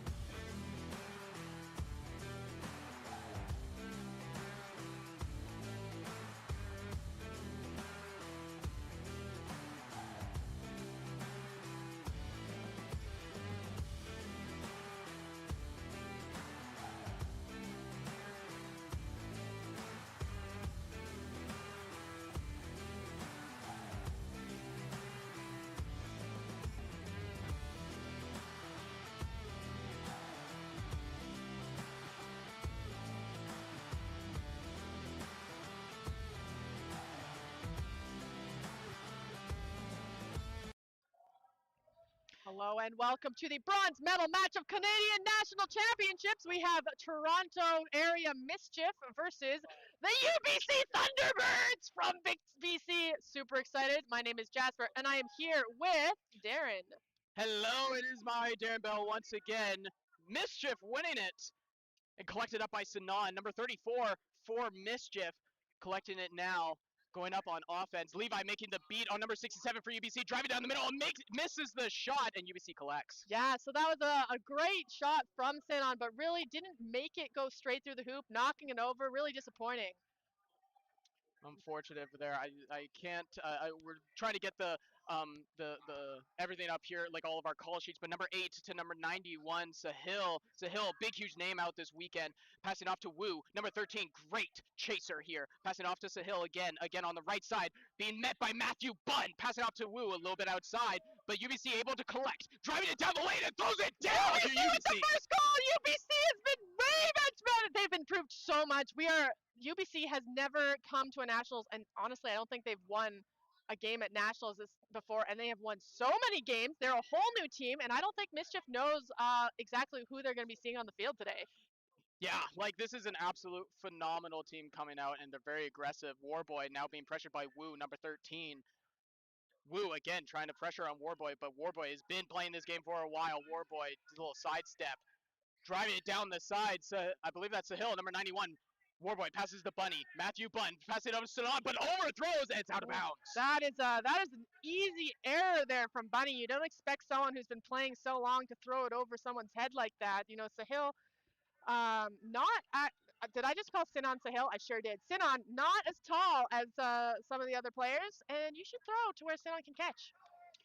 Lynn with the ball right now, going down the middle, sees the beat from Levi, but tries to get the pass over to Sahil, but it goes out of bounds for Mischief. UBC making the exact same mistake as Mischief. We got to get these passes on point, both of these teams, if they want to be making good quad ball plays. I want to see passes that are easy and in the hands of players and not way over their heads. Again, Warboy passing to Bunn. Bunn to Sinan on the side. Sinan to get the sidestep and miss beat. Goes through 1, 2, 3, and dunks on the third hoop. Oh, that's a sassy dunk, Sinan. But instantly picked up by UBC. They're running down. Bad pass again. Matthew Lynn getting, passing it off to Wu. Wu gets absolutely lit up by Sinan. Sahil comes out of it and gets beat. Matthew Bunny now comes up with it. It goes the other way. There are no dodgeballs in hand. Warboy. We've got a ball underneath. Unfortunately, the beater's ball rolled under the table, so Levi's trying to get it back. Big block by Sahil, which might be an inbound by Mischief now. Yeah, so when the ball goes out of bounds, you have to inbound it. But I think, is it still the rule that if a keeper blocks it, it's still safe for your team? Although Sahil is not a keeper. So when it's blocked, Mischief now has 5 seconds to bring it in, which Bunn does. Now Matthew Bunn slowing it down for Mischief, taking a breather. UBC's very quick, and a little fake beat there by the UBC beater. But we're seeing a beautifully patient defense from UBC. They've really been working on this, on not letting players get in through their defense. And they stopped Carleton's set offenses in the first game of the tournament. And Carleton, known champions, really did not expect to only make scores on fast breaks yesterday. Big, huge, as we'll see them in the gold medal game. A huge hit by Sinan! And rips it from Wu. Big defense presence from Mischief. And that's really awesome, Sinan being able to still make these hits coming back from injury. Sometimes you see a little bit of hesitation in players, but Sinan is like, no, I trained, I did all my physio, and I'm ready to make these hits. Physio is great. Once you do them all, you get that confidence. It's beautiful. Derek Taylor passing off to Gabriel Kwok. Number 67, Joseph Lynn, putting the pressure on to Gabe. Gabe passing off to Derek Taylor. Derek Taylor to Brittany Taylor. No good. They're calling beat before, but Christos collects and gets it goal. That was a beautiful passing from the normally beater pair, Britt and Derek. So it's good to see that they're apparently flexible in all the positions here. And UBC really needs to figure out how they're going to score a little bit more. Although it's only 20-10. Wow, I thought Mischief was up more than that. Yeah, no, this UBC team has been absolutely phenomenal. This beater core from UBC has really been showing up and really did, in earlier games against Clippers, bringing them here into this bronze medal match. Number 3, Dang, Edmund Dang making the pass over to Josh Lynn. Josh Lynn trying to put the shake and bake on this Hill. Cannot pass it over. Oh, it's passed off to Wu, but Wu falling over. Gabe, a lot of bodies on the ground as Gabe takes it the other way. Again, more fast break. Gabe puts it through for Mischief. Yeah, and that was really unfortunate bumping around there. You were saying the UBC beaters, that is number 0, Micah, just tapping in. A really amazing beater, has now taken place as the captain on UBC, was one of the best rookies, came when UBC had only 7 players, and really just amazing player, Micah. Watch out for her seeking later on. Thank you for the comments from the comments. We love the interactions. Great defensive effort there by Brittany Kahane, which now leads to this mischief as Crystal Collins gets stripped by number 7, Josh Lynn. Yes, Josh, that is what we do. You stripped one of the most veteran players on Mischief, and I want you to rewatch this film, and I want you to do that again, because that is the defense I love UBC for. Dang, calling for Lynn to go down. A little bit of miscommunication. A little bit of give and go. And ooh, that is a pass after beat, and they are going to call that one back. I'm never gonna assume that I know better than the refs, but I will say that I love it when they pass just before, which is always so hard to call when you're on the field. But I'm very biased, UBC. You can do no wrong. You're beautiful, you're lovely, and I need you to keep scoring. You've got this. This is still only, I'm not even paying attention to scores. 30-10. This is so tight. It is such a tight game. Like both teams play to speed.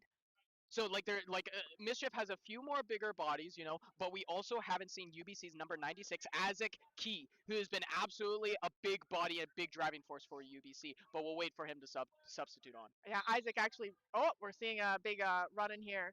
Let they slow down. Isaac's actually the big leader, making this team happen. It's all thanks to Isaac. Derek Taylor dancing around Sahil. Christos now being pressured by Sahil. Sahil is the one-man army there, passing off. Brittany Taylor to Derek Taylor. Taylor off on the right side. Oh, and that might be a card from number 7, Josh Lynn. Yeah, that looks a little bit from behind there. UBC, in their eagerness, can often be a little bit on the reckless side there. They really want to get in and make those hits. They don't have the people out west to practice against. Their closest team is the Alberta Clippers, which is a 12-hour drive away from Vancouver. So they don't have quite that same game experience we're going to be seeing from Mischief on making sure their hits are legal in game time, where, the emotions are going. The emotions are going. The adrenaline is high, and as we see the coach for UBC giving a little bit of instruction to Josh Lynn on the sidelines. But Mischief got the advantage. Gabe takes advantage of Dang. Yeah, a beautiful fake there from Gabe, who's always been quite speedy, and great to see that they're using their beyond just the speed, the brains of faking people out, doing something cool, and not just throwing it through and missing. Weird thing to say. Don't know who would miss and throw it around, but I haven't commentated yet today. We're a little sleepy. That's all right. That's all right. We got Dang now with the ball being met by Christos Caldas. A hoop defense being seen by Mischief. Dang trying to get Christos up into the air, pass it off to the side. Loving what's happening in the corner here with that UBC chaser number 26 fighting to make an opening for Gabe on that medium hoop for their players to score against. They're maybe going a little too hard. There's no hand up yet as in the Quaffle game, Josh Lynn still trying to get the pump fake. Oh! A beautiful goal from UBC! That was the patient UBC offense. They've been working so hard on that. They've been working on not just throwing it away, and they were careful. They passed. They messed with that hoop defense. Is what you need to do to score on those trees is to break the trees. You got to figure out how to cut them down without actually cutting them down. And UBC, perfect offense there. That was fantastic. Great shot. Number 3, Warboy walks it in and gets the shot. Beautiful. And that's what we're going to see from Jacob. Played in Germany for a year with actually myself and Kaylee on the Munich Wolpertingers, and we got a lot of reps out there. I was very impressed, and we're going to see some really good plays from this experienced player on Mischief. Dang. Coming up with the ball, passing off to Josh Lynn. Josh Lynn beat by 2 beaters. Sinan taking the ball for a fast break. Coast to coast, fake 1, fake 2 into the third hoop. Really unfortunate beat there, being thrown back and hitting their own player instead of Sinan, which would have been, it was a beautiful throw. I heard the thump from here, which means they were making a good choice, and it just unfortunately missed the offensive Mischief player and hit their own player instead, which is part of the game. It's all part of the game. As number 97, Isaac Key, substitutes on now. We're trying to see if there's more of that physicality. Number 26, as you said, Sin Zi Wang is really trying to put on that pick pressure. Number 7, Josh Lee. Josh Lynn, pass it off to Key. Key, no good! Too low of a shot. Trying to be collected by UBC, and Jacob Warboy collects for Mischief. Yeah, that was beautiful patience there from Isaac, not taking that first shot, and just an unfortunate miss there. You know, he really had the making sure I'm not just taking a shot at a blocked hoop, and unfortunately missed that open hoop. But great job from UBC on, again, making openings on a trees defense, which is something that a lot of teams struggle with. Yeah, very. Yeah. We're going to. I think we're going to. Yeah, we're going to switch to our beautiful faces probably. Not sure how we. Ah, yeah. There we go. There we go. Fantastic. We just have an injury substitution going on right now. And Yeah. So we're just going to So, make sure everybody's okay. What's your favorite way to beat a trees defense? Straight down north and south. I bring them all the way to the right, and then I pass to my big driver on the left, and then just timed up with the beaters and just straight down their throats. That is my favorite way, and I like when I be the one to do the dunking. It's my favorite. That's just one way. You can also pick off of the hoops, move the ball around, try to shift that defense. But my favorite way is to just straight north and south. And I am scared of you when you do it. I have a. Well, I'll say it after this one. But with Jacob Warboy making moves on Key, trying to put a big pass. Over the Rachel head. Behind, over the head, overthrows. Matthew Bunn makes the shot, and that's what this team can do all day. Yeah, and that's some experience, making a straight pass, no hesitation, no problems there for Matthew Bunn, making an easy goal on that top hoop. So as I was saying, I have a clip from a practice that we were both at for TC, and there's like me spinning around, and I drive in, and then a little shriek from you, and a step to the side. It was it's what I call a business decision. Number 6'7", going 67, going through, but gets caught up by Jacob Warboy. Number 26 with the grit. Jacob Warboy, and trying to get a call there by the ripping the jersey. Christos Caldas now, number 26, again with the being ferocious there. Yeah, I will say, Jacob, you expect the refs to call everything, and I'm going to call you out for that. They can call everything, and what you feel on the pitch might not be what they saw. You never know. Never know. Just play through it, buddy. Exactly. Gabe now with the ball on right side. Christos Caldas on the left. We're seeing a box offense here.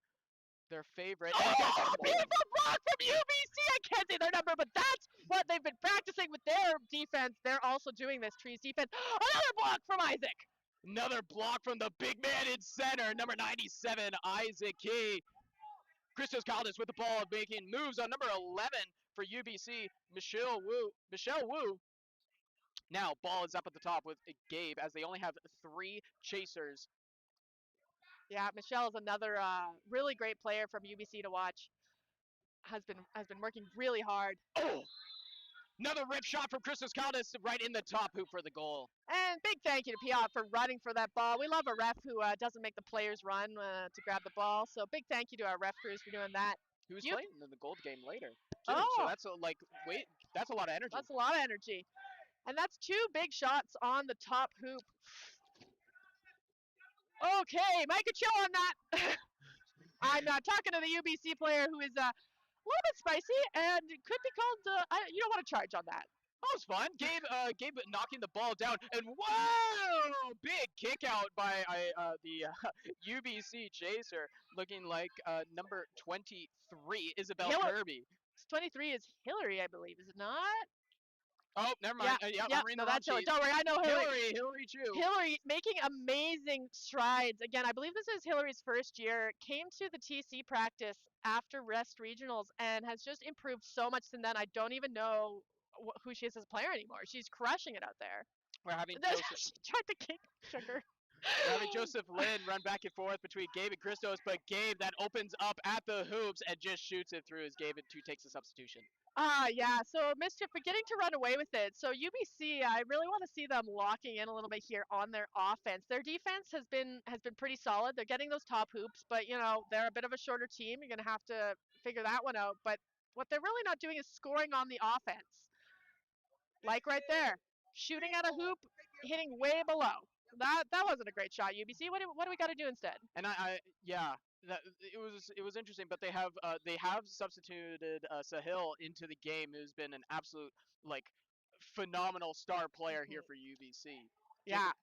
Jacob Warboy with the ball now, as there might be a call, and there is a call. Looks like on Mischief. I believe they were pointing to UBC, but you never can tell. So when the refs put their hands in the air, they're pointing to the naughty team and forming a wall to block the ball from going back in the other direction, so that the head ref knows what's going on.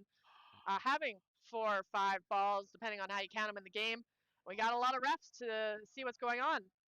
Now this is I believe this might be a SWAT, which number 7 has Josh Lynn.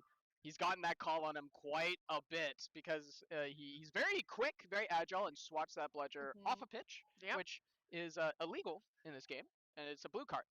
Yeah, so at least that's a blue card because I do believe Joss has already gotten the yellow, and we don't want to see an ejection here for UBC, who can't really afford that with the size of their bench and the intensity that the Sorry, and Sinan scores it, beautifully done. Just unfortunate UBC had their hands up, but Sinan saw that opening and it bounces right in the little hoop. Okay, UBC, let's go. UBC, unbiased commentator. I'm fully biased commentator. That's fine. And you know what? I know lots of these Mischief players, and they've won things before. I want UBC to win something. That's fair. You know what? That's fair. You know what? We're here to call the game, and that's totally fair. That is some feet in the air, and Sinan is in the middle of it. Dang.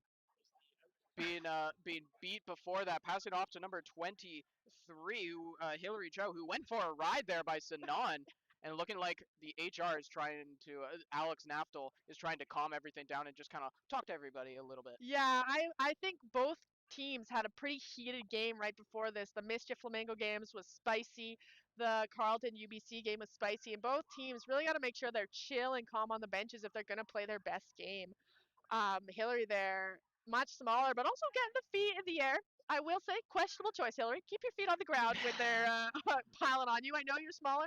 I want to see nice turtling, and when you're all alone back there, you really can't do much. You might just want to get back on defense. Yeah, just cut your losses, and if you turtle, the rest of your team can get back on defense, get set. Rather at that point when you have two other and you have a beater from the other team right there, it's best to just try to turtle that. Just so that they don't take it and run the other way and your team is not ready. Yeah, and that is one of UBC's weak points is on a fast. I mean, it's most people's weak points is a fast break. Yeah. So having that turtle happen and letting the team set up on defense really allows UBC to do what they've been practicing, which is that strong defense. I've seen such amazing things from them in that previous game against Carleton and this game where they are just on it. And Carleton had to try 4 times before they scored on UBC. That is another SWAT card looking like coming to Sahil. Another blue card coming to UBC. They're really been practicing their SWATs, and they're really good at them. They're just they've been hitting the gym a little bit too hard. Yeah, and personally, I'm not the biggest fan of swatting. I just try not to do it because it's so hard to get it just right so that it goes to your team. You don't swat it after your beat. You don't swat it off pitch. I'm just gonna try to dodge it. That's good right there. Matthew Bunn now with the ball, passing to Sinan on the left side of the pitch. Number 23 stepping up, but whoa, and a big jersey grab, looking like it's going to be a free offense for Mischief, a free opportunity. Flying like a kite was number 23. Matthew Bunn going for the drive, misses the shot, and it's out of bounds, but it looks like there's going to be a call to UBC. It's gonna be a call, but I'm still a little bit embarrassed for Bunny for missing that shot. I would really like to see him just hit that. Really Yeah. unfortunate for UBC because now they're gonna have 2 players in the box. But Bunny, what are you doing? You could hit that. Yeah, we're going to have to see where the quad ball is placed now after that shot. If it's going to be, or if they might do a reset Yeah, and bring it back up to center. But you are right. This is looking like it is going to be 2 chasers in the box. Yeah. So honestly, with UBC, it's not bad. I'd probably like let him. Well, maybe not let him get a goal, but It is a good question of is this a Canadian reset? So if any of you are IQA or American players, we reset the ball to our half, and that is just how we do it when there's a foul advantage call like this. So because the whistle is not instantly blown, we have all the mischief players wandering back onto their side to move around, Yep. place themselves as they see fit, and they're going to have a opportunity here of a 6-on-4 defense. Yes, and Offense. offense with 100 points to 20 for mischief. They come onto offense and try to extend their lead in this bronze medal game. Warboy driving through, looking like he got it through before the beat. Yeah, but that looks like that was after the first penalty was up. So both the UBC Chasers back in the game, and it looks like UBC is taking that timeout. What are they going to be talking about? UBC. If I'm the coach of UBC, I'm looking at this score 110 to 20. This is also a growing program. Knowing this as well, this is a great opportunity to learn, try new things, and you know what? Sometimes they'll work. I think what they really got to do, it's really hard because UBC was able to utilize their speed against other teams in which that did not have that speed. But the thing is that Mischief is also a team with speed, but they also have vets. So they know how to take those angles, how to cut off somebody who's just as agile as them. And so it is an interesting decision what you do with here.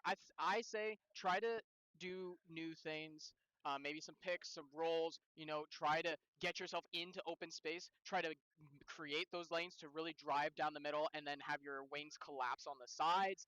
We've been seeing a lot of trees, so maybe you put in key and try to utilize that physicality there. I know that's Sahil also likes to get physical and make those dunks, so I think you can utilize that as well, and maybe try to do a little bit more north to south if you think on the beating side you can get there. UBC has had some really great coaching, so I'm excited to see if they try something new coming out of this timeout and into play. What do you think for Mischief? Well, if I'm Mischief, I'm gonna just keep my head level. I don't want to make any silly mistakes. You Yeah. know, you can get cards for some of the silliest things, head beats, swatting off pitch. You don't really want to be getting any of those to make it harder than it already is for Mischief. And just keeping your head level and not getting flustered if UBC does manage to come at them a little bit.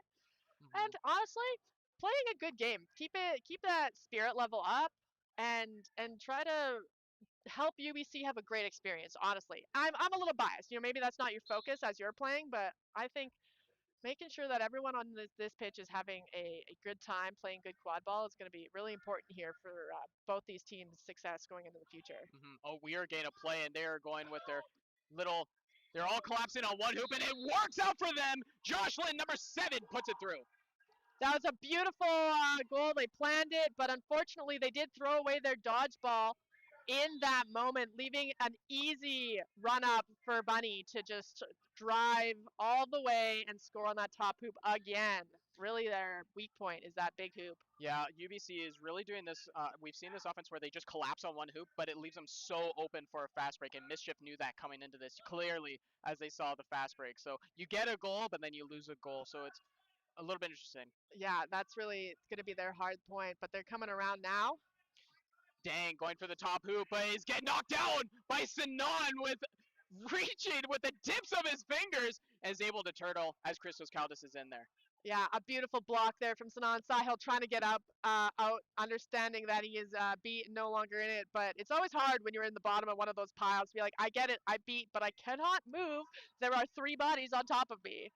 But beautiful block from Sinan right into a safety of 3 Mischief players. We are seeing a blast from the past as we got Levi Medeiros donning the white headband.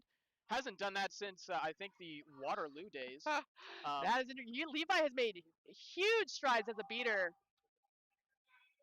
Gabe going for the shot, Yeah. that is brought down by Dang. Dang collects for Yeah, UBC. and Dang going for a fast break straight into a beater.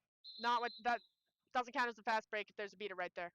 Yeah, it looks like they're going to bring that ball back because when he got beat and then flew his arms, which then put it to his own player. So can't really do that. So it is going to Gabriel Kwok. Yeah, absolutely.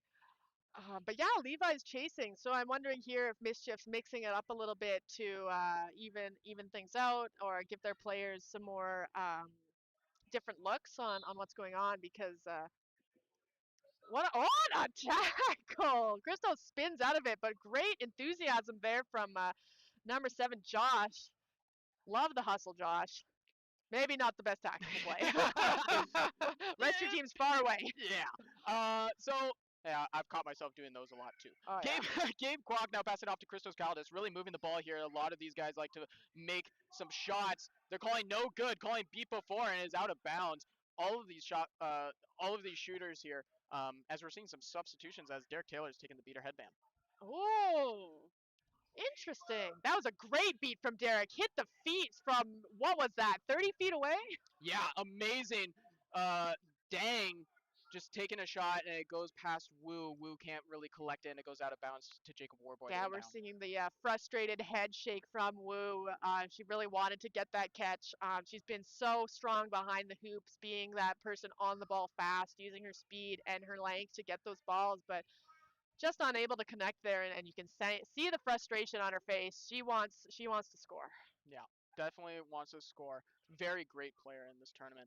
Gabe now 17 on the right side as we are seeing this box offense. Gabe facing off against Josh Lynn. Josh Lynn trying to get the tackle, can't. Gabe shakes him off, shaking off another tackle, going for the shot is no good.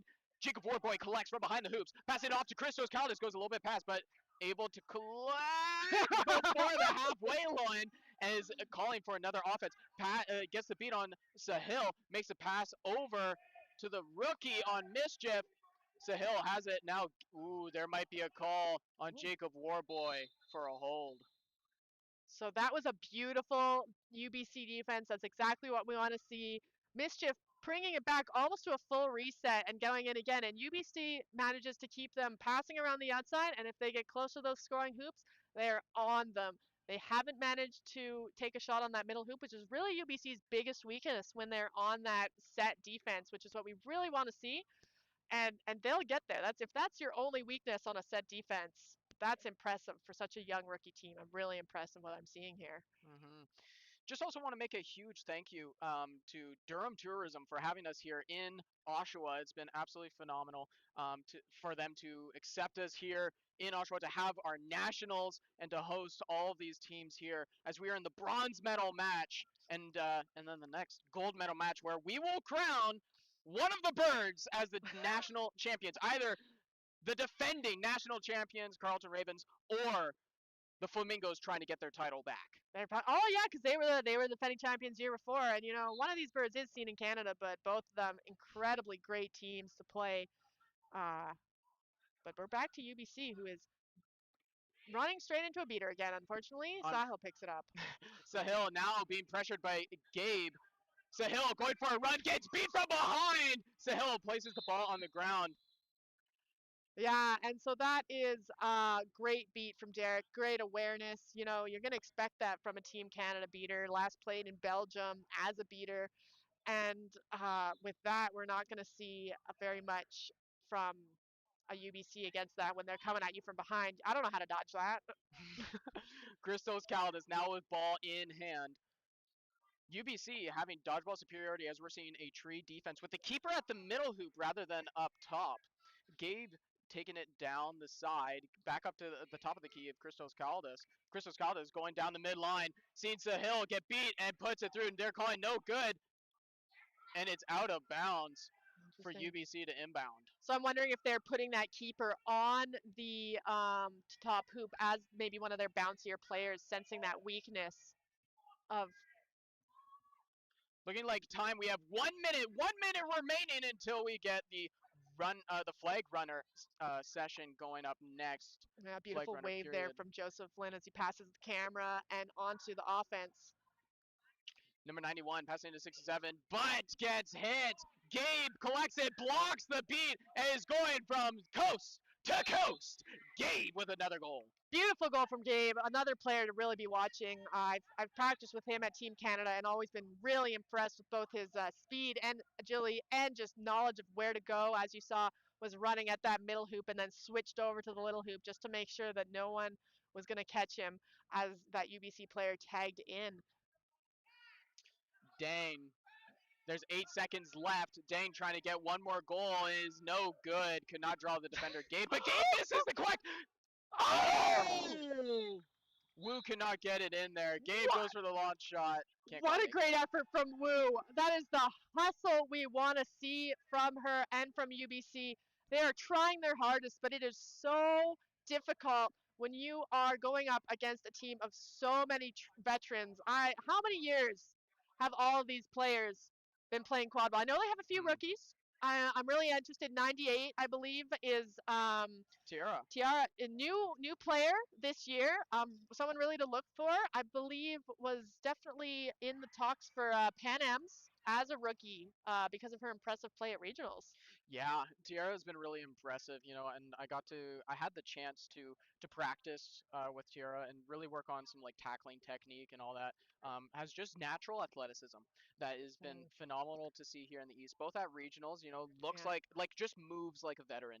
Like just has that natural athletic ability to run, move with the quad ball in their hands. Yeah, that's exactly what I saw when watching her film. Was just like may not know quad ball specifically, but knows sports so well. And we see that from UBC. They know sports so well, but compared to one or two rookies on Mischief, they just can't quite compete with people like Christos and Sugar and Derek and Britt and Scott and Levi. Let me just keep listing all the players who have played for probably 5 years or more, maybe even 10 on some of them. Christos, an old man, yeah. Yeah, well, funny enough, he was actually my teacher at a music camp. So confirmed right here from Darren Bale, Christos, old as dinosaurs. And actually, there's another student that he taught that is also here today. So he told me before, he's like, it's happened again. So fun story with Christos. When I first came on to play, about 8 years ago now, when I first came on, I went to my first tournament, and I had a midterm on, so I couldn't play at the Ravens Rumble. But I saw Christos Caldas reffing, and then I like watched, and then he came up. I was like, Mr. Caldas? And he looked at me, he turned, and he did the slow turn, and he was like, oh no, it's happened. So it's been phenomenal. I've played with him now on Team Canada. I've played with him when I was on Toronto Raiders in my first two years in the MLQ, and so it's been phenomenal. He is older, but Yeah. you know what? He's outlasted me. Yeah. He is young and spry still, and still playing at a top elite level. Truly, and wiser, honestly. That's the other thing here we're seeing on Mischief is Team Canada and bubble players is maybe 90% of their team here. So that is another thing Yeah. UBC doesn't have the same access to with practicing. So we're having the expected kind of difficulties for someone who has only themselves to play out west. Yeah. But they're really doing a great job. I'm loving their defense. Quite honestly, it is so strong from when we played them in regionals. They beat us handily. They deserved every inch of that win against the Alberta Clippers, and I am so excited to see them here in a bronze medal match, which is a first for UBC, Yeah. and truly so amazing. We are here now at the brooms up for the Canadian start. A lot of future Team Canada players, I'm sure, on UBC as we get a brooms up, and Dane wins the tip-off for UBC, collected by number 67. Now pass off to number 7, Josh Lynn. Josh Lynn with the ball in hand and goes. Gabe caught looking. And now pass over to 67. Number 67, Joseph Lynn. Passing it off and could not collect it. I believe that's number 11, Yeah, Michelle Wu. Michelle, two-handed catches. That's what I want to see from you in that position. That's the only reason you get that. Now that is a beat up top, but number 7 makes a block. Number 7, just that athletic ability, and misses the shot. Yeah, and again there, I'd love to see having that UBC player a little bit more behind so that they can collect that shot. When you're missing on there, you really don't want to have it go straight out on that side of offense. Derek Taylor in the flag runner game, now having some alone time now with Varga. And the swim move might have just sealed it for Mischief. That was a beautiful move from Derek. You know, someone I didn't know was a seeker. So interesting. I think he's put on every headband except the keeper headband. Something that we like to go for in the Alberta Clippers occasionally. We have a couple players like Derek who are utility players, and we want to see them in every headband color. So the refs are now going to be discussing here if that swim move was a proper swim move or if there was a little more two-handed grabbing and hugging of the flag runner, which is not allowed. We want to see a nice single hand wrapping around behind, getting that flag.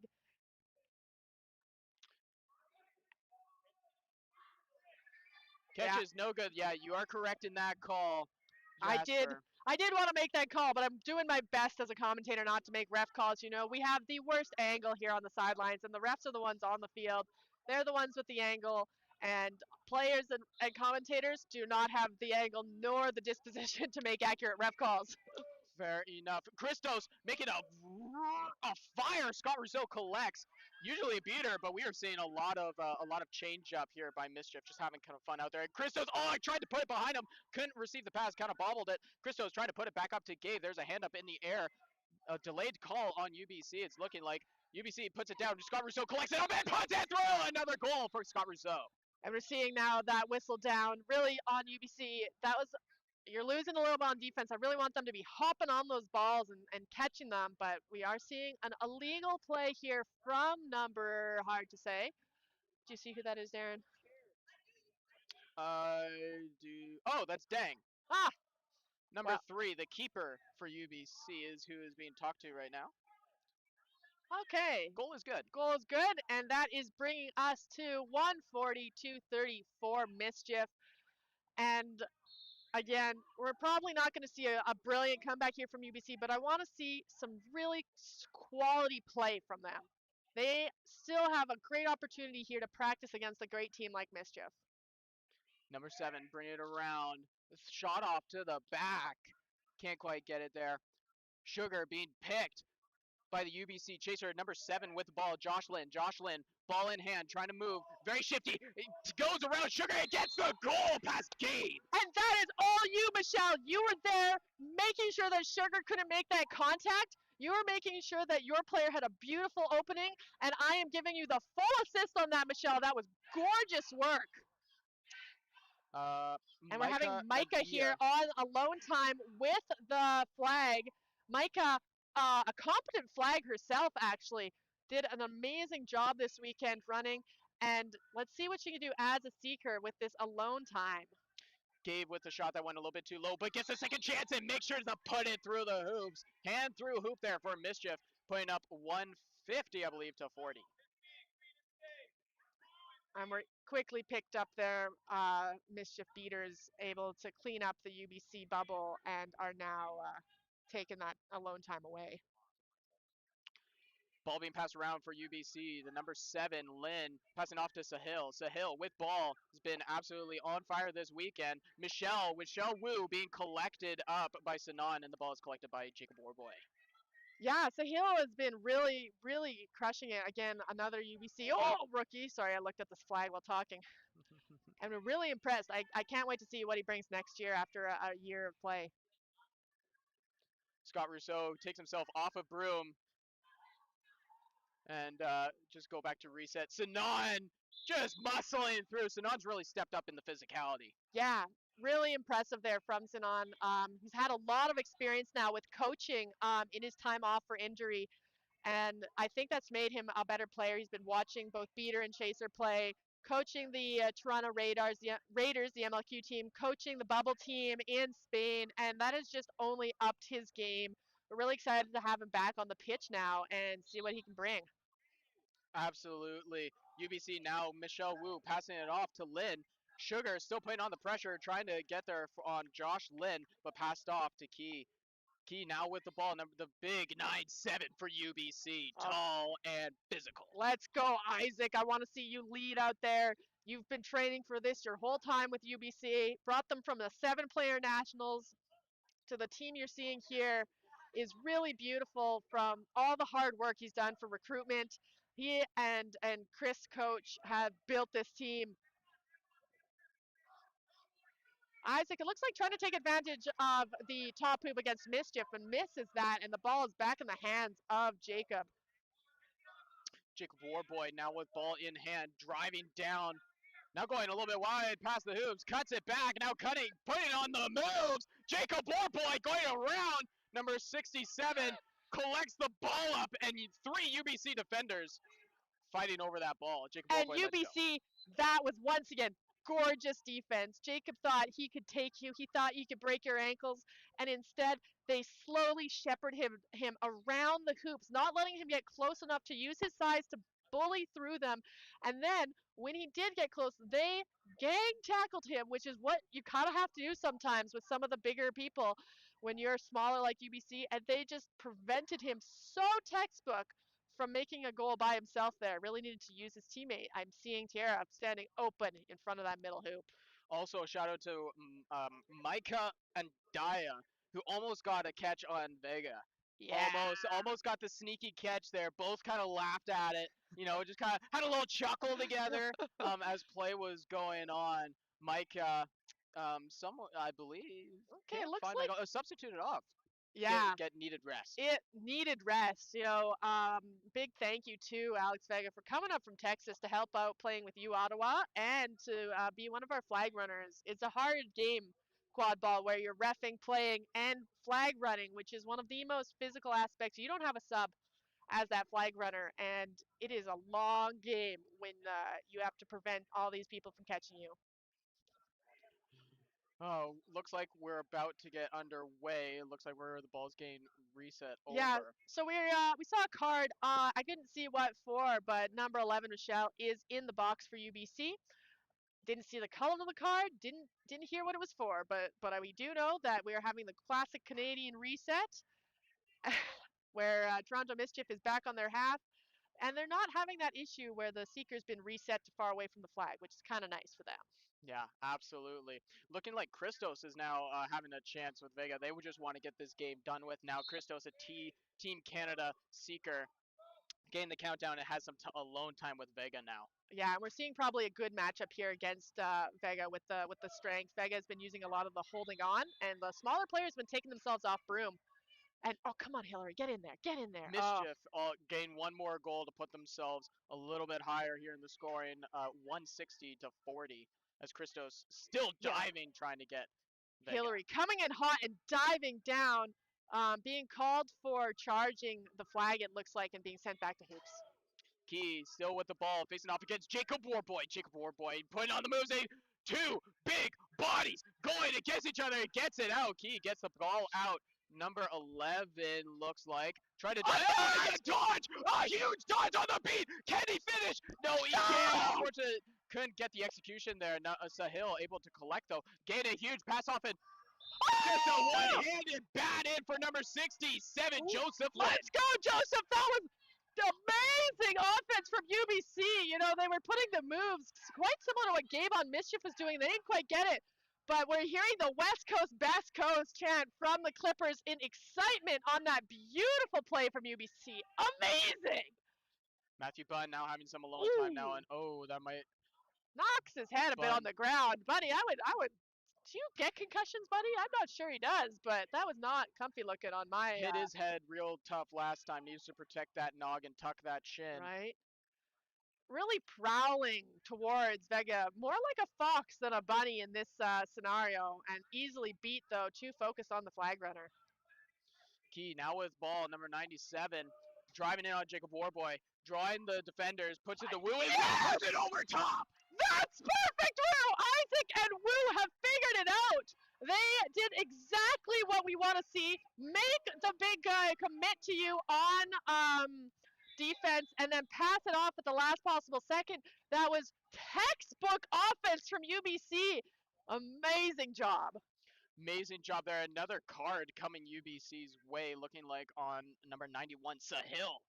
And we've seen that a bit from Sahil. Sahil, one of the great players we're seeing, and also one of the feistier ones, is a little prone to running into some contact and gets a little over eager and not making sure that he's playing always in the rules of the safe way. Although again, it's hard to know all the rules when you're just playing by yourself.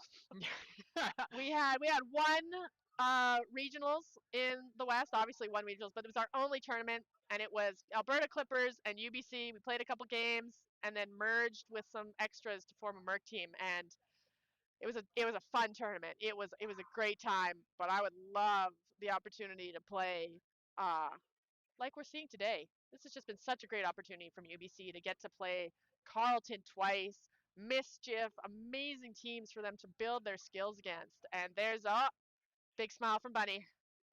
Big smile from Bunny, looking like they might just get a medal. A bronze one at that here for Mischief. Yeah, for we're feeling it. The Toronto community team. Because we're at the time here too where we're approaching the end game, which in Canadian rules, if you're not familiar, is at that 10-minute mark after the flag is on, the game ends unless it is a tie, in which case it goes straight to overtime. With Mischief being so far ahead, all they need to do is run it out, and hopefully no one gets injured. That's my goal at this point in time in the game. Jacob Warboy now passing to Gabe. Gabe taking the shot. Easy shot at the top. Easy shot. Micah dodging it because as a seeker, she's not allowed to engage with that ball. And what a beautiful C shape she made to avoid that quad ball going back to Isaac.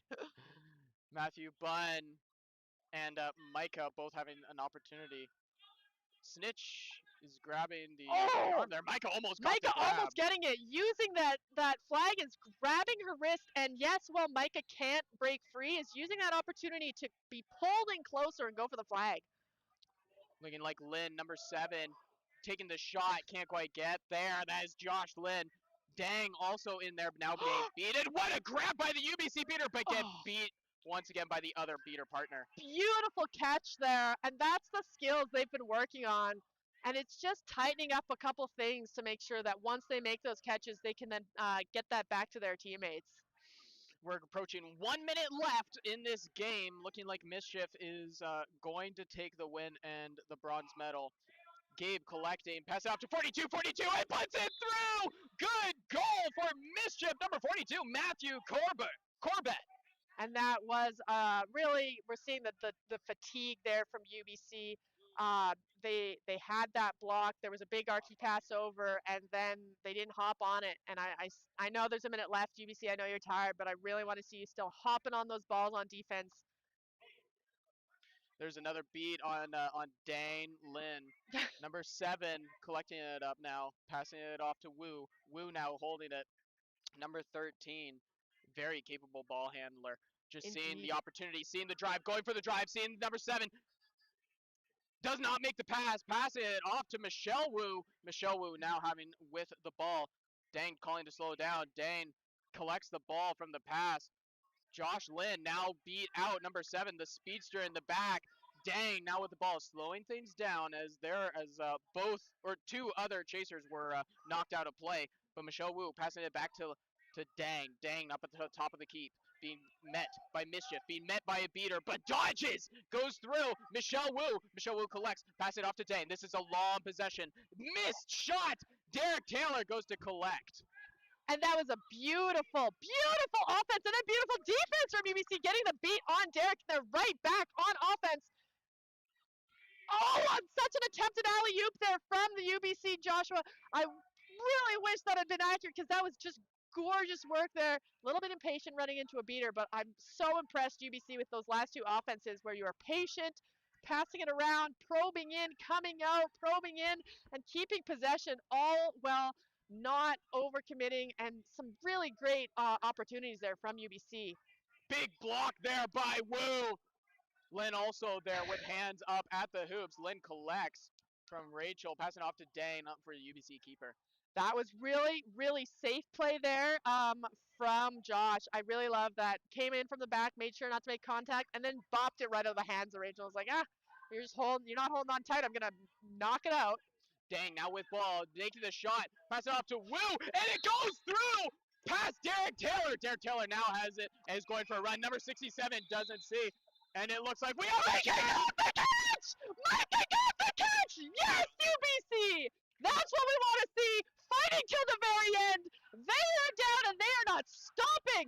We are hearing the chant of Micah from the Alberta Clippers on the side. We saw a beautiful shot from Woo there, and that is UBC tenacious, fighting till the end, never stopping until the game of the last 3 blows of the game whistle. Micah being so aggressive and just ever vigilant there. Just an absolute player, absolute dog, and it is confirmed. A good catch on Vega.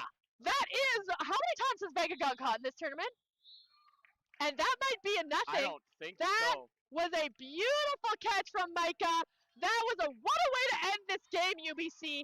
You fought hard, you fought well, and that is 4th place for UBC, which is unheard of, I think, in the last couple of years, and I'm so proud of the Mischief. Of course, that was a well-fought game. Your quality, we know you play quality quad ball, and that was a beautiful, beautiful performance from Mischief.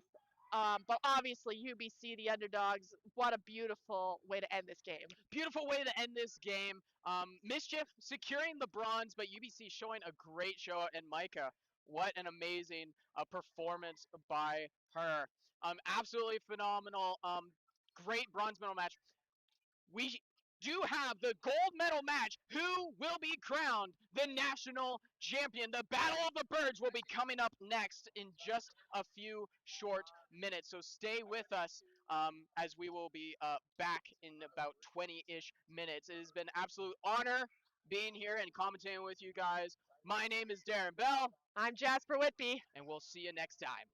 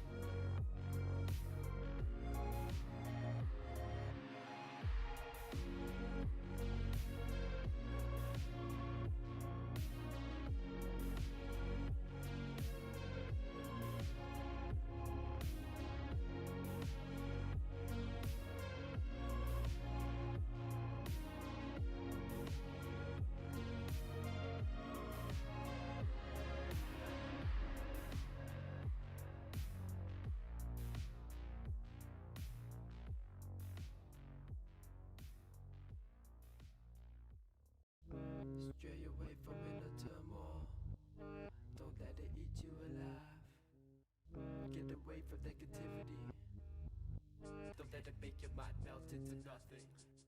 Stay away from inner destruction, it'll consume your whole being.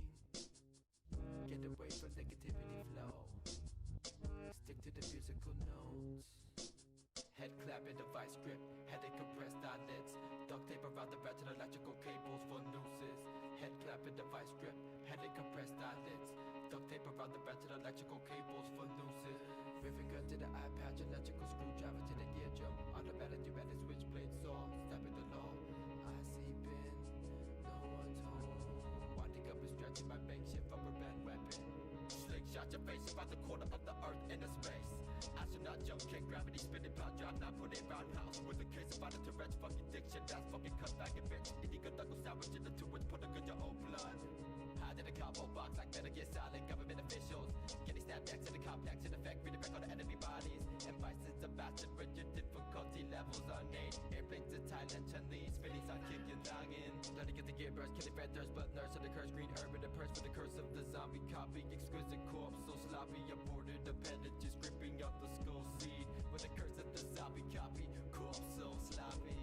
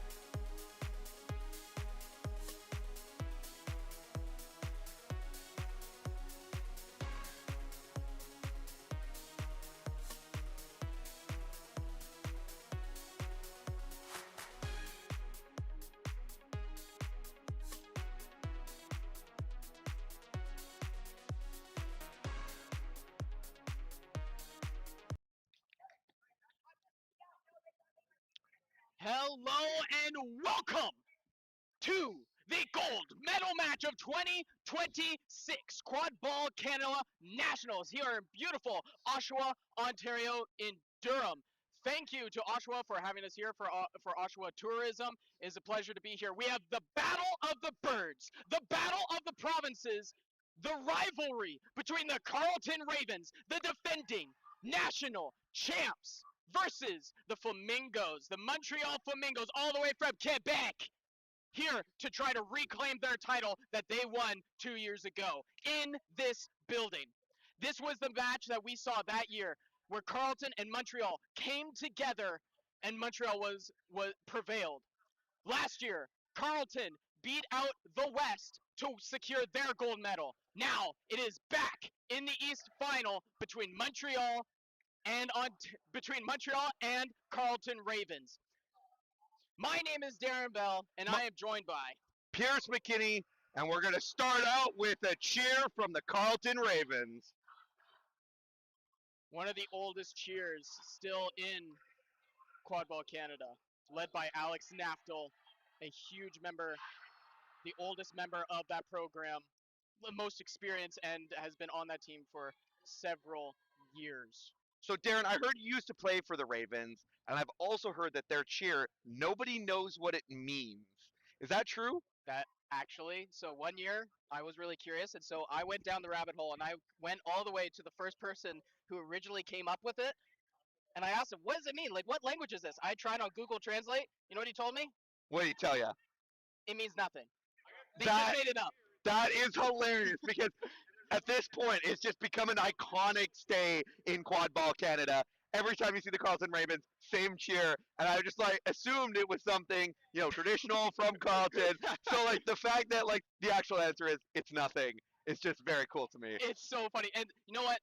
That is a little bit of quadball, It's so unique. It's a unique sport, and we're excited to bring it here to Oshawa as we're about to get underway between two powerhouse organizations that have been at the elite level for several years, been and have met in the finals in regionals and nationals multiple times. We have Aya Tessier on the jump ball for Carleton, Antoine Barassa, number 69 for Flamingos, in the white and pink. And the room goes quiet as we wait for Kyle to deliver the jump ball. Kyle Ross, your head ref, your gameplay director. We have some of our best and most equipped ARs. Devin Dutt, the shaved man himself, is here. We also have Derek Taylor. As we get a bruise up, Antoine winning Montreal Flamingos the first offensive possession. We do have a card or a delay penalty. Coming for the Ravens. Must have been something there. Looks like we're going to have a quick stoppage here. We're going to see who that was. It might have been Christian Barnes from the States. Oh, I think, yeah, delayed start there. It looks like the AR noticed it. Ooh, never mind. The rookie, Kyle, number 12, gets the card. Kyle Ricker is into the box, a rookie, and in this high intense game. Maybe some of the pregame jitters. Number 42 gets the first goal and draws first blood for Montreal Flamingos. And we have Ravens now moving their way up the field. Ball's in the hands of Evander Bentley as we get to the halfway part. Evander Bentley, keeper, number 55, ball in hand. Andre Allard was a rookie alongside with me. He's the last rookie from that year, still on the team, the last Samurai. Number 42 on the right side. Christian Barnes and Emily Naftel, both with dodgeballs in hand. Andre Allard finds it, can't quite get into the hoop. Aya Tessier tries to put it through, collected by Evander. Put through to Kit. No, put through, and this Montreal team is flying across the defense. What a defense there. So many shots, so close, and yet the Flamingos, they just shut them down. Nice blocks there coming out, making sure that nothing's getting into those hoops. Alex Gagnon there, just flying from both sides of the hoop. A light and electric player. Atona Crow now with ball in hand. Number 24, LC, Louis Charles Dupont. Number 66 in front. Pass down to Gagnon. pressured. The 42s face off. Juliet there, and another goal. That is 2-0 for Montreal. Very nice play there, drawing the play into that back corner and then coming back around to the front. Beautiful goal. Carleton now with the ball in hand. Montreal with 2 dodgeballs. LC and Felix Tremblay. Felix doing the high on the side. Andre throws it down and misses the shot. Takes a quick substitution off now. Atana Crow coming into play. Atana Crow going from coast to coast. Goes around Evander Bentley and puts it through the top hoop. Right above Aya. That is 3-0 for Montreal Flamingos. And I just want to give a huge shout out there. Felix Tremblay had a beautiful catch in the midfield from Christian Barnes. Beautiful catch on that beat. Alex Nafta with ball in hand. Seeing Evander, puts it, gets the body, puts it through, and it is blocked by Peaches. Peaches absolutely stops Evander Bentley. Beautiful defense again there from Flamingos, just being in front of those hoops with the arms up, blocking anything from going through. Carleton now coming out with the big bodies on the chasing side. Now being passed from Joe to Sav. Sav to Joe up at the top. Going to Felix Paquette, the rookie kid, falls down. Goes to Atana Crow, and it is, no, head ref says no good. So I think the ball went through the hoops there, but Atana Crow was beat in the motion of making the throw, which would make the goal no good. We're going to see here what the refs deliberate as they're all coming in, and we'll go from there. We'll see what goes on from there, but that is on Ugo Nwadike, who's a huge shot blocker for the Carleton Ravens on defense, which would be a huge bolster for the Montreal Flamingos, which brings about 40-0 on 4 unanswered goals for the Montreal Flamingos. Yeah, so I guess the beat happened after the ball left his hands. That's what the refs deliberated, and now we have Carleton, who's going to be looking for an answer here. They've got big bodies on either side of Naftal. Now Ugo Nwadike going to the back, looking like they're going into a kite offense. They only have 1 dodgeball on this offense, seeing a 2-2 defense. Joanne Lamb now dropping back into Tree's defense. Gwen trying to put a spin move by Naftal and puts it through and posterizes on Joanne Lamb. Big play. And if you didn't see there, Christian Barnes, the beater on Carleton, was just right at the hoops. Like, he's like, I'm ready for anything. You want to go and beat my guy, you got to go through me first. And that's what you want to be doing as a beater in that situation, is you need to be there so they don't want to lose that bludger. Atana Crow now with ball in hand with Joanne Lamb on the right side. Evander Bentley trying to go. Still in keeper zone, still safe from that beat. Passes up to Atana Crow. Ugo Nwadike goes up. There might be a card coming Ugo's way. The ball gets stripped.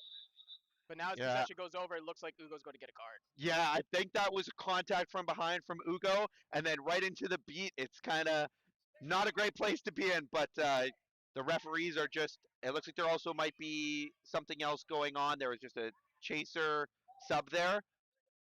Looks like an injury of some kind. Looks like, it does look like an injury going to the medic tent. Just looking like got some blood. Coming from the head.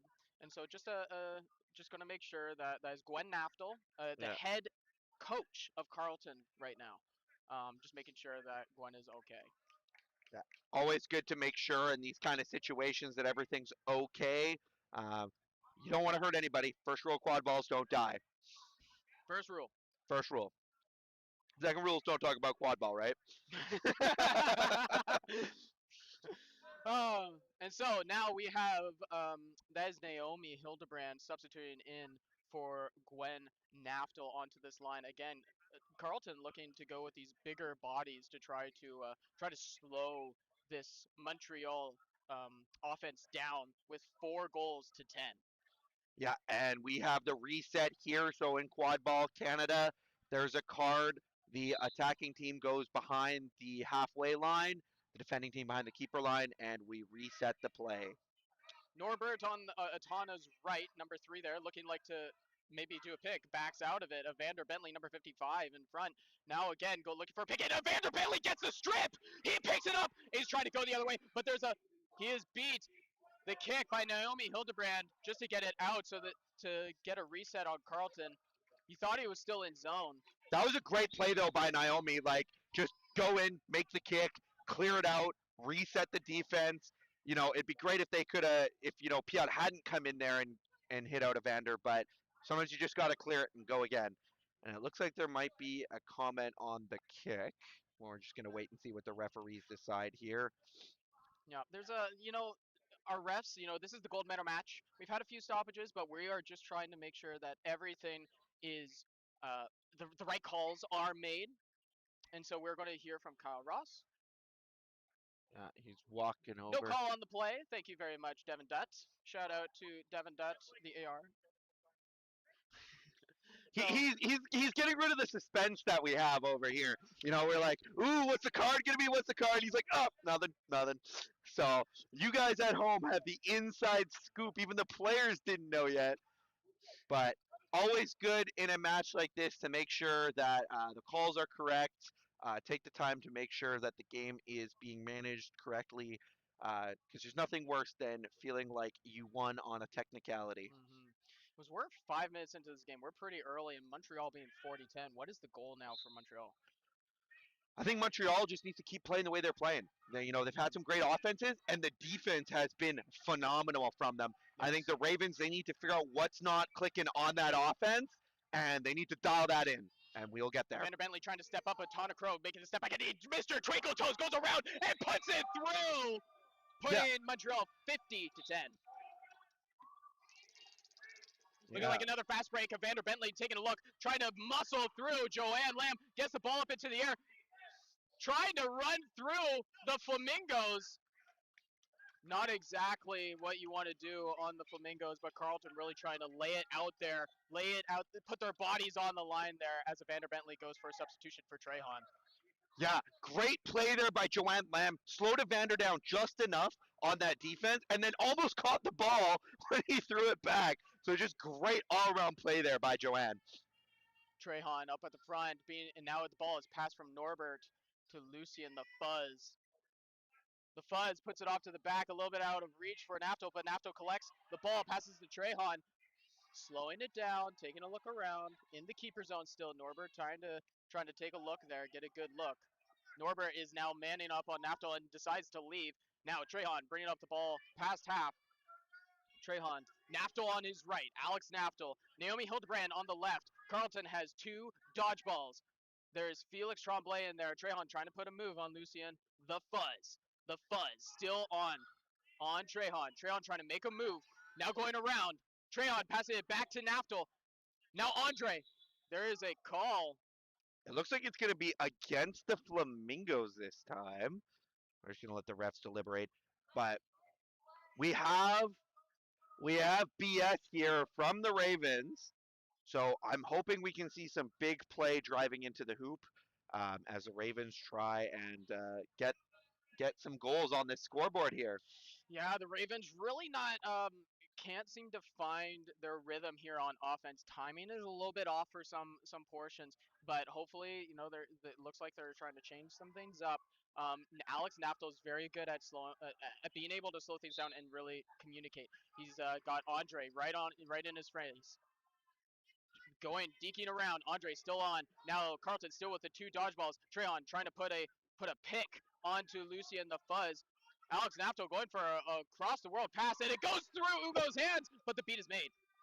Very nice play there. And I think what we're seeing here on the Carlton offense, where it maybe is falling apart, is they're just not able to set up. When they are, it looks phenomenal. But there's just been so many times in that kind of neutral zone where they haven't been able to finally fully set up. We'll see if that continues as we go into our next play here. Mm-hmm. Now Juliette, again, a lot of that international experience has been showing up this entire tournament, now being passed to the Fuzz, who's really showed up the athleticism as he shows it off there. Puts it off to Andre. Andre bobbles the ball. Ugo Nwadike grabs it, wants to go for a run. There's a beater. Elsie, Louis Charles DePaul tries to put the ball back. It puts the ball out to Trehan, and Ugo goes back to tag back in. That's some amazing athleticism from Ugo. If there was no beater there, that was goal town all day. Alex Nafto now with ball in hand, blocked by Naomi, grabs the ball perfectly placed, and Naomi gets the goal. And that's what Carleton needs to do. That was the synced up offense. Great pass out, and Naomi in that right spot. Just grab, catch, go. Gagnon, Alex Gagnon substituting on, number 42. Substitutes on and gives the, let's slow it down, let's calm down, we're good, we're good. Needing that expertise there as Julia drives in and gets a amazing Beautiful goal. I think here Carleton's finally starting to come into this game. You know, Flamingos just played Mischief before this match, and now I think they're just dialed in and ready to go. They definitely are dialed in. They're showing a hoops defense. Carleton with one dodgeball on offense. Rookie on the left, Kit gained the ball, pass to Kit there, number 5 for Carleton. Antoine Barassa in front, all-star player for the Flamingos. Alex Nafto facing off against, goes to the pass to Aya, the tall player at the back. He gets the shot in. No good, no good. Waiting a hold We there. saw some arms up saying good, some arms across saying no good. I'd be curious to know. They said that looked good from our angle, I think, and we'll see what the refs decide. But either way, phenomenal play, that pass over, and Aya just shooting it in. Yeah, that we're going to remount. Looks like they're saying it was no good. It looked good on this angle, but you know what? We're going to continue to play. Any shot that goes towards the hoop, I just assume it goes in when I'm not reffing. So Trehan just running straight into Antoine Barassa. That's not, Antoine's got the long arms. That's something you do not do. it looks like we have a little bit of a dog pile going on here. And a big beater play going on in the middle of the field here.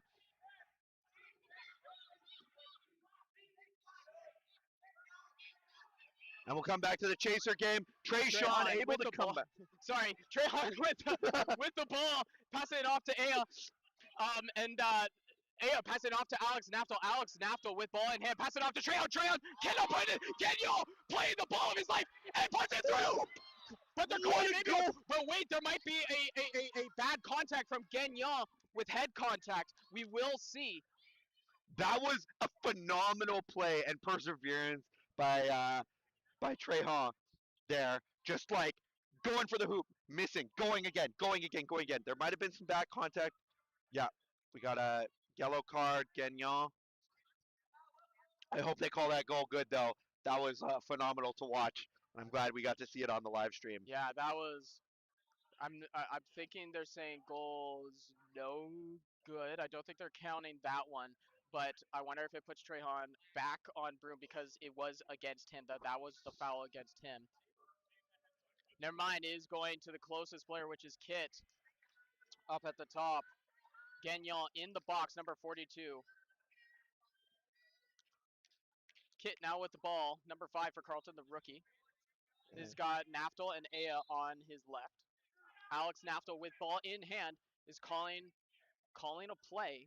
Carleton having 2 dodgeballs in hand right now. Montreal running a 1-2 defense. Naftal is seeing it, gets around Antoine, and the ball is stripped from his hands. And Antoine he's taking the ball upfield. Antoine now with ball. Shot to Juliette. It was actually a pass, and they're saying no good. Yeah, no good there from Bunny. No call there. No whistle. Alex Nafto's going down. Evander Bentley try point. Oh, what a flick! Evander Bentley, can he see? Does not, and decides to take it himself. Yeah, it was a great play there by good call there by Alex to throw the ball before he got wrapped. Just not the greatest throw, but Evander able to just recover and get the goal. That was a long shift there for Alex Nafto and takes a well-needed substitute out. Now Andre Allard onto the field. Seeing this first line that they started off with. We'll see how they hold up. Again, 3-goal deficit for Carleton. Evander Bentley coming in and puts Joe to the ground. Ale with the long arms! Not able to collect it up. Peaches misses! Great defense there by Carleton. By Aya just blocking that shot and able to get it back to Evander and just shut that down. Great work there by their whole team to just not give them any opportunity. And that's what you need to do these Flamingos. They see the hole, they're going through the hole. Montreal calling a press. Calling a press. Andre Allard able to shake off. Joanne Lamb sees the beater, passes it off to the back. Aya Tessier trying to pass it off to up at the top. Joanne goes for a kick. Andre Allard collects. And it looks like he saved that before it went over the midline, so no reset used there. Andre taking a shot is not there. It is get blocked out. And it looks like the Flamingos now have an opportunity here to make a play in the hands of a ton of Crow. Tana Crow, very is a super vet. Like definitely has been in this position before. For Valhalla, has been in this position before. Andre pressing up on Norbert. Norbert passes up to Tana Crow, number 24. He drives down the middle, tries to see, collapsing. Evander Bentley, but he gets around Evander Bentley, goes on Kid. Kid tries to go, but Peaches is open. The beat is made on Peaches, but there's a bludger back from LC to stop the fast break. Aya slows it down. It looks like here we're going to see Carleton set up on a full offense against the Flamingos. Pass is made to Andre Allard up at the top, number 42 for the Carleton Ravens. Trehan on his left. There are two chasers who have been knocked out. Carleton does have dodgeball superiority. Andre opts for the back wing. Naomi coming in. Aya going for a substitution. Andre going for a shot. That is good! The shot from the back! The archer himself! And what Shooting a it! beautiful goal. And that's where you need someone marking because nobody was on him. And so he just has the space to make that shot. No, I don't think anybody was ready for a shot from behind like that one. No, and with that background in beating has a cannon of an arm and being able to put it through that top hoop. Atonic Crow now with ball. Seeing the chaos in beating and then puts it on to Montreal's Andre who puts it through. Yeah, we're seeing those great plays by Montreal, always having someone at that far hoop just ready to grab and dump. And we've seen Carleton make the same play a couple times as well. It's resulted in 2 of their goals, and I'm sure we'll see more. Timeout has been called by Carleton. Big celebration from the Flamingo bench to try to keep up their energy. Valid, very valid tactic. So, yeah. Pierce, if you're both of these teams, what are you saying? I think we need to see Carleton slow down a little bit more on the offense. They seem to be losing the ball before they even set up the full play, and that's just not going to get you the goals you need. For the Flamingos, I think the defense was looking really solid in the first couple minutes. We're starting to see some holes in that Flamingos defense, so you need to refocus and get marking again. Mm-hmm. And I think that's what both teams are looking for here. What's your say here, Darren? I really like the trees defense that we did see from Flamingos. That was really interesting. That's where we got to see where Carleton was very direct with their offense, trying to pass it off and get onto that one side of the hoop. But they are so close together because there's 3 people on the hoops that say like Gagnon. We saw time and time again Gagnon able to run across from one side of the hoops all the way to the other and make a huge block like that. There would be multiple hands there. Carleton just not being able to finish and execute. I think Carleton needs on offense needs to make one more pass in those situations because there's a lot of times when there's somebody who's open but they opt to running into Flamingos. You can't do that. That's something that you just can't do on Flamingos. This is a physical team. You can do that against like other teams like maybe like UBC that you met in semifinals, but you cannot do that against Flamingos. They are way too big, they are way too strong and way too experienced.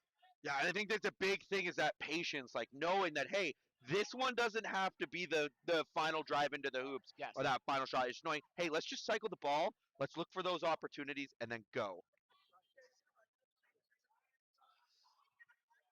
Thank you for looks like it is Shaggy, the one, the only Shaggy, in the comments section. Martin Chiazon, played for Ottawa and has also played for this Montreal Flamingos team 2 years ago when they won their gold medal last.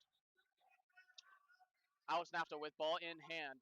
Carleton does not have dodgeball superiority. Trehan coming in, trying to put the moves on Natana, makes the move around and goes through, shows that physicality. What a great read there on the defense. He had saw that Felix, the beater, had stepped up to make a beat, and that gave him the room to make that play. Fantastic, fantastic. Trehan, what a great weekend he has had. Top scorer for Carleton so far. Tana Crow with ball in hand, passing it down to Andre, number 61. Oh, Tana was not expecting it. The Oh, feed is missed. nice dodge there by Atana. Picked up by Juliette. Carlton trying to bring that ball back, but there is a no dodgeball situation, and Andre, number 61, executes.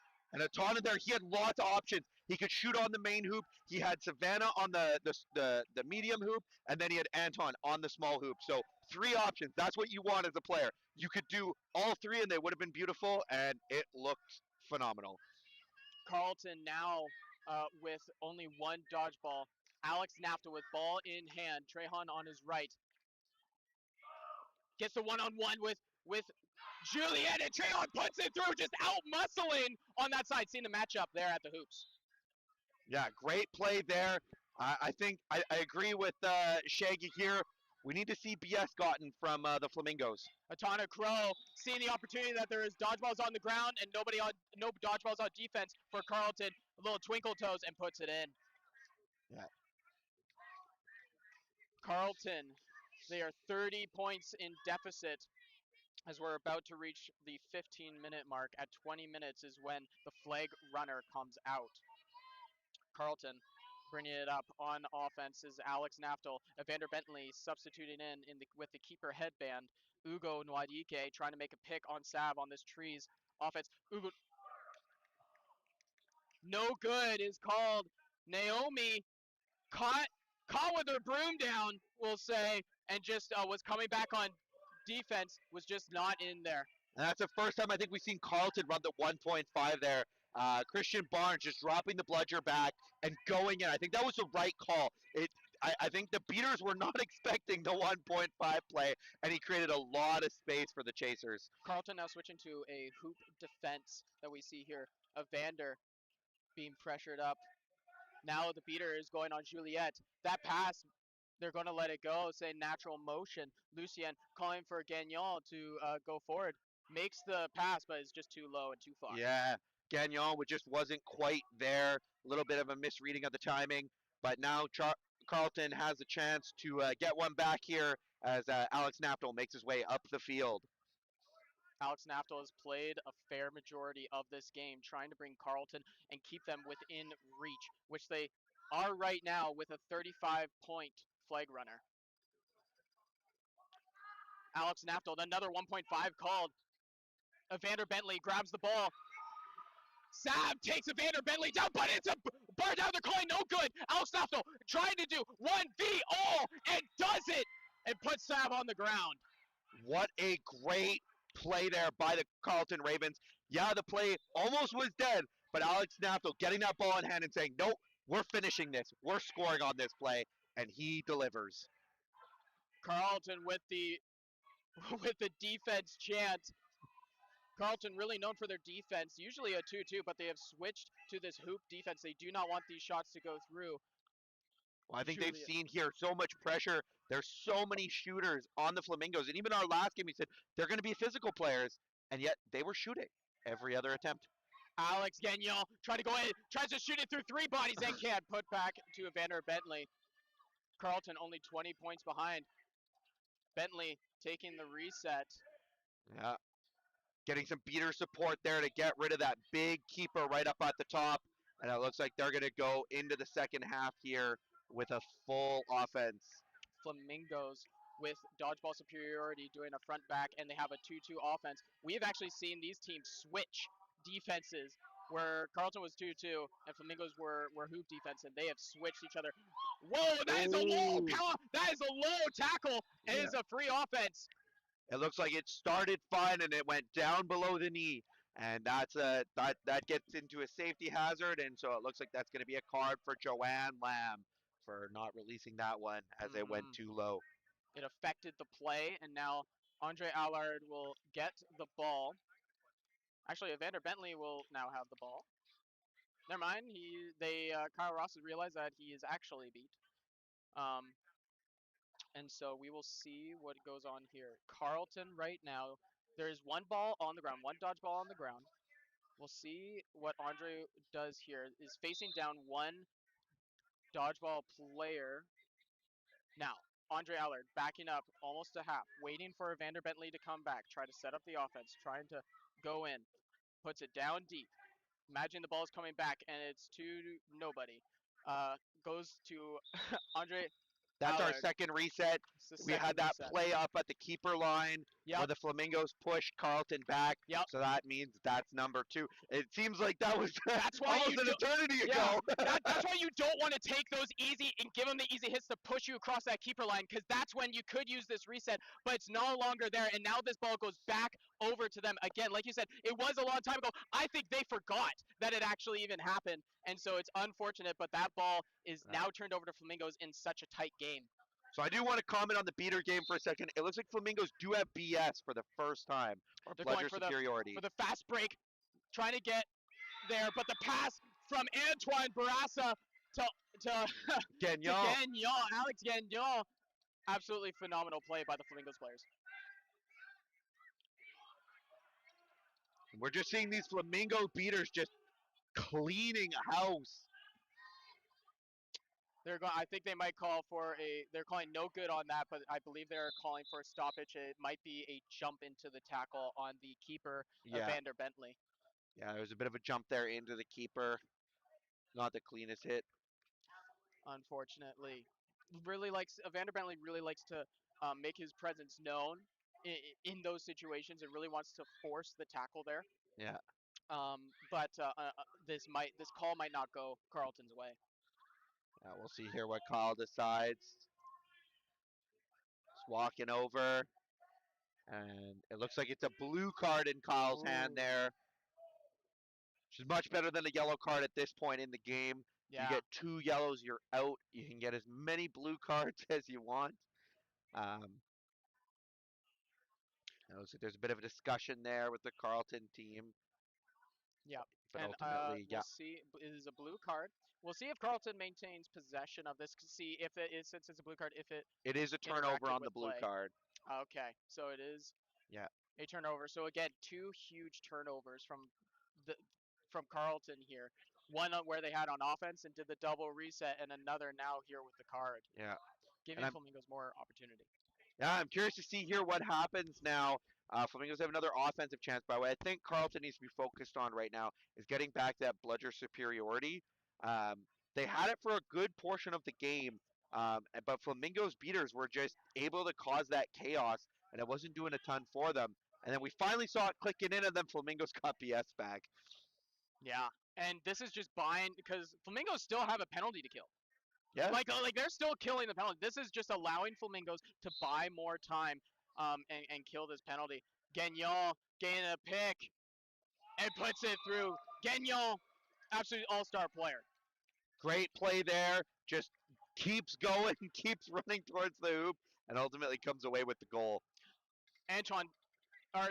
Alex Gagnon absolutely celebrated. I think has been an MVP of this game so far, both on defense and on offense. Has amazing goals and has been an absolute all-star in probably his last game for a little while, as I talked to him earlier. Now Alex Naftel passing it off to Kit, the rookie, trying to put it through, trying to muscle through. 4 players, realizing there's 3 hoops, puts it through. Great attack there by Carlton. Not only was there a goal, but they also got bludger superiority back from that play. And it looks like there might be a call. Oh, a no goal call. We'll see what they say here. Off broom, I think they're calling that. Kit came off broom before. Can't have everything. Bludger superiority and the goal. Yeah, I think that was the rookie in there just trying to go through that one goal, but that one hoop where there was 4 people, and then realized, oh wait, there's 2 other hoops, and then finally went there, but at that point was already off broom. Yeah, it can be hard when you have all these people around you grabbing you, and you're just trying to get that ball into the hoop, and you also have to stay on the broom. Yeah, that is just it's game experience, and it comes with time. Just kind of realizing, oh, there's a lot of people here. That means one of the other hoops are open. Atana Crow now with ball. Telling Andre to go deep. Go farther. Go farther. Atana Crow passing it off to him, trying to spread that defense. Now calls the ball back. Atana Crow puts a shake on Kit, passing it back to Andre. Andre, beat is made there, collected up by Alex Naftel. Great pickup there by Carlton Ravens. That's what they need to be doing. They need to be shutting down those plays. Don't let them get the drive on the hoop. Don't let them take the shot. Get them to play it into the corner and then just clean it up. 30 seconds to try to get one more goal to try to put in range. Alex Naftel, and oh, another goal! He tried to be cute with it! He tried to be cute with it and pass it off rather than just taking the body, and it is to Flamingos trying to put it through again. Atana Crow gets the goal, and they get it, putting themselves 50 points ahead of Carleton, well ahead. Yeah. That was a great play there by Atana Crow. He heard the timer going and was just like, I am going with everything I got for this goal. I think Carleton has realized or in this there's a lot of small things, especially in the last 5 minutes. They've given up about 3 possessions to Flamingos and lost 3 possessions of theirs due to cards, due to not staying in the game. And so Flamingos have taken the opportunity and they have absolutely crushed the last 5 minutes of Flag Runner on pitch. Or going into Flag Runner on pitch. Yeah. Carleton's got to be careful going into this. They're going to have to put those bludgers onto the snitch here. It looks like Ugo's got the yellow headband on for Carleton. And I don't see yet who's going to have the headband on for the Flamingos, but they have some real good seekers. Felix Tremblay, Peaches, both phenomenal. So we'll see which one they choose here to start things out.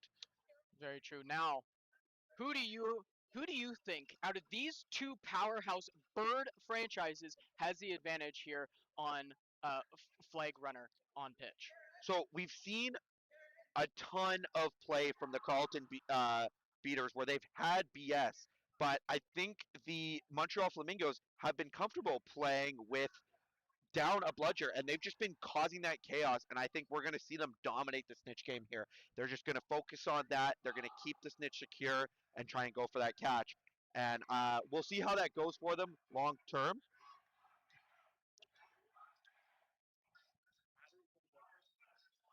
Being just having a technical. Just switching out the camera here for the. 1 second. Switching out the camera for the GoPro. We're just calling for all of the fans here just to take a big step back out, just so that they have some room for the dodgeballs, or if someone gets tackled out of bounds. Vega is our flag runner for this matchup. Is an MLQ, has been a flag runner for both MLQ as well as on the international stage. Has played for Mexico, Team Mexico, as well as I believe the Team International during the Quadball Nations Cup. So a lot of experience for Vega in all fronts. Is actually visiting here from Texas. Yeah, and it's great to have him here, and it looks like it is Felix Tremblay who's going to be the starting seeker for the Montreal Flamingos against Ugo for the Carleton Ravens. Yeah, big, huge matchup. Both have somewhat similar body types in which long arms, tall individuals. Felix has a little bit more body height. Ugo has a little bit more hand or arm length. But Felix really likes to dive and try to dive around. Ugo Nwadike tries to muscle a little bit and then get a little bit of a dive. So very similar but slightly different play styles. But two fantastic seekers. And I think what you're going to need to see here is the beaters need to be on the snitch. Now, Antoine Barassa again gets another win for Montreal Flamingos as they get their first go-ahead. Another dodge beat. Norbert Bueno trying to put it through. Collected. Not collected. Carleton could not get their hands on it. Keeps it alive. Sav Campbell now has the ball. Putting it up to Joanne Lamb. Joanne Lamb now having the ball. Atana Crow calling for Joanne Lamb to go. Shot goes over and wide of the middle hoop. Now Felix Tremblay gains some alone time with Vega. And this is what you want to have. You want to have that alone time with the snitch. They're both great seekers. And oh, he was just like a fingertip away from the catch. Wait, there's a call. There's a call. There might be a catch for Flamingos. But they're saying, I believe Vega was saying, because he stopped playing, and he told the seeker the headband, but then he stopped playing. So I'm wondering if there might be a call there. Yeah, it looks like they're discussing it. We're going to see what happens here. But hopefully here we'll get a quick decision. That's what we always ask for when there's a ref party in Quadball. Catch is no good. Call from Kyle Ross. Back to hoops is calling for that now as we get underway. Ugo Nwadike eyeing down Vega, saw the flag runner, the flag in Tremblay's hand, and wants it himself. Yeah, you can see he's like, as soon as that countdown goes, because he doesn't start on the whistle up. There's a 3-second countdown, and then he can go for the snitch. I think we're going to see him launch forward and go for that catch. Yep, does have to beat LC. LC gets the beat on Kit in the Quaffle game. Gain a pass off to Aya, and is down. Aya trying to muscle through. Gain a pass over to Alex Napto, and Alex Napto puts it through with the soft hands. Ugo Nwadike on snitch. Great read there by Aya to see, hey, I got all the players over here, and just see Nafto and go, yep, pass to you, nice goal. Great play by Carleton Ravens. Ball is with the Tana Crow, taking it nice and slow. They are ahead, so he can take his time. Takes his time with this. Christian Barnes beating out the Seeker, and nice catch from Felix Tremblay. Ugo Nwadike gains some alone time. Joanne Lamb puts it through the top hoop for Montreal, putting it up higher and closer to that gold medal. Oh. Ugo needs to come off the broom. Alex Naptel trying to go through the entire line. Passes off to Evander Bentley. Evander Bentley. Oh, and the Tana Crow comes out of nowhere and smacks it down. Oh, and it looks like we're going to have a second here on the snitch. Looking like Vega, it might be a little shaken up there. Not sure what happened. We're seeing some ref discussion here, so there might be a card or something wrong. Kyle's fishing in the pockets. Yeah, he's talking to Devin there. So we're probably going to see a card here coming out. And it looks like it's for Seeker. Felix Tremblay, if there's going to be a card. That's huge, because not being having the ability to shut this down. Now Montreal is still up 5 goals on Carleton, and the flag runner is only worth 35 points. So if Carleton can get 2 quick goals and they catch, they can win this. Yeah, that's a yellow card. And if you're Ugo, that means you got some alone time with the snitch, but do you go for the catch here? Do you go for the catch? You know you guys are down. You still have a couple minutes to win it, bring it up in the Quaffle game. What do you think, Darren? I think at this point, if it's 21-42, you have to take your opportunity now. You have to catch it, and then you have to trust your Quaffle line that you can get the goals, but you can't just wait on this. I don't think. I think you just have to, because it's 3 goals is 35 points is 35 points, and then you can get the 2 later. But if you wait until Felix is back, he's such a good seeker, he might get it and then seal this game. So I think you just have to try to get 30 points and take advantage of this, and then hope that you can make up the 20 goals or 20 points. I think it'll be good for Carleton's morale if Ugo can go for the catch here. He's got lots of alone time, hopefully. But now, as the beaters, you got to be really paying attention. And it looks like we're going to have a reset for Carleton's offense since there was a card. So advantage is called, which is going to be great because hopefully we can see some of this great offense again out of the Ravens. Now, this does put it for beaters in this. Now it's as if the flag runner is not out there right now. For Flamingos, the beaters are not split. It's just Ugo on Vega. The beaters on Carleton can maintain on offense, and the beaters on Flamingos can maintain on defense. Yeah, this is the opportunity if there ever was one, and we'll see what Carleton does. Alex Napto passing off to Kit, who puts it through over top and bodies Savannah Campbell.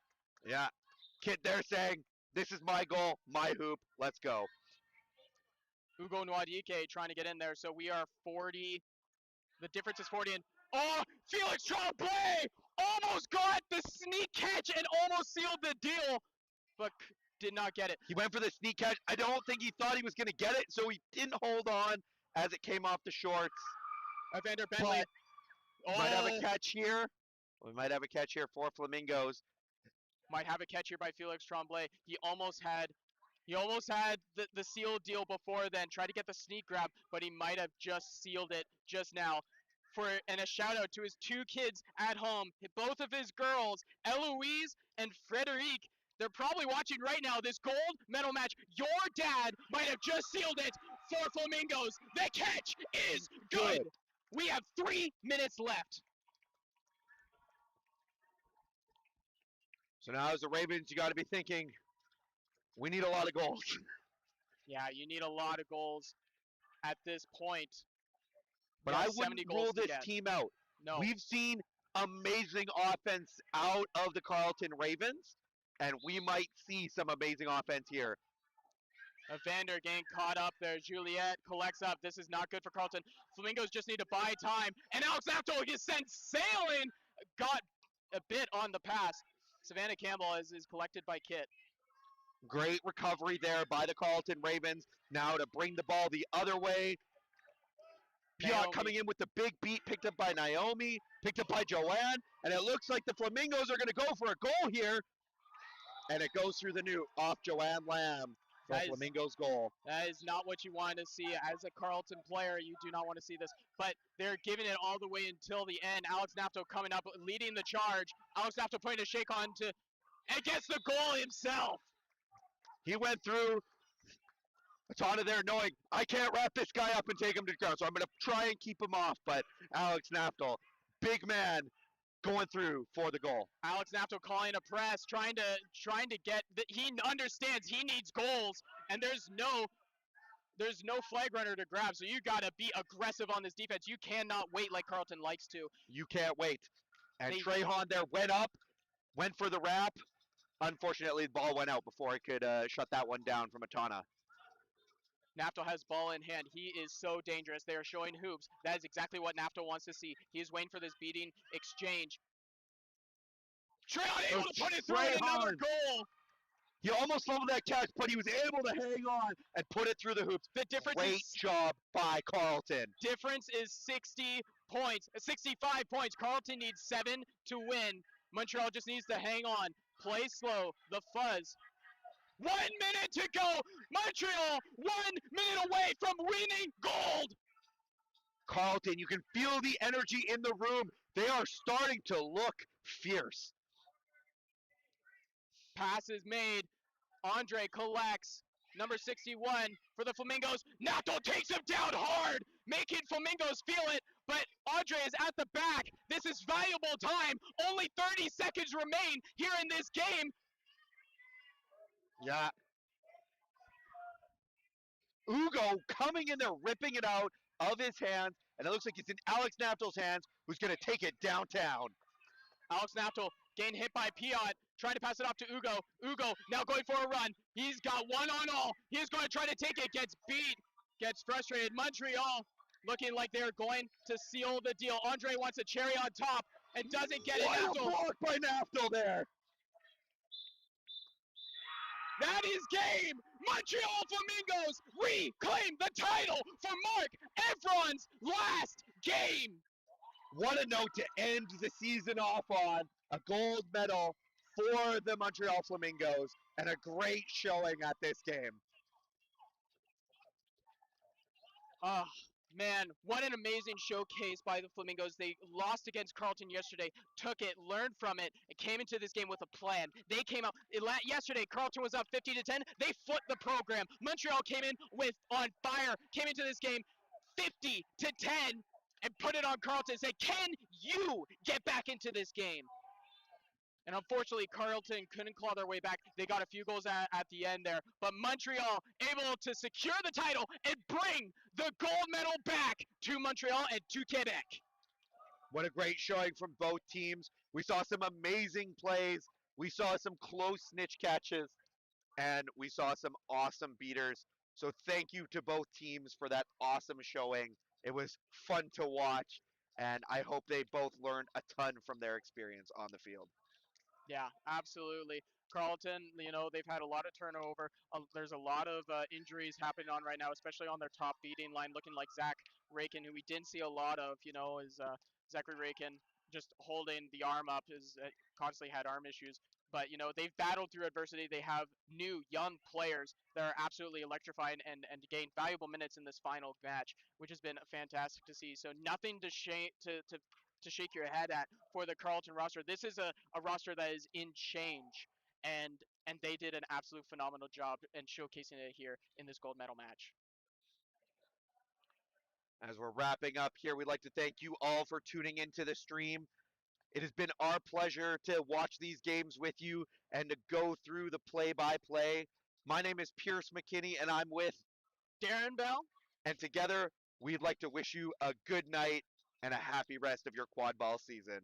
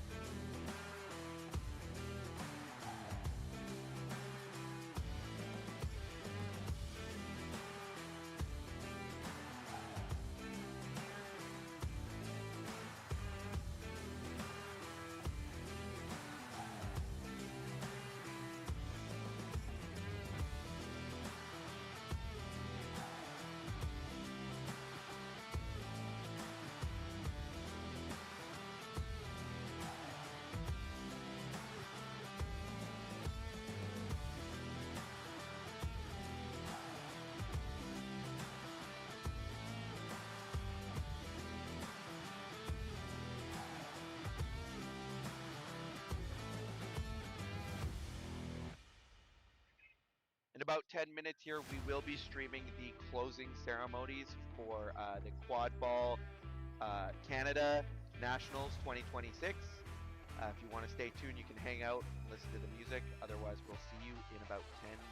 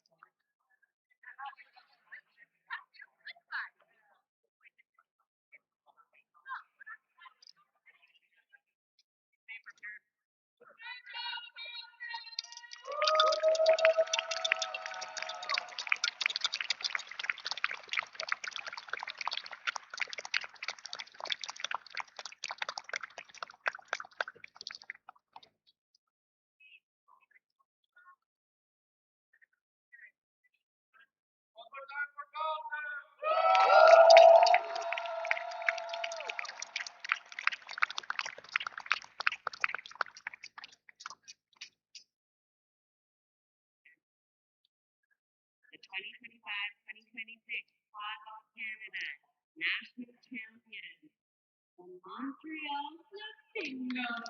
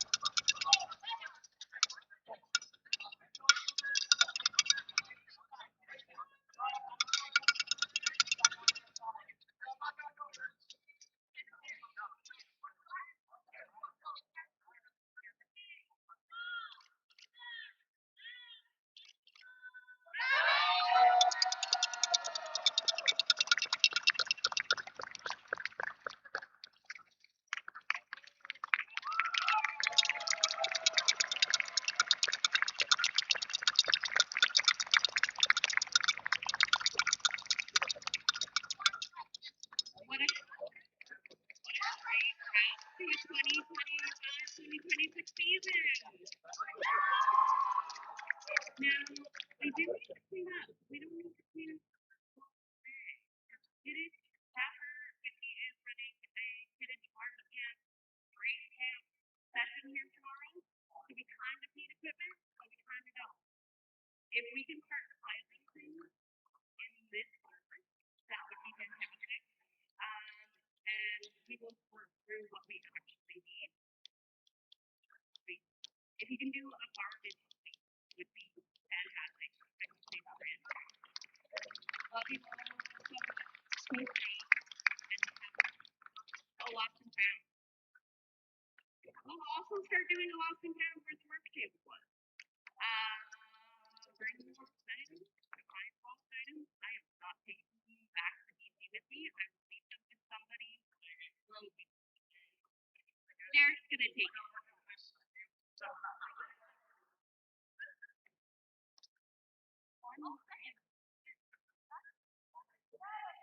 Thank you so much.